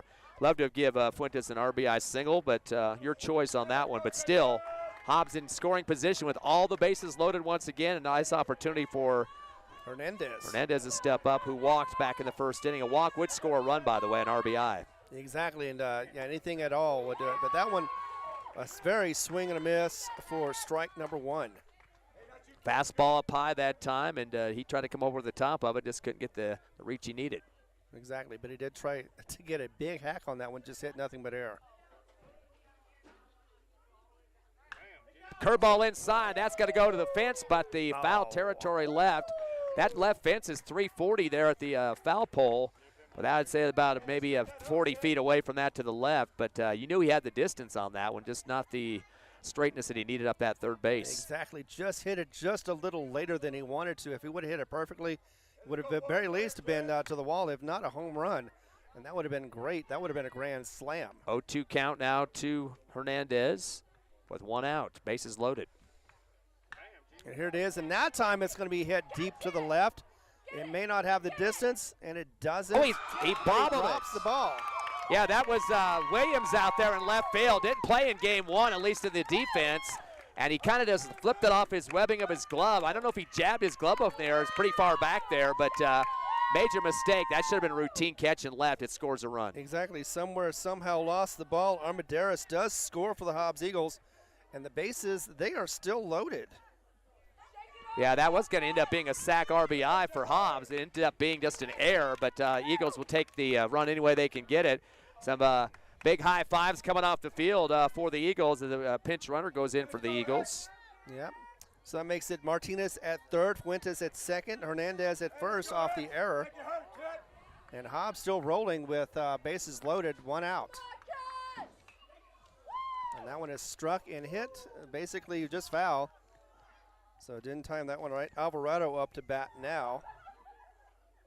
Yeah, Hernandez exited the game with the pinch runner. That's right. I bet you that's Nick Gonzalez out there. Yep, that's him, and he did some pitching in that last game too. Exactly. 0-1 count to the lefty Alvarado. Yeah, Gonzalez wasn't able to score in the first inning, but maybe now in the second.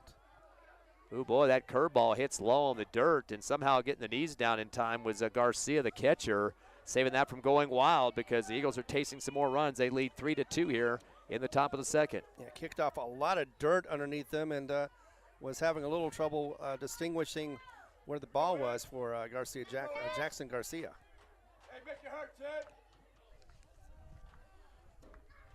But nevertheless, here we are. 1-1 is the count. And that is going to be hit, very much so. It hit off the shortstop. Oh, it hit the runner. Hobbs Eagle runner got slammed in the leg. That's Fuentes out there, and the umpire calls it dead as it gets right in that inside left leg. Nothing he could do about it. The umpire was kind of in the area of that hit, right next to second, off to the left just a bit. Just one of those fluke things you can't do much about. Exactly. It was one of those situations the umpire got out of the way, but Fuentes did not know that it was coming his way when it hit him in the leg. Kind of a fielder's choice type of situation there. And now Coach Boyle has got a question for the field umpire. Did the run come across on that one? It should have. Coach Boyle was arguing with the field umpire about the call. Unless there was not advancement in third, and I guess in that case, if there is 2 outs and no run advanced. 3-2, the scoreboard remains. We had some issues with the score in the first game, so I'm not going to really rely on that at this point, but there are 2 down. Yeah, so Fuentes is out because of the fact that it hit him in the leg. Curveball inside. That's going to be a long shot to right field for Kestner. It's going to bounce at the warning track and off the wall. It's going to score 1, going to score 2, going to score 3 on the double. So a 3 RBI double for Kestner, and yes, he definitely needed that one to happen, and definitely did. 3 RBI double. And what's most exciting about it, he is 2 for 2 at the plate. His last hit in this game was an RBI single, racking up 2 for 2 hitting. And he's got both hits prior to the first one, but since that time, he's really drilling them hard. And Gonzalez gets to score, Martinez gets to score, and Alvarado gets to score as well. Well, actually, there's only 2 hits in the game because they rolled that one an error, so He's got 2 singles, the only hits for the Eagles, but he'll take them to give the Eagles a 6-2 lead here in the second. We started off slow, but Hobbs is getting quickly hot as they've already got 5 runs to cross in this top of the second, and it's looking almost like deja vu as Hobbs is dominating so far in this game. 2 problems, though, for Clovis. A couple of errors in this, or 3 errors in this inning, really started to move the Eagles around the bases, but the 3 RBI double is the way you want to do it offensively. It looks like Kenyon Johnson is up and takes that one for a strike. Strike 2. So down on the count so far, 1 out, 1 on, 2 outs, and he needs to protect the plate now. Yep, he concentrated on the pitching in the first game, and now he's ready for some hitting in this one. He's got some runners to help him. Definitely looking to see if he can hit that. One was low, though. Check swing on it and did not cross, so that will be a ball. Yeah, he really kind of put those shoulders down hard towards the ground that time, and luckily the bat didn't move with it, at least out towards the pitching mound area, and umpire withdrew the strike call there. Exactly, had that thought of wanting to hit that ball and advance the runner, but instead checked it really quick. 1-2 pitch coming from Jamison. Low and outside for ball 2, and evens up the count at 2-2. And a bad throwback to Jamison from Garcia behind the plate, rolls back to second base, and almost the same situation Hobbs had just in this game as well when they had a runner scored on that one from third base earlier. Nobody on third, so that does help the Clovis cause. But yeah, definitely looked like it could have been a problem, but it was corralled quickly. 2-2 count now to Johnson. Exactly, and Johnson calls time. Jamison pitching to Johnson. I know, right? Jamison, Johnson, yeah, it's the Jays. Speaking of which, he wants to hit a J of his own. As we get the pitch after he looks at second and does get the dribbler up to shortstop. Is he able to get it in time? Yes. He does get that third out, but not before Hobbs is able to get some damage done. 5 runs. They do leave 1 on base. It looks like they had no hits. Oh, no, they had 1 hit. They had a double. And Hobbs does lead 5-2 or 6-2 now as we go into the bottom of the second. We'll be back in just a moment right here on the Hobbs Eagle Network.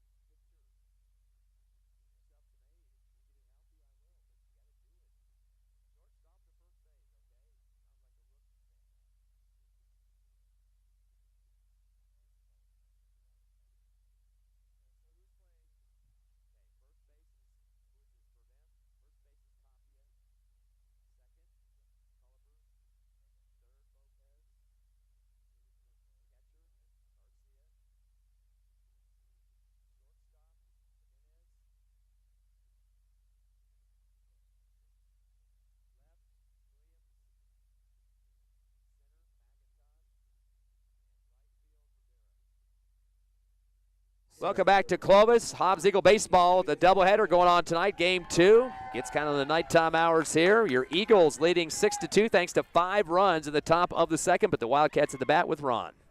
And here it is, Jamison coming up to bat, as he is going to try to see if he can help his own cause. Down by 4, though, as he takes that first one for a ball.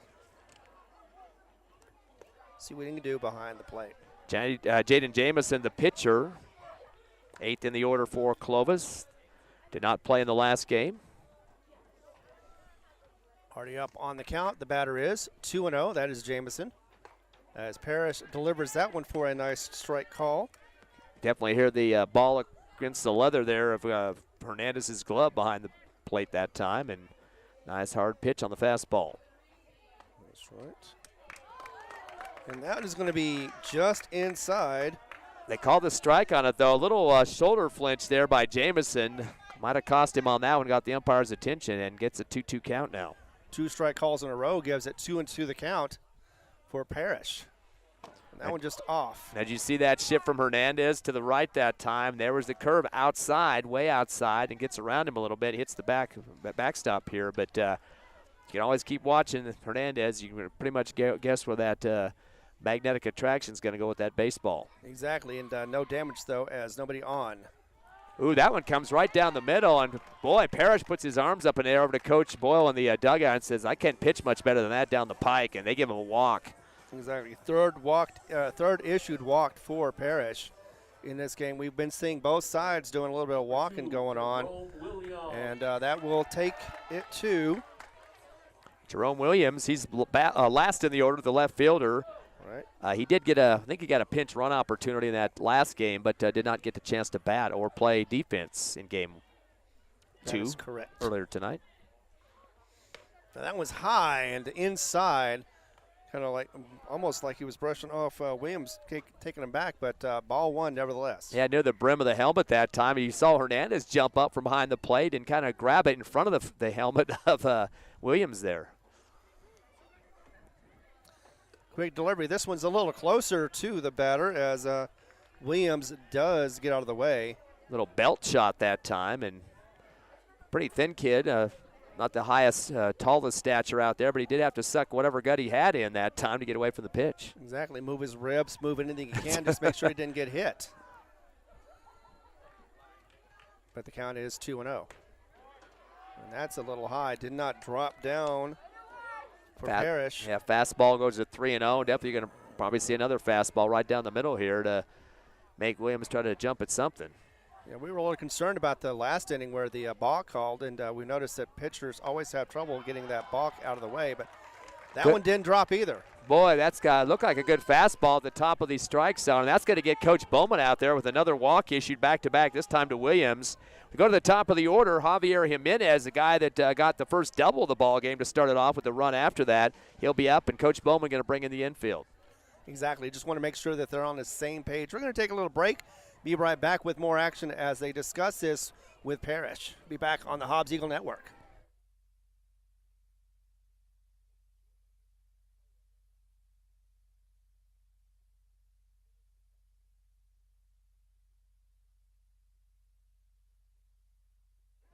Quick motivational meeting out there for the Hobbs Eagles at the mound just to get Parrish back focused on this game as Eagles lead 6-2 here in the bottom of the second, but Clovis has no outs, and they've got runners at both first and second. Top of the order, Javier Jimenez, double and a run scored to start the ball game, and been very consistent in this series. Was 3 for 5 in this second game earlier tonight. Yeah, ring up 2, and they've got nobody out so far in this second inning. Curveball just kind of floats into the plate that time for the strike. Definitely so, and that was unexpected. At least the batter thought it was. Nevertheless, it is called a strike. Big leadoff run there at the second base. And that was, they must have got a pinch runner in here just now because that, I don't see, Jamison obviously is not running the base. He's a pitcher, so they got a pinch runner there, and Williams at first. It looks like curveball just barely misses inside. Looked like a pretty good pitch on that one. 2-1 now for Parrish. It looks like a small guy out there. I believe that is going to be. Ooh, ouch. Culliver. That almost took us out here. A curveball going high and hit the back of the backstop. Got the metal down below. Almost took out the camera here behind home plate. And that did advance the runners on the wild pitch. And now Clovis knocked at the door with the second and third bag taken care of with runners. And they trail by 4. Exactly, as it looks like Culliver went to third. Or is that pipe corn? No, it can't be. No, it's a courtesy runner. I don't know who they brought in there, but they slipped. I must have slipped in there during the time that the Eagles had out on the mound there. Yeah, you definitely don't usually don't want your pitcher running around the bases, getting a chance of being hurt out there. Actually, that's Uristay out there at third. As that one is going to be called a strike. Thought it was going to be a ball. That was a low outside pitch, but good hold that time by Jimenez. But they got him on it. Exactly, and full count once again. No, nobody out, and 2 on. And that is going to be another issued walk. That is, 3 in a row. The problem right now is Parrish, after each pitch it doesn't make it, is looking over to the dugout. That's kind of getting a psychological issue going on there of, thinking about, am I going to get pulled? I just had a meeting with Coach. Got to get that out of your mind. Just come back and get some good, clean stuff down the pike there and get back in the track of mind you want to be in. But now we got bases loaded, so a walk here could get somebody into home. Exactly. Now we've got third base Lopez up. You got to do just what Taylor Swift says and just shake it off. And that one is called a strike, so trying to find his way back into the strike zone is Parrish. Bernie Lopez up, RBI off of fielder's choice back in the first inning.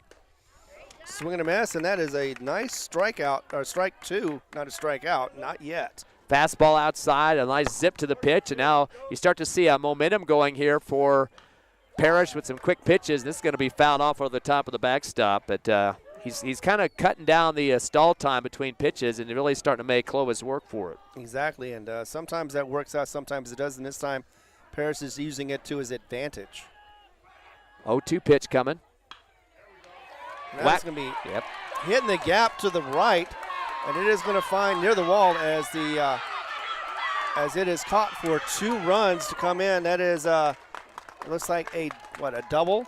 Yeah, it's going to be that pinch runner came in, and Williams scores as well for Clovis. But the thing about it was, after he hit the single, it was a sprint for Lopez. He lost his footing. You saw that the relay was going to come in kind of quickly from the right from Alvarado for the Eagles, and so he lost his footing and went down to the dirt. He didn't want to get thrown out at second, so got back to first, but those 2 runs scored regardless. Exactly, and Urastat from third scores as well as Williams from second.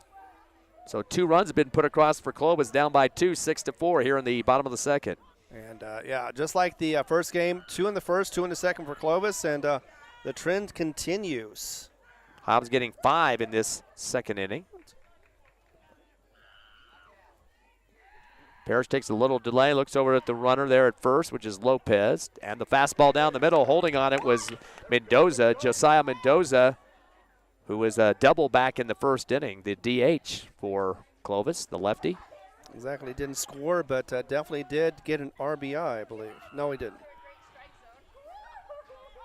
But that is going to be hit to the right. That's Alvarado back there, had to backpedal.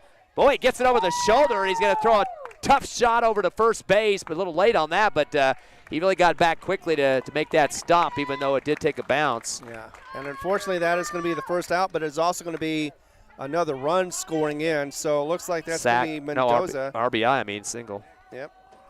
And I noticed after he threw that ball, he's kind of rotating his arm out there and right. Alvarado, I think he might have tweaked it just a bit as he tried to get it back in to stop the runner from moving on to second. Hopefully he did not hyperextend anything at all, because out there you definitely need your arm to be able to make a little damage against this offense. Back-to-back hits for Clovis. Lopez a 2 RBI single, and Josiah Mendoza an RBI single. So 3 runs on the board now in this second inning, and it's 5 for Clovis, 6 for your Hobbs Eagles. Yeah, we're third in order for the Clovis Wildcats. McIntosh up next. Swing and a miss on that one. He has a 1-1 count. Yeah, he bet on that fastball that time, a little late on the swing. He flew to right back in the first inning. Big first game for him, though, hitting a lot of stuff, 4 for 5 at the plate. Doubles, 3 singles. 3 RBIs, 3 runs scored, doing a lot of the offense. And that one gets fouled back towards us. But we got that trampoline netting in front of us. That thing hits. It's pretty tight. It slams right back to the umpire half the time at behind home plate. I have noticed that the wind does not affect it at all. We went last week to Roswell. It affects the wind. The netting keeps going back and forth. This one tight as it can be. 1-2 count now to McIntosh. Parrish on the mound for the Eagles. He says no to a few calls behind the plate from his catcher Hernandez. As that is hit to third, goes over and is caught, but does it get in time? Yes, it does. Gets that tag out. Yeah, Gonzalez took a quick hopper and zinged it over to Montez at second. Fielder's choice, wanted to stop the runner from getting too close to a scoring opportunity. But, boy, he had a nice zing on that throw over to his teammate there at second. Absolutely did. So that gives you 2 outs, and Hobbs not looking so bad so far, but still have not been able to stop the bleeding as it is now 5-5 or 6-5. 6-5 yes. Hobbs. Kobe Rivera up the 5th in the order for Clovis. He's the right fielder, had a walk back in the first, also stole a base. Another lefty for Clovis. Yep, and that one hung on for the ball. Looked like it was going to drop, but did not find the zone. Hernandez kind of jumped up quickly on that one before the pitch really ended, so I guess he was expecting to try to throw that runner out and got a little bit eager on that one. 2-0 count. He has a huge leadoff right now, so I wouldn't be surprised if he does try something. Curveball misses the outside corner, getting some little bit of jeering from the Hobbs Eagle fans here tonight. Looks like the wind has changed direction, may not be a difference, but still, Parrish trying to get that third out. Now that time Hernandez moved outside the catcher, but then the pitch was inside, so a little bit of change on that one. But there's another walk as Rivera's picked up 2 of those, and that is the 4th walk or 5th walk of the game for Clovis to get to first. Exactly. So once again, 2 on, 2 out for the Clovis Wildcats, trying to get back into this game, down by 1, 6-5. And looking to see if Culliver can make a difference in this game. He walked back in the first as well. He sure did. Takes the fastball down the middle on the hold call there and then gets the strike. Tapia, Jamison, and Williams, 7 through 9 in the order for the Wildcats. If they get up, they do have 2 outs. Force out at third for the Eagles. And yeah, that was a wicked strike for him, Parrish. Curveball too, and floated right across. So Parrish would like to get out of this inning. Still having a 1-run lead if he can. Exactly, and would definitely like to do it like he did just there. In fact, that was just his first strikeout of the game, but that does end the inning. However, it doesn't stop Clovis from getting 3 runs off of 2 hits and left, 2 on. So we go to the bottom of the second. We have a score of a 6-5. Actually, no, top of the third is what I should say. Hobbs at bat once again. We'll be back in just a moment on the Hobbs Eagle Network.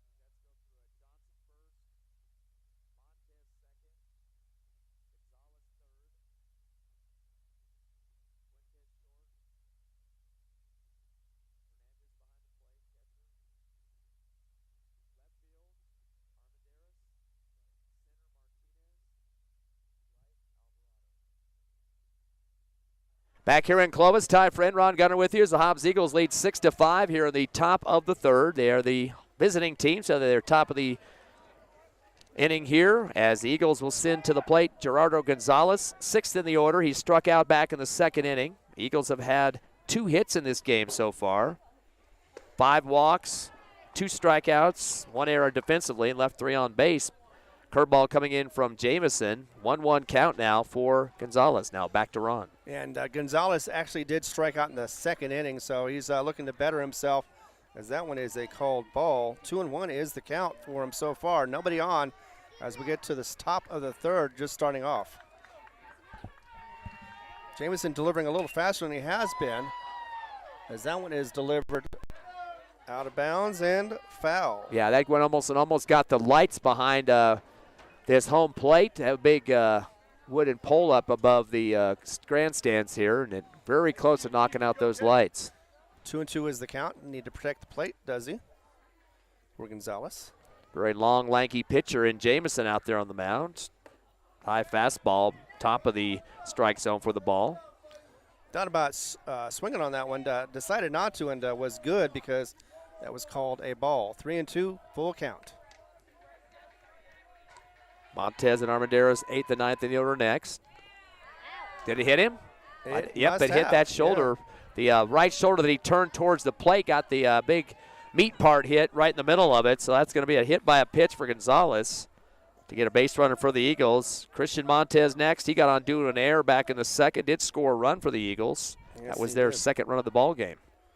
And either way, he would have been advancing to first, but hit by a pitch, not a walk. So get Gonzalez on first base. Montez up next. And once again, like you said, he did get the second run in for the Hobbs Eagles. As a tag, completely unnecessary, but still something you do, as a force to first is safe. And now back to the action as he focuses on the batter. Swing and a miss, but it is called a foul. Yeah, went right in the glove of the catcher Garcia that time. Don't forget we have games to wrap up the district schedule next week. Thursday will be Carlsbad on the road at 5 o'clock. Doubleheader for the Eagles to finish up the season, regular season. Bad throw over to first by Jamison, and that's going to get the runner to advance for the Eagles. Gonzalez, definitely not what they want to do at this point. Yep.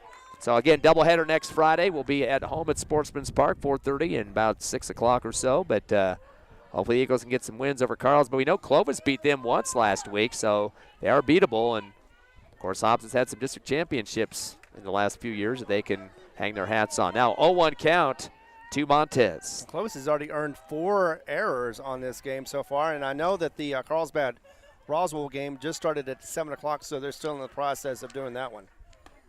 That one is a little high, though, for another ball call. And the count is now 1-1. Boy, a little bit of eager base running there for Gonzalez. Better be careful. He had to sprint back to second. He's kind of worried there was going to be a throw out there, but don't want to get too far off that second bag. Christian Montez still at the plate, trying to bat, trying to see if he can get his homie to get home. But that is going to be a swing and a miss. They do throw it to second. The shortstop moves over a little bit to the right. Jimenez to cover second. Kind of lunges out with his hand, but the Eagle runner already back in time. Gonzalez. Yeah, and sometimes you can catch the runner off guard or not paying attention. That time it did not work for Clovis. He's kind of having to peer around the umpire who's standing in front of him here right now between second and third, so it makes it a little bit hard to see where that ball is going to come off the bat. And that one is going to be hit nicely, but over to shortstop, and that is going to be taken over to first, which is under, let's see, that's Tapia. Very smart play at second by Gonzalez. He knew the hit was coming in the gap there. Saw it was going to stop short to Jimenez, the shortstop, and then kind of did a little dance move right near second base, trying to make Jimenez kind of debate whether he's going to take off on the run or go back to second. And that little tap step kept him from getting tagged out. And it did get the throw to first, but still saves him more in a better scoring position than his teammate at that point. Exactly. But an out nowness. Yeah, you don't want to do anything stupid, and that would have been one of them getting that easy out. Plus, could have been a double play. Meanwhile, we're back at the bat. Armendariz is up next. He is, of course, batting ninth at the bottom of the order.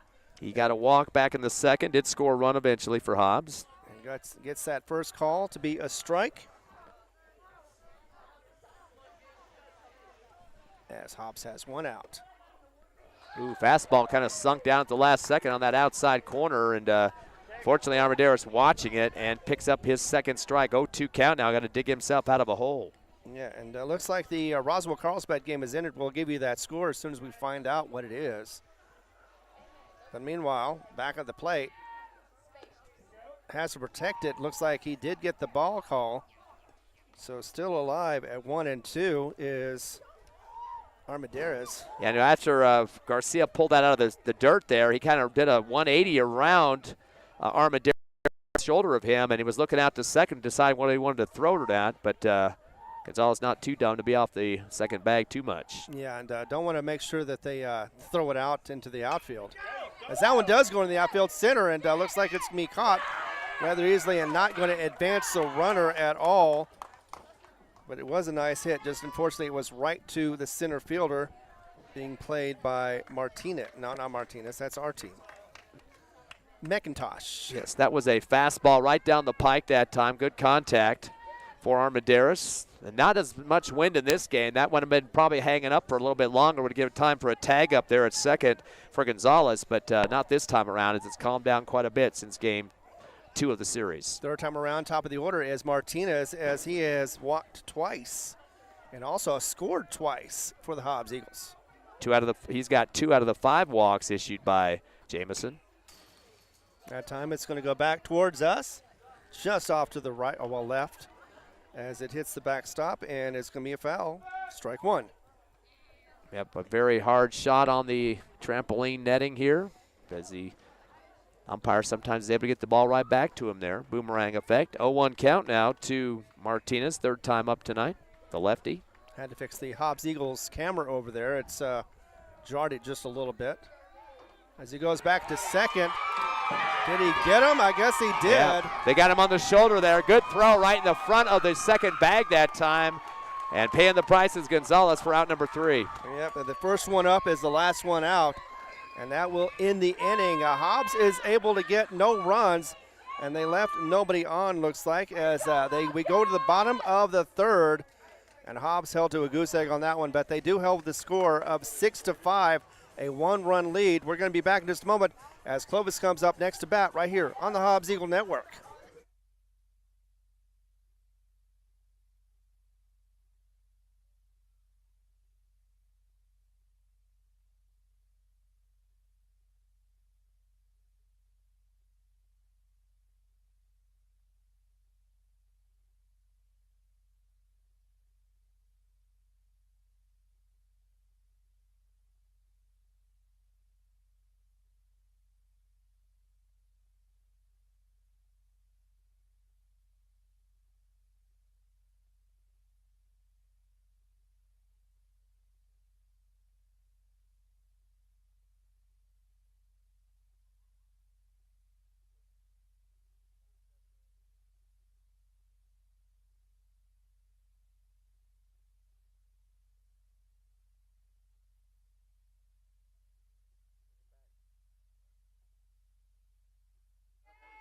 Hobbs Eagles lead 6-5 here in the bottom of the third. The Wildcats coming up. They're down by 1. Eagles trying to make it a 2-1 series finish here after winning the first game in Hobbs, winning game 2 earlier tonight, and this one the third and the final game of the regular season for these two teams together.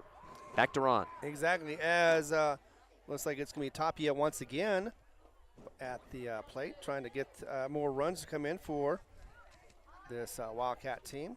Tapia flew out to left for the last out of the first inning after the Clovis squad had 2 doubles to start the ball game, but kind of sizzled after that. Lost that ball altogether was Parrish, as he was disgusted with it as soon as it got out of his hand. And that was an ugly ball, but unfortunately for him, though, it's not going to count anything or cost him anything, as nobody on plate. Except a little pride there. Exactly, well, yeah. There is that whole do-over again, but instead he gets another ball. So already the batter ahead is Tapia with 3-0 count. As that one is going to go ahead and be ball 4 for the walk. Another walk issued for Parrish to Tapia. As that gets one runner on first base. We got Clovis, Coach Cruz coming over to the home plate umpire. Coach Boyle's going to enter the field as well to talk to his pitcher. And boy, what is going on now? We got both coaches out here. Yeah, they're gonna make a change. Yeah. It's a little early, I think, but however, I think it's because it's a tight game, and he's been having a little bit of control issues. They're going to go ahead and get him out. Let me give you the numbers real quickly. Parrish will be exiting the game here in the bottom of the third. Gave up 4 hits, also a total of 5 walks, and only struck out 1 in the innings that he was in through the third here. So, again, new pitcher coming in pretty quickly here for the Hobbs Eagles. Definitely would like to get this third win against the Wildcats.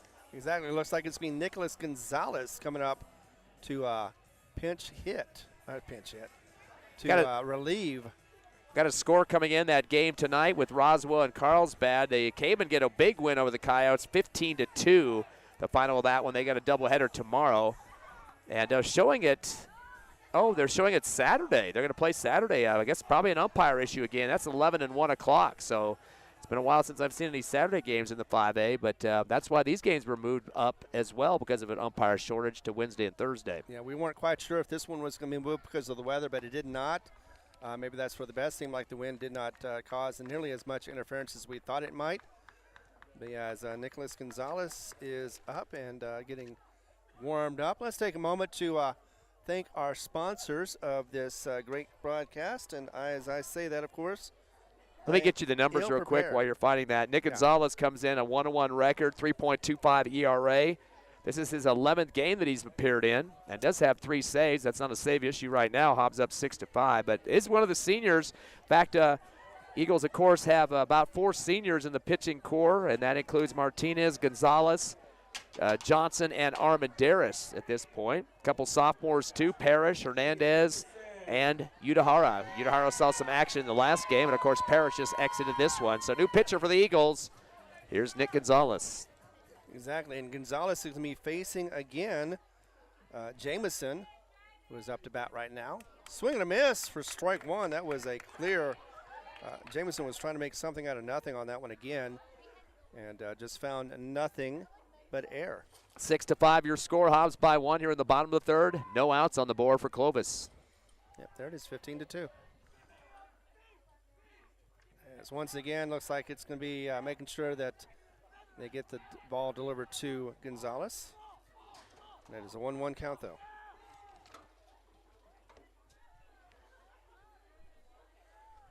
As we get another delivery. Nicholas is it's fouled off, goes to the back, and it's going to be another long strike for Jamison. Looked like Jamison was jousting that time, like he had the sword out in front of him off to the side, at least to the right of the base, and just kind of punched at it and knocked it right to the backstop. 1-2 count now to Jaden Jamison. Ooh, that's a pretty one. I know, right? It dropped right in for strike number 3, and that is a nice strikeout. First one of the game for Gonzalez. Yep, Nick Gonzalez. That's the second K for the game, 1 each for Parrish and Gonzalez now. Bottom of the order, Jerome Williams. He walked back in the second inning, did score a run eventually, the left fielder. Yes, he did. That was on the second inning. Of course, that was the 3 runs that were scored. That is a blooper that's going to go to second. Could be a double play, but no, it is not quite. Williams is a little faster and is able to run it out, so is safe. But that fielder's choice does get the second runner out. I think maybe we had 1 bunt attempt in the first game, but haven't had a lot of short ball going on here for small ball for either team this contest. But top of the order now, Javier Jimenez, 3rd time in the order to start off here. He is 1 for 1, double, a run scored, and a walk. So he's been on base both times to start the order. Exactly. He scored the first inning, not the second time around. And just quickly right there at 2 outs for this Clovis Wildcat team with 1 on. Come on, Wildcats! Force out at second. As Gonzalez is going to deal up another pitch, and that's going to be dealt just past the shortstop. Of course, that is Fuentes. And actually, it goes past Saul Armendariz as well. This could be a possibility of another run scored. Tie game. Yeah. And you knew going in there that Williams did have some speed, and he's the guy that hightails it to home and picks up the run. So, yeah, off that fielder's choice, he does get that one. And it's Jimenez, who is at second right now. Hit count is now 5-2 in favor of Clovis. So definitely getting on a little bit of a run here. And Benny Lopez is up next, as he already gets that first pitch in from Gonzalez for a ball. Little curve action there for Nick Gonzalez. We've been seeing him pitching. We've been seeing him running bases in some games here in this series. Curve inside, golf swing, and go deep.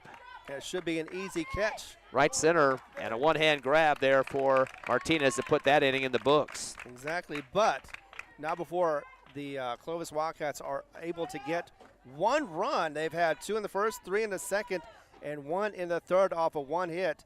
They leave 1 on, and it goes to the top of the 4th. It is a tie game. 6-6 is the score. We'll be back in just a moment right here on the Hobbs Eagle Network.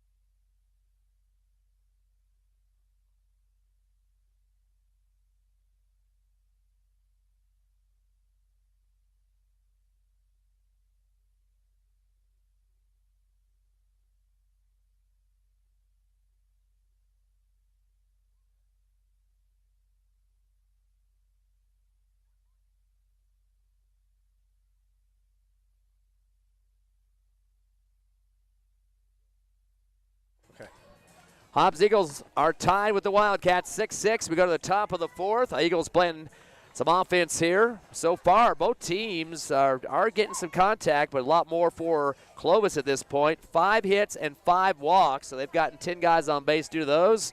Only 2 strikeouts against Clovis at this point. And on the Hobbs Eagles side, just 2 hits, 2 strikeouts, 5 walks. They have the same amount of walks as Clovis does. Air situation, definitely an advantage of the Eagles. They've only had 1 so far, but 4 for Clovis. And Jameson's still on the mound. Here's Ron. And here it is, top of the order once again. Looks like Martinez is up to bat, as it was a force out for the last third inning, or third out for the inning, as Martinez never got the out. Boy, he's collecting a lot of walks in this game. Martinez with 2 walks at this point. 2 of the 5 the Eagles have had, 40% of the walk production for the leadoff man. And he's had 2 of the 6 runs scored so far, but right now not doing as well. Bad pitch off the left side of the home plate, actually bounces off and goes to the left wall here behind the dugout, or behind the home plate. Got a Kessner fan going by, but that is 2-1 the count so far. It looks like he was trying to do a bunt, wasn't able to contact it, so got called that strike. Maybe Coach Boyle said, hey, Clovis tried one last inning. Maybe I'll get one of those in here as well. Maybe. Anything to get on base, and without being hit anyway, that'd be the better thing to do. Yeah, especially with the tie, that would be the go-ahead run. Exactly. Anybody to get on base, and he is a fast runner. But now we've got it back up to 3-2, full count for Martinez, as he's looking to defend the plate and be able to get on base as well. I wouldn't be surprised he keeps his pitch way outside against a lefty here. Make him kind of lunge across if he can. Yep, try to lean in and chase it. There it is, outside. And you did see the shift of Garcia, just like we've been seeing with Hernandez, and that will be the walk. So Martinez, 3 for 3 in walks here in this third game of the series. I know, he has been walking all 3 times, and so, yeah. So his batting average not going up, but at least he's getting opportunities. He's had 2 runs. This could be the third with no outs in the top of the 4th. As long as he doesn't walk the bases, we're good. Exactly. No, he definitely doesn't do that. But up next is going to be the shortstop, Fuentes, coming up and seeing what he can do. Yeah, needs to get something going here. 0 for 2 so far. Struck out and got on due to an error. Yep. One of the 4 Clovis errors in this last game of the series. Left at second in the second, so he's going to try to see if he can get something going, as that is thrown back to first, and trying to get Martinez to get off base. Didn't work, though. So let's see what we have this time around. Another bunt effort. That one went all the way back up, though. For a bunt, that was a high foul ball. Yeah, right over the top of us here in the backstop, and that's not the type of bunt you want at this point. You want to slap it down instead of a tip shot it up in the air. Gives the catcher an opportunity to make a play, and Really doesn't do much for you, but exactly. It doesn't advance anybody at all. If it's going to be a foul, you definitely expect to see something on the ground. He let the tip of the bat go up in the air instead of jamming it down to the ground. Nevertheless, 0-1 is the count. That found the corner for a strike. Strike two. And already Fuentes behind on the count. I didn't think Coach Boyle liked the motion that he saw in that last bunt, so he pulled him out of it on the next swing of the bat. So, yeah, no bunt attempt on this one unless he's looking for a strikeout. 0-2 count, though, for Fuentes. He does swing that one. It goes high, though, but shallow. First base. It goes to, first base, and it is caught easily for the first out. Tapia, the first baseman, about a 1-2 step drop back there. Just got his glove up and flicked the wrist back and right into the glove for him. And that's out number one for the Eagles. And that is not how they wanted to start this third inning. However, sometimes things happen with or without your consent. Jaden Hernandez, third in the order for Hobbs. He is 0 for 1. Did get on due to a walk, though, in the first inning. Followed up by an error. Yep, and Gonzalez ran that one in for the score. Trying to break the 6-6 tie here in the top of the fourth. Ooh, wicked curve on that one. And you saw Hernandez kind of move his bat towards the front of the plate that time, and then saw the curve and then pulled it back, and too late by that point. Exactly. Either way, it was a strike call. It went down the middle on that one. Jamison delivers again. This one's going to go out to right, and unfortunately it goes right to the right fielder over there for Clovis, and that is going to be Culliver to grab that out. Well, he kind of poked at the ball as he came across the front of home plate there and kind of jabbed the bat. Didn't get the full extension on the swing out. Did get it wrapped around to the left, and it ended up just poking it out to right field. Definitely not the velocity he wanted on that one, and is just kind of a standstill catch out there in right by Rivera. Yeah, and so far right now we've got Alvarado up to bat once again. He is one of the better hitters for Hobbs. Wants to see if he can drive at least one home this time around. Throwing that curve action there, the outside corner for Jamison. Alvarado walked in the first inning and fielder's choice on his second at bat. He is one of the lefties. Exactly, but one on, two out, and he's got a workload right ahead as he's trying to get another run scored. And that one might do it unless it does find the ground right in front of the right fielder. First hit of the game for Alvarado, in the exact same spot that it was on the last at-bat for Hernandez, but this one went down quicker. And Culliver just wasn't able to get there in time. However, it is a single for Alvarado, and that does advance Martinez to second. So 2 on right now, unfortunately 2 outs. But Hobbs can work with that as Cole Kessner is up to bat now. 3 hits now for the Eagles, 2 for Kessner and 1 for Alvarado. Kessner's perfect 2 for 2, RBI single, and a 3 RBI double. Kessner's gotten a little better with the bats today than he has been in the past, and that one is in the ground. Going to go ahead and do a throw. Yeah, they threw to a ghost at second base. They thought the runner was still there, and Garcia would like to have that back on a yo-yo because the runner was already 3/4 way to the third for the Eagles, and would like to have that throw back for sure. Exactly, yeah. Instead of it being a possible tag out of second, Martinez just went ahead and took off for third, saw that the ball was heading towards second, knew he was going to have an easy opportunity, and took advantage of that. I think the shortstop covered the second bag that time, Jimenez. He was like, why'd you throw it to me? The runner's already gone. Exactly. I'm all alone over here. I don't know what you're thinking of. But that is hit hard to right. Looks like it could find the gap. No, it's not. It's going to find the glove instead. And those runners at first and third are going to be left wanting because that is the end of the inning. 2 runs could have been scoring, but instead they are left on base as we go to the bottom of the fourth with 1 hit. 0 runs for Hobbs as we have a 6-6 tie still. Going to be back in a moment to get the bottom of the fourth right here on the Hobbs Eagle Network.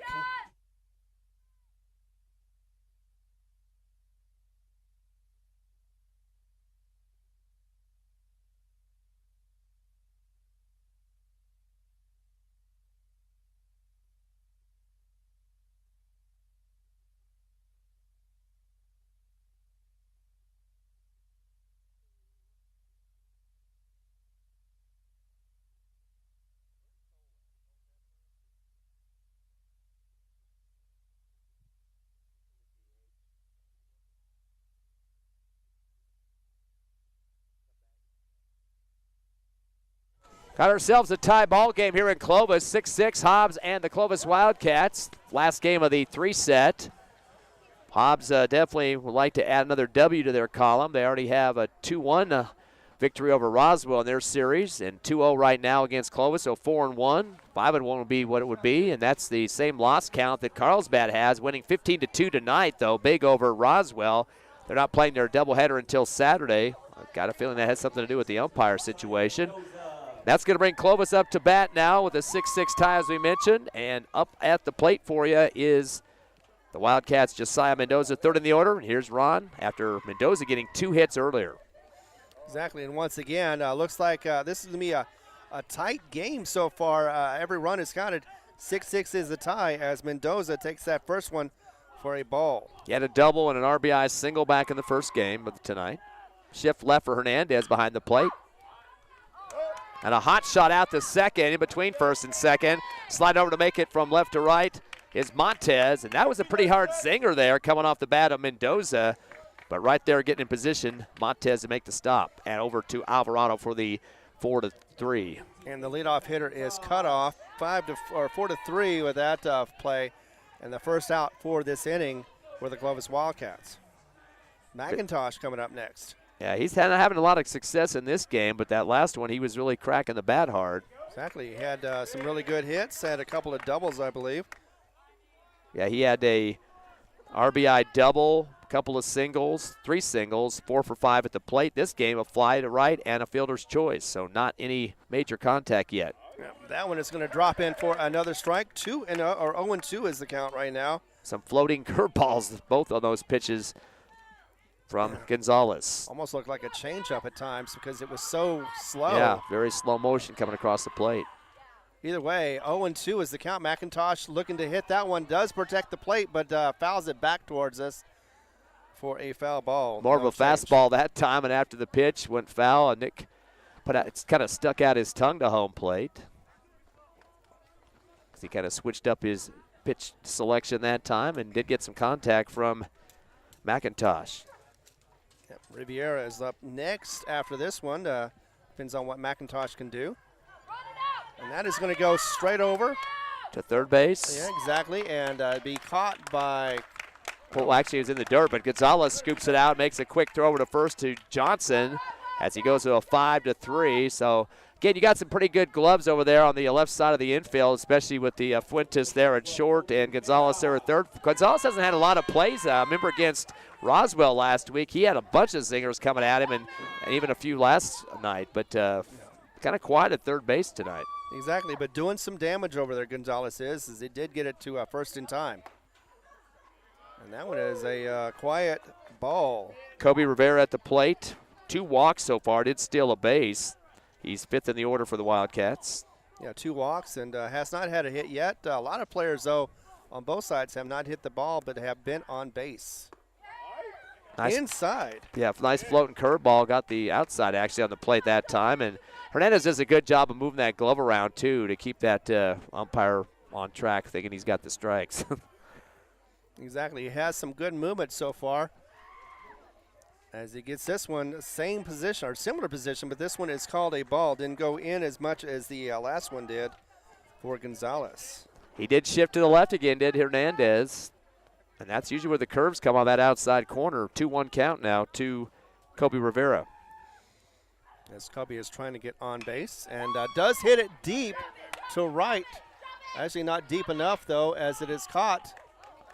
Did the ball hit him in the forehead? That looks like the second baseman, Montez. He put his glove up by his face, and then when he came to the ground, you could see him holding his forehead. I'm not sure if there was a ricochet or maybe the gloves jammed into his eyes or what happened there, but he came running from second over towards the first baseline, well behind first base, 2 other players near him, and he might have taken a shot in the bridge of the nose, it looks like. Looks like he's holding his nose right now. Looks like he could have a bloody nose happening on that one. We had a problem last week with an injury on against Fuentes, but yeah, hopefully he'll be all right as well. Just trying to see if that nose of his. Coach Boyle's out there, and they did call that an out, but as soon as he was kind of running from left to right towards that first baseline out in the green in the right shallow right field, and was he kind of fell forward. The ball came. He thought one of his teammates was coming at him, so I know he was trying to dodge him just a bit, and then his body just flattened out on his stomach as he made the catch. Yeah, he's holding his nose up in there. Hopefully not a broken nose, but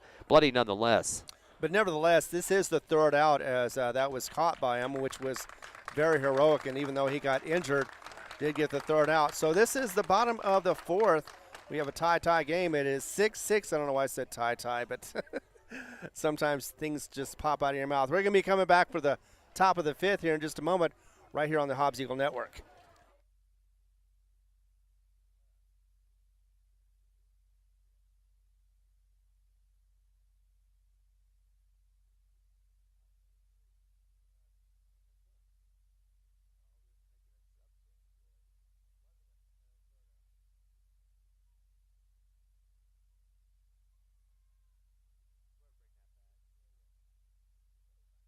We're back live in Clovis. That was the second out there. They just called a time as they got Montez off the field. Got hit in the nose, whether it was his glove or the ball, I'm not sure. He did make the catch, though. Pretty nice one out there for the second out.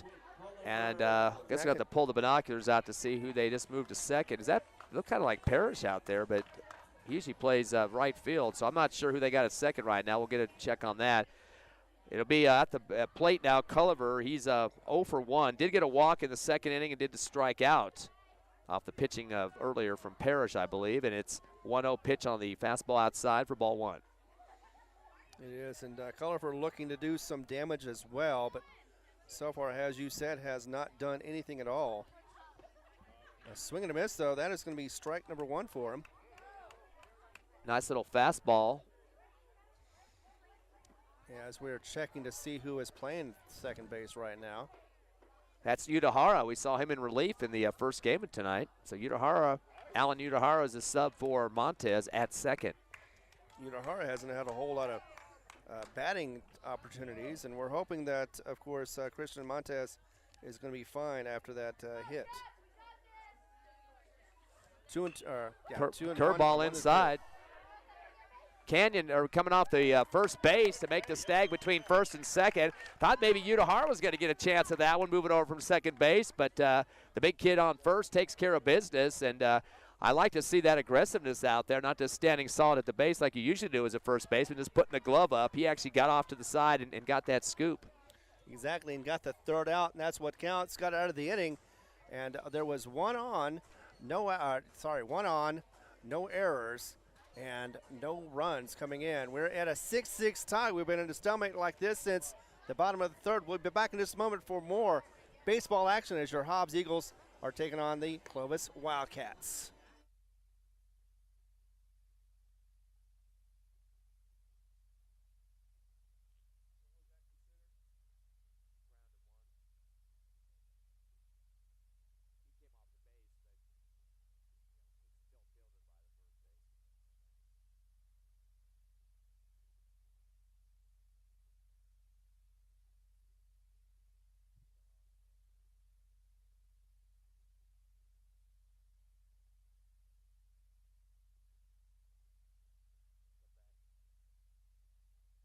Still a 6-6 ball game as we go to the top of the fifth. Your Hobbs Eagles slated for 7 here in Clovis. Final game of the 3-game set. Next week, the Eagles-Carlsbad matchup. Home on Friday night for a doubleheader, but away first on Thursday, 5 o'clock on that game, 4:45 pregame show with us. And Friday will be the 4:15 start time of the doubleheader. Back to live action, tied at 6. Your Eagles at the bat. Here's Ron. And Kenyon Johnson up to bat now, and he hits it very fast, finds the gap to left, and as he goes in the outfield, he does get that single. So already one hit for Hobbs, as before he had not gotten anything at all. Yeah, he got a couple grounders to second back-to-back, but that time he extends it out to left field, and that will be the 4th hit of the ball game, one less than Clovis, but we are tied 6-6 here in the top of the 5th. Exactly, and once again, one of those situations where runs are a premium and they always count for something. As we have out now, looks like Gonzalez up to bat now. Struck out first and hit by a pitch second time around. Yeah, only got to second, wasn't able to get to score. Could be a double play. Could be as it gets to second, but not to first in time. Possibly. I didn't see the That was call. Jimenez's little flip over to second base to Culliver. Culliver fires as hard as he can to first, just barely missing the tag there for Tapia at first. So Hobbs Eagles getting away from a double play on that one, but there's one down after Gerardo Gonzalez gets the fielder's choice. Exactly, and was able to leg it out and get beyond the first base before the tag out. Christian Montez, 8th in the order, got on due to an error with the run after that and ground to short in his 2 at-bats. Saul Armendariz will round out the order after him. See that. Still pitching for Clovis is Jameson, Jackson Alan Jameson. Harris is up now. Well, that's right. He subbed in for Montez, getting his first chance at bat. Yeah, he hasn't had a whole lot of at-bats. In fact, as far as I know, he's got a 0 batting average, so he would love to get that one in the books as far as getting something on. Curveball right in the middle there for the strike as Udahara waited on that. Of course, Udahara usually plays pitching instead of the other position, so doesn't get a lot of chance to come up to the home plate offensively. Very, very true. Usually gets DH'd. Goes to the fastball next, and boy, some dirt flying up after he swings on that one and unfortunately strikes out. Unfortunately, that is a strikeout. Strike out number 2 out so far. 3 Ks in the game for the Clovis pitching. Bottom of the order, Saul Armendariz walked in the 2nd inning and got a fly to center field, unfortunately, in the 4th inning. Yeah, the bats for Hobbs have been cold so far. They need to heat them up. And with 2 outs, that could be possible. They've been having some success so far this season with 2 outs. No hits in the final 3 batters for Hobbs, and taking the curveball outside for the strike is Armendariz. We got the walk artist coming up next in this game. Martinez with 3 walks to lead it off for Hobbs. I know, almost got to his 3rd score, but wasn't quite there as he was at 3rd base. You could know that pitch was going outside with Jameson. You saw a big shift from Garcia, the catcher right on the right side of the plate that time before the ball even got there. Got a final score for the JV game against Hobbs versus Clovis. We'll talk about that in a moment. Curveball, swing and a miss as Armendariz got pirouetted around there near the left side of the plate and facing a 1-2 count. Exactly, missed everything as Hobbs does lose the first game, but they win the second game 8-1 against Clovis. So 1-1 is the JV game, our team against Clovis today. Another curve and gets the inside corner. Not liking it as Armendariz kind of slams the bat. He knew he should have put some attempt at swinging the bat on that one. So we're still knotted up, Ron.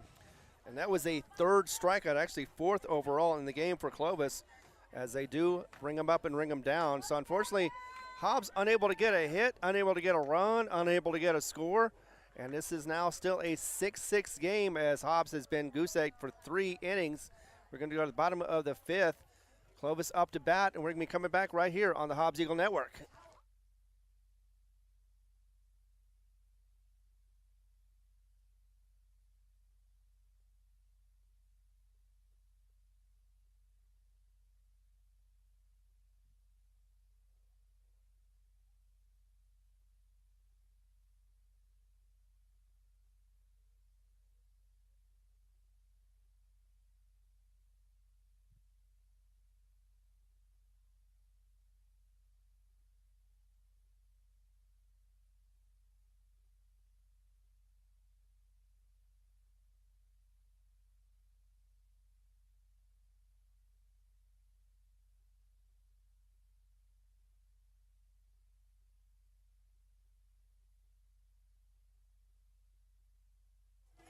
Your Hobbs Eagles and Clovis Wildcats tied at 6-6. Ty friend Ron Gunner with you tonight in Clovis. Final game of the 3-game set here. Of course, the Eagles have Carlsbad next week to wrap it up for the regular season. Right now, the Eagles, what you said, moved up to number 11 in the Max Preps poll, right? Exactly, and Clovis dropped down 1-14. Carlsbad, though, doing very well. They did win their first contest against Roswell, big time, 15-2. Of course, top 16 teams make it to the playoffs, so Hobbs in that mix right now. Here, back to live action. Eagles playing some defense. And Tapia is able to get it past our 3rd baseman and into the left field to make a single. That is a quick hit for Tapia. First hit of the ball game, now 1 of 2, and a walk as well. 6th hit of the game for Clovis, and trying a dive there was Gonzalez, but it got through between third base and himself, and it went out into the left field, so the single recorded by Tapia. Couldn't get his body in front of that ball, Gonzalez did, but tried it very best. Just wasn't able to get it done. Now the pitcher up to the plate, Jaden Jamison. He's 0 for 1 with a strikeout and a walk. Bunt right back to Udahara in front of the mound. Throws a low one and bounces off the bag a little bit. Canyon Johnson tried to get in front of it, but that should have been a routine throw, but unfortunately it's going to get a runner on. Yeah, unfortunately, yeah, it was in and out of his glove. Didn't not count. Was in time, but unfortunately wasn't quite on the mark as they hoped. So instead of having 1 out, it's 2 on, no outs, and this bottom of the 5th. Second error for the Eagles in the game.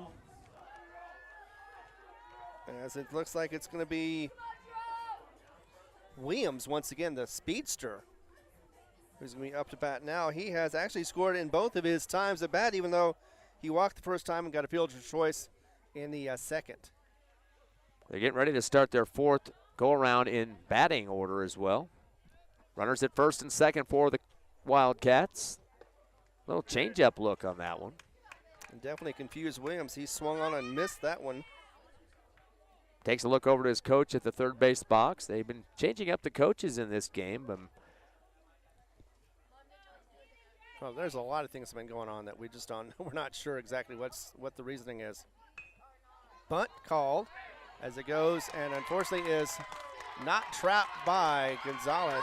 Yeah, went left to the mound, in front of the mound that time. He tried to bare-hand it and didn't get the poke he wanted on the ball. Pretty much go with a single on that one. Good placed bunt on the left of the front of the mound there. Kind of got stuck in the grass for a second. So now we've got a big problem for the Eagles. Bases loaded. It is a 6-6 tie, so anything comes across as a lead for Clovis. Yeah, and this time around you cannot blame Johnson for anything. It wasn't the fact that he didn't catch it. Just wasn't delivered in time, and it's hard to do that one too. It's trying to scoop it up while you're running and then try to concentrate and throw the ball. It's a fluid motion, but if you don't have it right, it can be bobbled, especially if the ball bounces wrong. 7 hits for Clovis. Now top of the order is Javier Jimenez, 2 for 2 so far, double and a single. Curveball inside. It's going to go sailing out to left field with the Eagles right underneath it. That's Armendariz. He's going to have to relay it in. That's going to be a score for Clovis on a sac RBI for the Wildcats. Exactly, and Jimenez once again able to get something going with his bat, but did get another RBI. That's his second one of the game. Tapia scores for Clovis in a 7-6 ball game. We thought the first game tonight was going to go long, 2:45, but this might be going long too. But now Clovis in the lead, though. Exactly. Once again, grabbed the lead. They had it in the first inning, and this is their second time around holding the lead. Another bunt attempt did not happen. It looks like it may be a pickoff, not quite in time. Long throw out to second from behind the plate from Hernandez. He kind of hesitated a second. The runner kind of zigzagging back and forth, and he still decided to throw it, and still pretty close to the play there, but got to be careful. The wild throws could cause some people to come around and extend the lead. Not only that, but last time that we saw something like that, the runner was going on to third, and so it was a meaningless throw.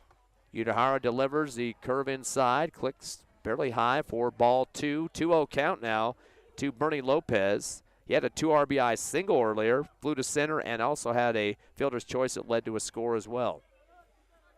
Exactly. So he has not scored, but he has done a little damage with his bat. And that one is just low. Fastball for Udahara outside and low, as you said, and he took a last-second look back at second before unloading that pitch, and I think that might have got him off a little bit on that one. Batter ahead on the count on this one as see what is delivered. Nope. Walk issued to Lopez. That's going to be the 6th walk of the ball game for the Eagles pitching, and still 7-6. Coach Bowman comes out of the dugout, the pitching coach for the Eagles, crossing his arms a little bit, getting a little bit nervous out there now as Hobbs doesn't want to lose the last game of the series, I don't think. Oh, definitely not. But with bases loaded and 1 out, I mean, yes, you can get that double play still. That's a possibility, but it's going to be difficult with these bats going. But that helps. Nice strike. Yeah, nice curveball floating right down the pike that time. It's backing away from the plate was Josiah Mendoza, who was 2 for 3, a double, RBI single, and a ground to second. Exactly. So he's had mixed results at the bat. And that one is going to be outside for a ball. There goes Hernandez shifting over as the pitch comes across outside left. Evens up the count at 1-1. Well, you have the advantage of being behind him, so you can see where he shifts. The batter, on the other hand, not quite in the same eye level. That one comes inside, so switching up a little bit is Nick. And batter just kind of froze, and it pays the price. Another strike. 1-2 count now to Mendoza. And I'm sure Mendoza would like to get another double right now and get at least one RBI, if not two. Of course, with that double, it would be an RBI double. Right back to the same place. The curveball, swing and a miss. That will sit down Mendoza and be the third strikeout for the Hobbs Eagles. Not only that, but it's also the second out for the inning, as we have bases loaded, 2 outs though, and that is going to help the cause. As coming up next is McIntosh, though he's been doing a little damage at the bat. Yeah, that was in the first game tonight, though. He's 0 for 3 right now, though. True. He did have a fielder's choice. He did get on, but didn't do much more than that. Usually when you're in that 4th slot, you're a sure bat out there. But we said in the first game he was 4 for 5 and had 3 RBIs, 3 singles, a double, and only one time didn't get on was a fly to left. But he's looking at a 1-0 count right now, and that one is going to be a little high for ball 2. Bases loaded for Clovis. 2 down, 7-6 lead for the Wildcats here in the bottom of the 5th. 2 more innings to go here in regulation. Yeah, a little lucky, actually, that Hobbs is only down by 1 so far, trying to get out of this inning, though, with that. Curveball goes off the right backstop, and notice the American flag not blowing around anymore. Really calmed down since that first game. We saw gusts up to about 35 miles per hour. Not the big, cloud of dust coming across the field that we saw last year, where they had to stop the game several times because of the whiteout, basically. Yeah, sun goes down and the wind goes out, and that one is a strike. So it ends up at 2-2. He took a big swing at that one, trying to get it somewhere, and did not contact it. Eagles trying to escape another run, scoring down by 1. And that should be, oh, nice catch. Leaping catch, Gonzalez. Yeah, over the shoulder, got the glove out, going towards the third baseline, towards the Hobbs Eagle dugout, and Gonzalez definitely putting his body up in the air that time. Coach Bowman giving some high fives as the players come off the field, and he'll give up 1 run, but that was a big stop. If that thing would have dropped, that would have rolled, probably a couple runs coming through on that. Exactly, easily, although I thought it could have possibly been a foul, but either way, it didn't matter because that was a nice grab, and that ended the inning. However, Clovis is able to get 1 run to come in off of 2 hits and is able to get the lead. 7-6 as we go to the top of the 6th. And Hobbs is looking to get the lead back as they want to answer that 1 run. Coming back in just a moment right here on the Hobbs Eagle Network.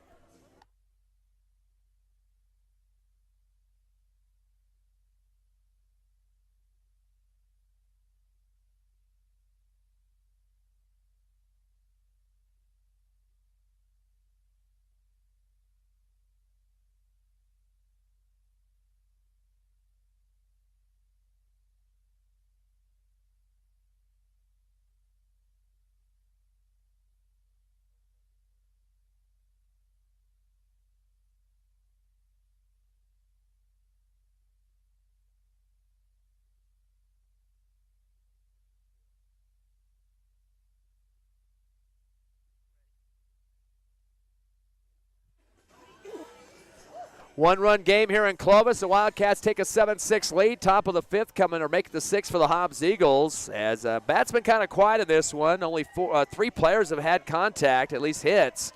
Cole Kessler 2 for 3, an RBI single, 3 RBI double. Xavier Alvarado with the single, and Canyon Johnson with the single. Other than that, everything kind of quiet, but the Eagles trying to get back on top here. Down 7-6, top of the lineup. It's Josiah Martinez, who is 3 for 3 when it comes to walks in this ball game, Ron. Exactly, but so far he's looking at his first strike of this at-bat. And it'd be kind of interesting if Hobbs did lose this game 7-6, just like they did. Clovis was able to beat Carlsbad just last week 7-6, hoping that doesn't happen as Martinez looks at strike 2.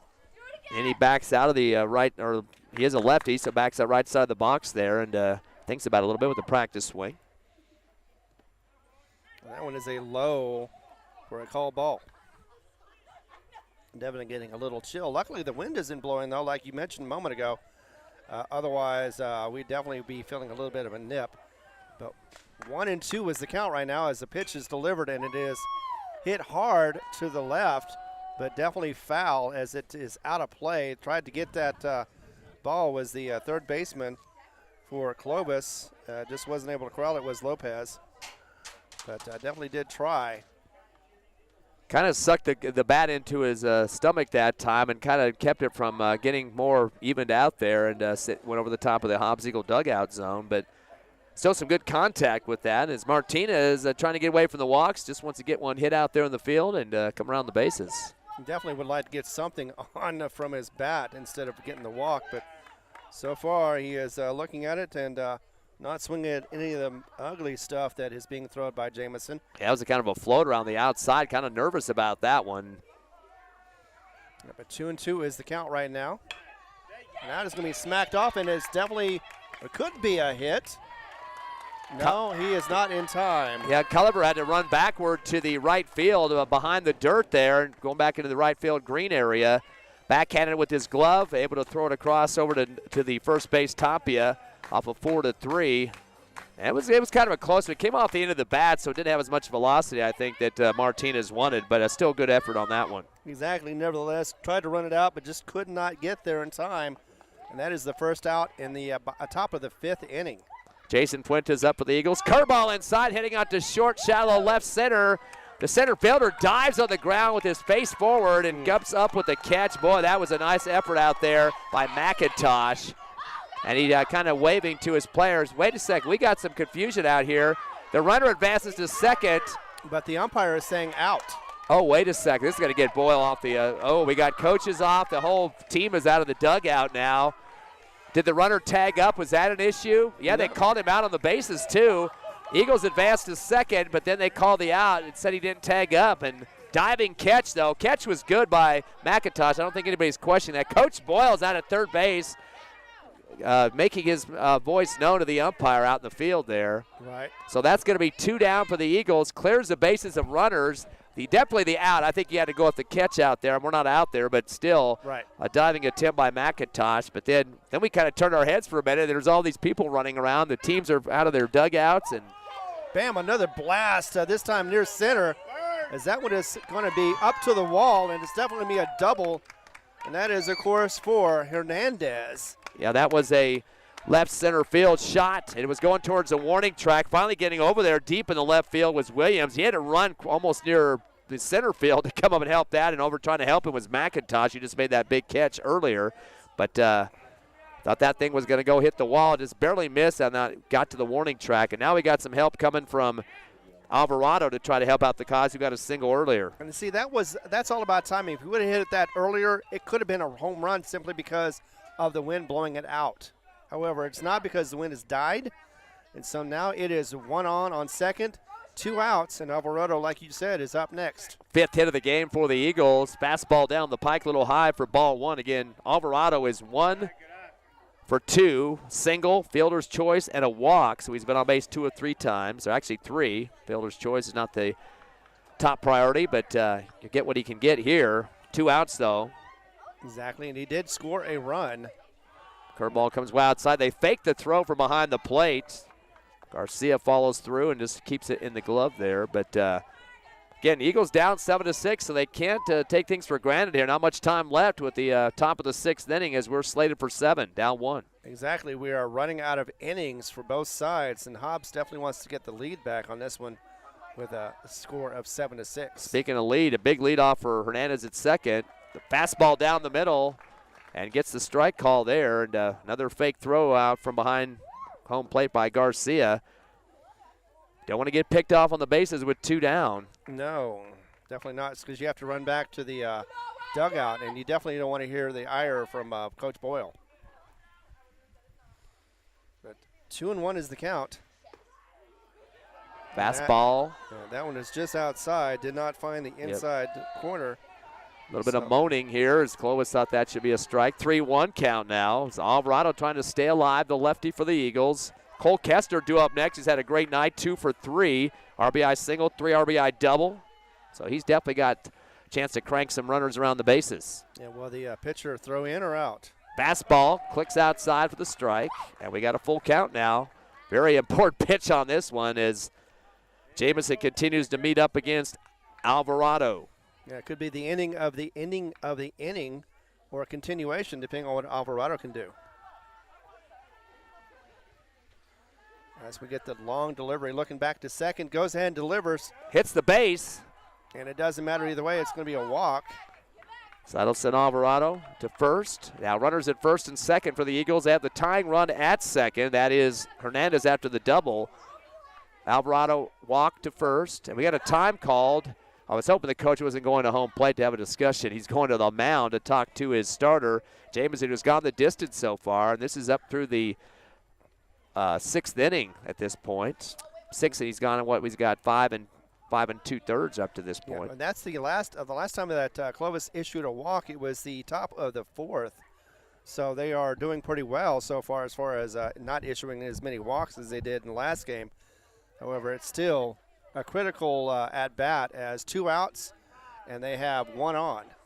Jaden Hernandez jogs over to Coach Boyle at the third base. Long discussion going on at the mound, and it doesn't look like any intent to switch anybody out here, but usually they like to hurry those up. You can tell the coach isn't going to move you. Let's get this broken up and move on with the game. Could be just buying time for their relief pitcher. Could be warming up right now. Who knows? Going on 9:45 tonight here. We're listening live to Hobbs Eagle Baseball, Game 2 of the doubleheader, HobbsAmerica.com, YouTube, and the Cool 95.7 Facebook page. We'll be back with you next week as well, Thursday and Friday for the final series between Hobbs and Carlsbad. Very big implications for the playoffs on that series. Exactly. Speaking of which, big implications as Cole Kessner is up. He did a lot of damage in his one of his last at-bats. Had a double, 3 RBI double to be exact. Fastball hits the outside corner for the strike as he held on that one. He also had that RBI single back in the first. Exactly. So he's had 4 RBIs and has very much helped the cause for the Hobbs Eagles. And the 2 hits. 0-1 count to him now with 2 down, runner at first and second. Now that one finds the corner as well for another strike call. Strike 2. So Kessner is behind on the count, 0-2. Guaranteed the runners now are going to be really aggressive on the bases because they know that's going to have to go if that ball's even more close. Exactly. First and second covered, but 2 outs, unfortunately, for Hobbs. They want to get something going on, maybe even get this back to a tie game. Curveball inside, going to be fouled off as that goes over the right side backstop for Kessner. He wants to get that lined up and possibly out to the right field, just shallow enough to be able to get in front of the right fielder. Mentioned the Carlsbad throttled Roswell earlier tonight, 15-2. Their doubleheader will be on Saturday to finish up that series. Carlsbad with 1 loss this season, just like the Eagles in district. Carlsbad once again looking tough on baseball. Reach out, swing on that one, and it sails high on foul territory on the first baseline, and a routine catch with one hand there by Tapia. And didn't get the full swing he wanted on that one, Ron. He kind of just reached out and kind of tapped at it, and it hit off the end of the bat and over to that first baseman, Tapia. Definitely wasn't what he desired. However, he thought maybe he had a chance. However, it was a pop-up. It was definitely caught easily for that third out. So once again, 1 hit, 2 on base, and no scores, and it is still 7-6. Hobbs has 4 goose eggs as they go to the bottom of the 6th, and Clovis once again at bat. We'll be back in just a moment right here on your Hobbs Eagle Network.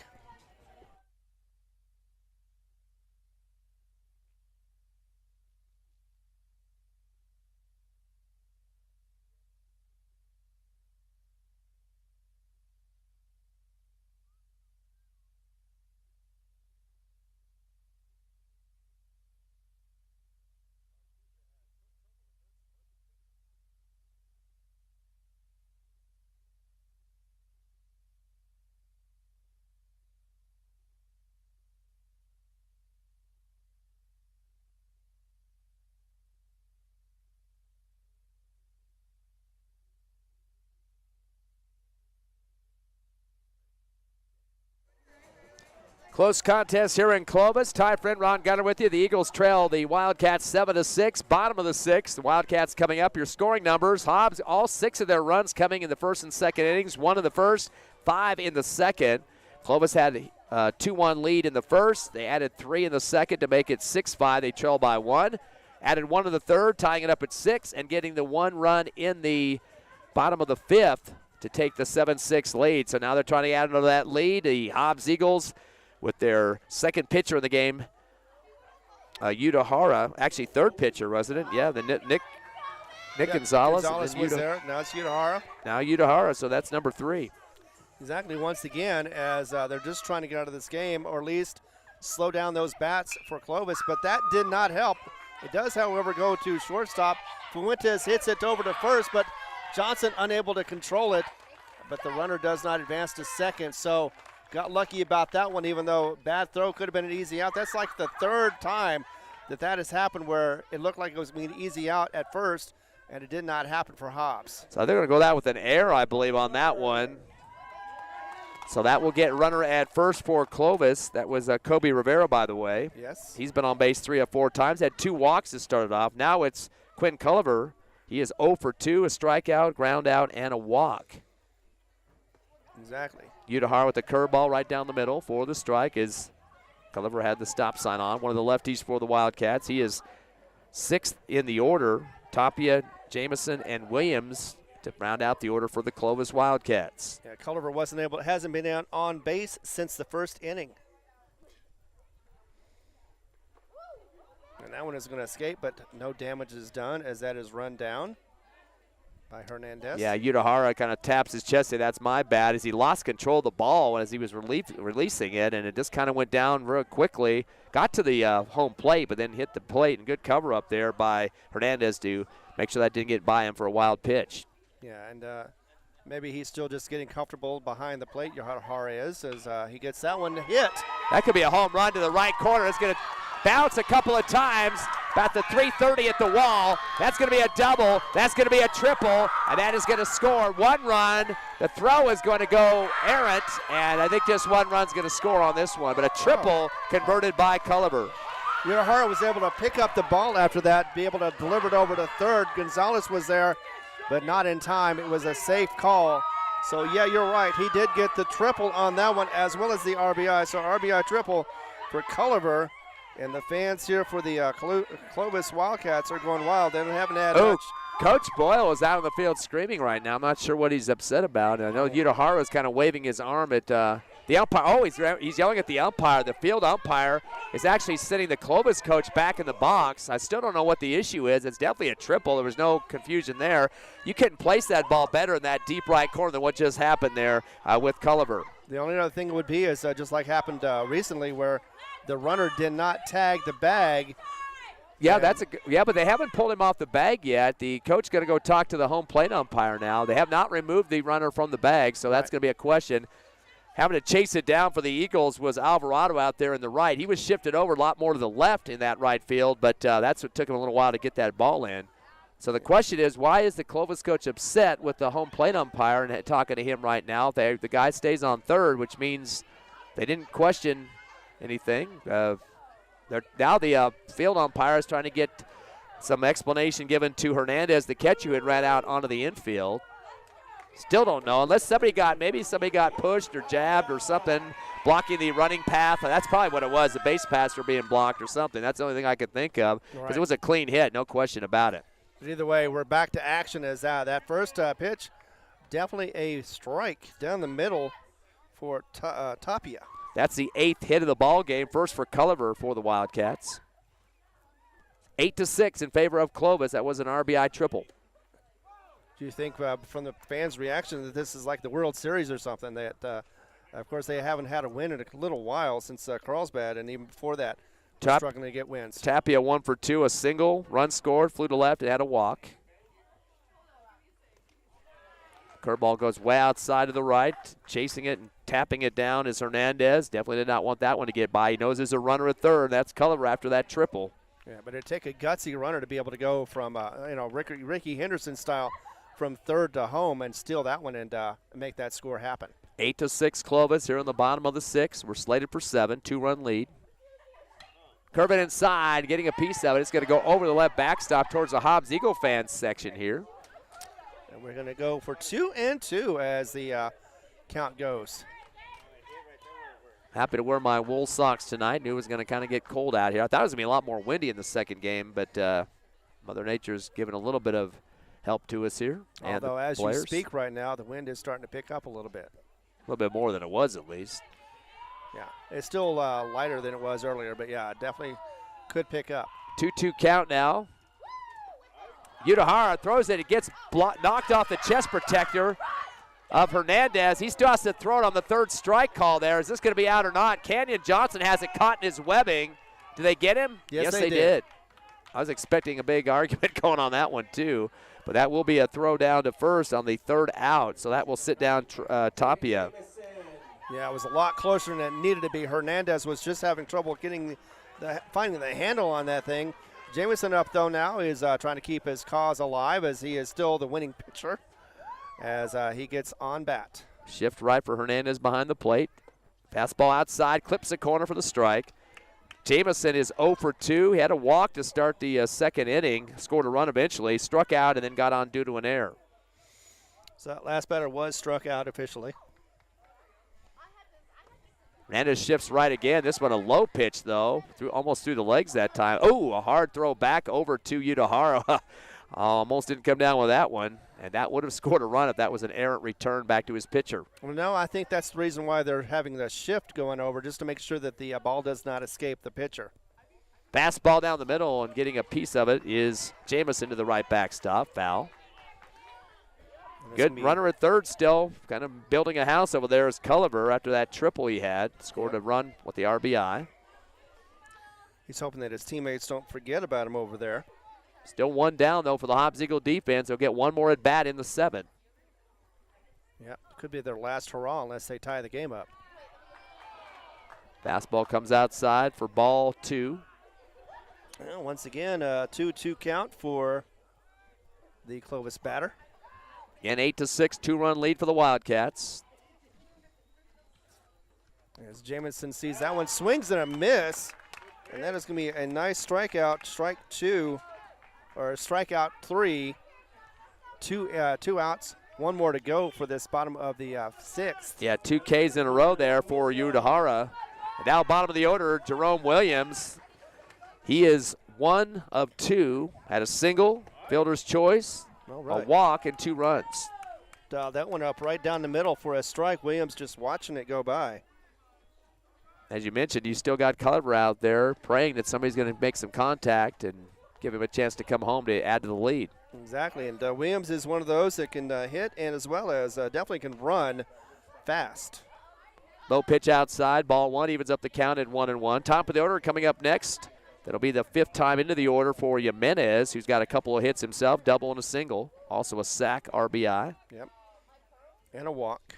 So, yeah, he's definitely done a little damage for the Clovis Wildcats.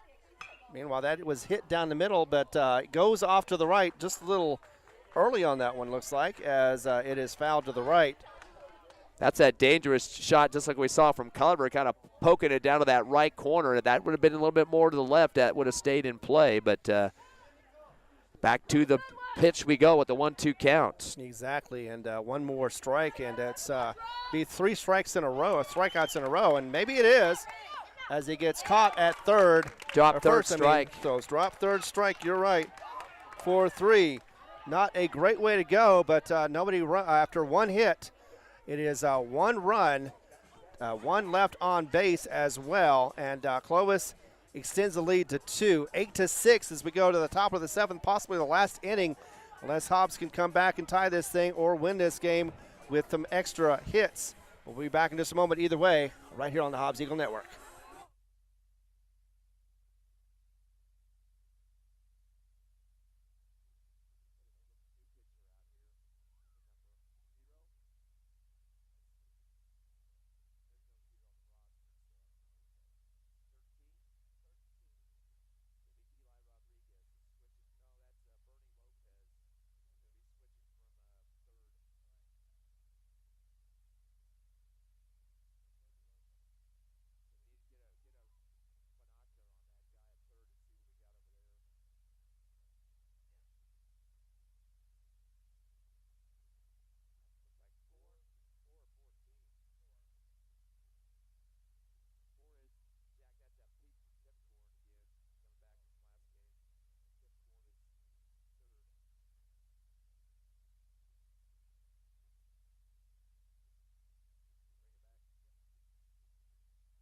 Change on the mound for the Clovis Wildcats here in the top of the 7th. The Eagles have to get at least 2 runs to keep this game moving along. Jax Pipcorn, who did pitch in the last game, is going to move to 3rd, and it'll be Bernie Lopez moving from 3rd to the mound to pitch. Second pitcher of the game in relief now. The starter, Jamison, gave up 8 hits to the Eagles, walked 8 as well, had 5 strikeouts. And now we are number 2 in the relief corps here, or first in the relief corps, I should say. 8-6, Clovis leads by 2. Again, Hobbs getting their last chance at bat. Hopefully there'll be more than that, but we'll see what happens here. Let's give it back over to Ron. And Lopez looking for that save that he could get on this one. But, of course, Hobbs wanting to get back in this one and make it a ball game. 8-6, like you said, down by 2, and they are definitely wanting to get their bats hot. They've been struggling. They've had 4 innings of nothing but goose eggs, and we've got Johnson coming up to start us all off. Johnson 1 for 3, a single and 2 ground outs to second. So he definitely wants to keep it away from Culliver out there at second. Yeah, he got called out at an almost double play, and that is hit hard over there to just in front of left field, is able to bobble it. Johnson is free to get to first base without sliding, and already 1 hit for Hobbs. That is the way to start it. Little hesitation from Williams. He kind of stutter stopped there, and if he would have kept running forward, I think he would have made the catch. Kind of a shallow shot out there in left field, but that little hesitation cost him a chance for getting a fly out in the first out. Exactly, not only that, but they're also going to replace Johnson. He is not the fleetest of foot, so they're going to get him replaced. Looks like that's going to be probably Nick Gonzalez. He seems like he's been going out there quite a bit. Hernandez is out there. Going to bring up Gerardo Gonzalez now. He is 0 for 2, strikeout, fielder's choice, but he did get hit by a pitch to get on base once in this game, or at least he got on twice with the fielder's choice. But exactly. Takes the fastball, clips the outside corner. He is 7th in the order for the Eagles. Tying run at the plate is Gonzalez. Montez and Armendariz due up next in the 8th and 9th slot. Neither one of those guys have a hit yet, so definitely due for one. Exactly, and they would love to get this back into at least a tie game, if not the lead. Hard fastball outside a little bit there for the relief pitcher, Lopez, former third baseman in this game. Time called, and we're going to see the shortstop and the catcher both head out to the mound. That's Jimenez and Garcia. Looked like that was called by the shortstop. He was the one sprinting in first and getting the ump's attention.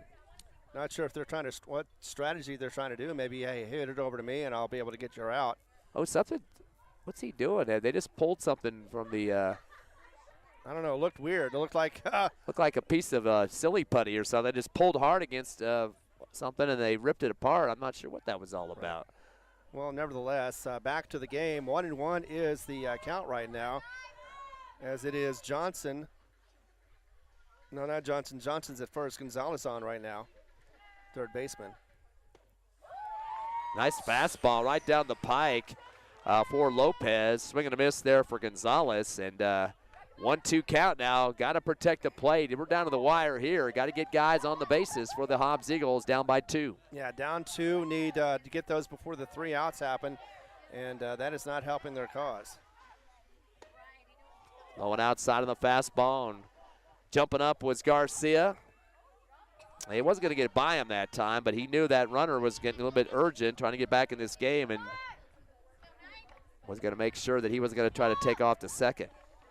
Exactly, as 2-2 is the count. Swing and a miss, unfortunately, though, for the strike. First one for Benny. That's the 5th K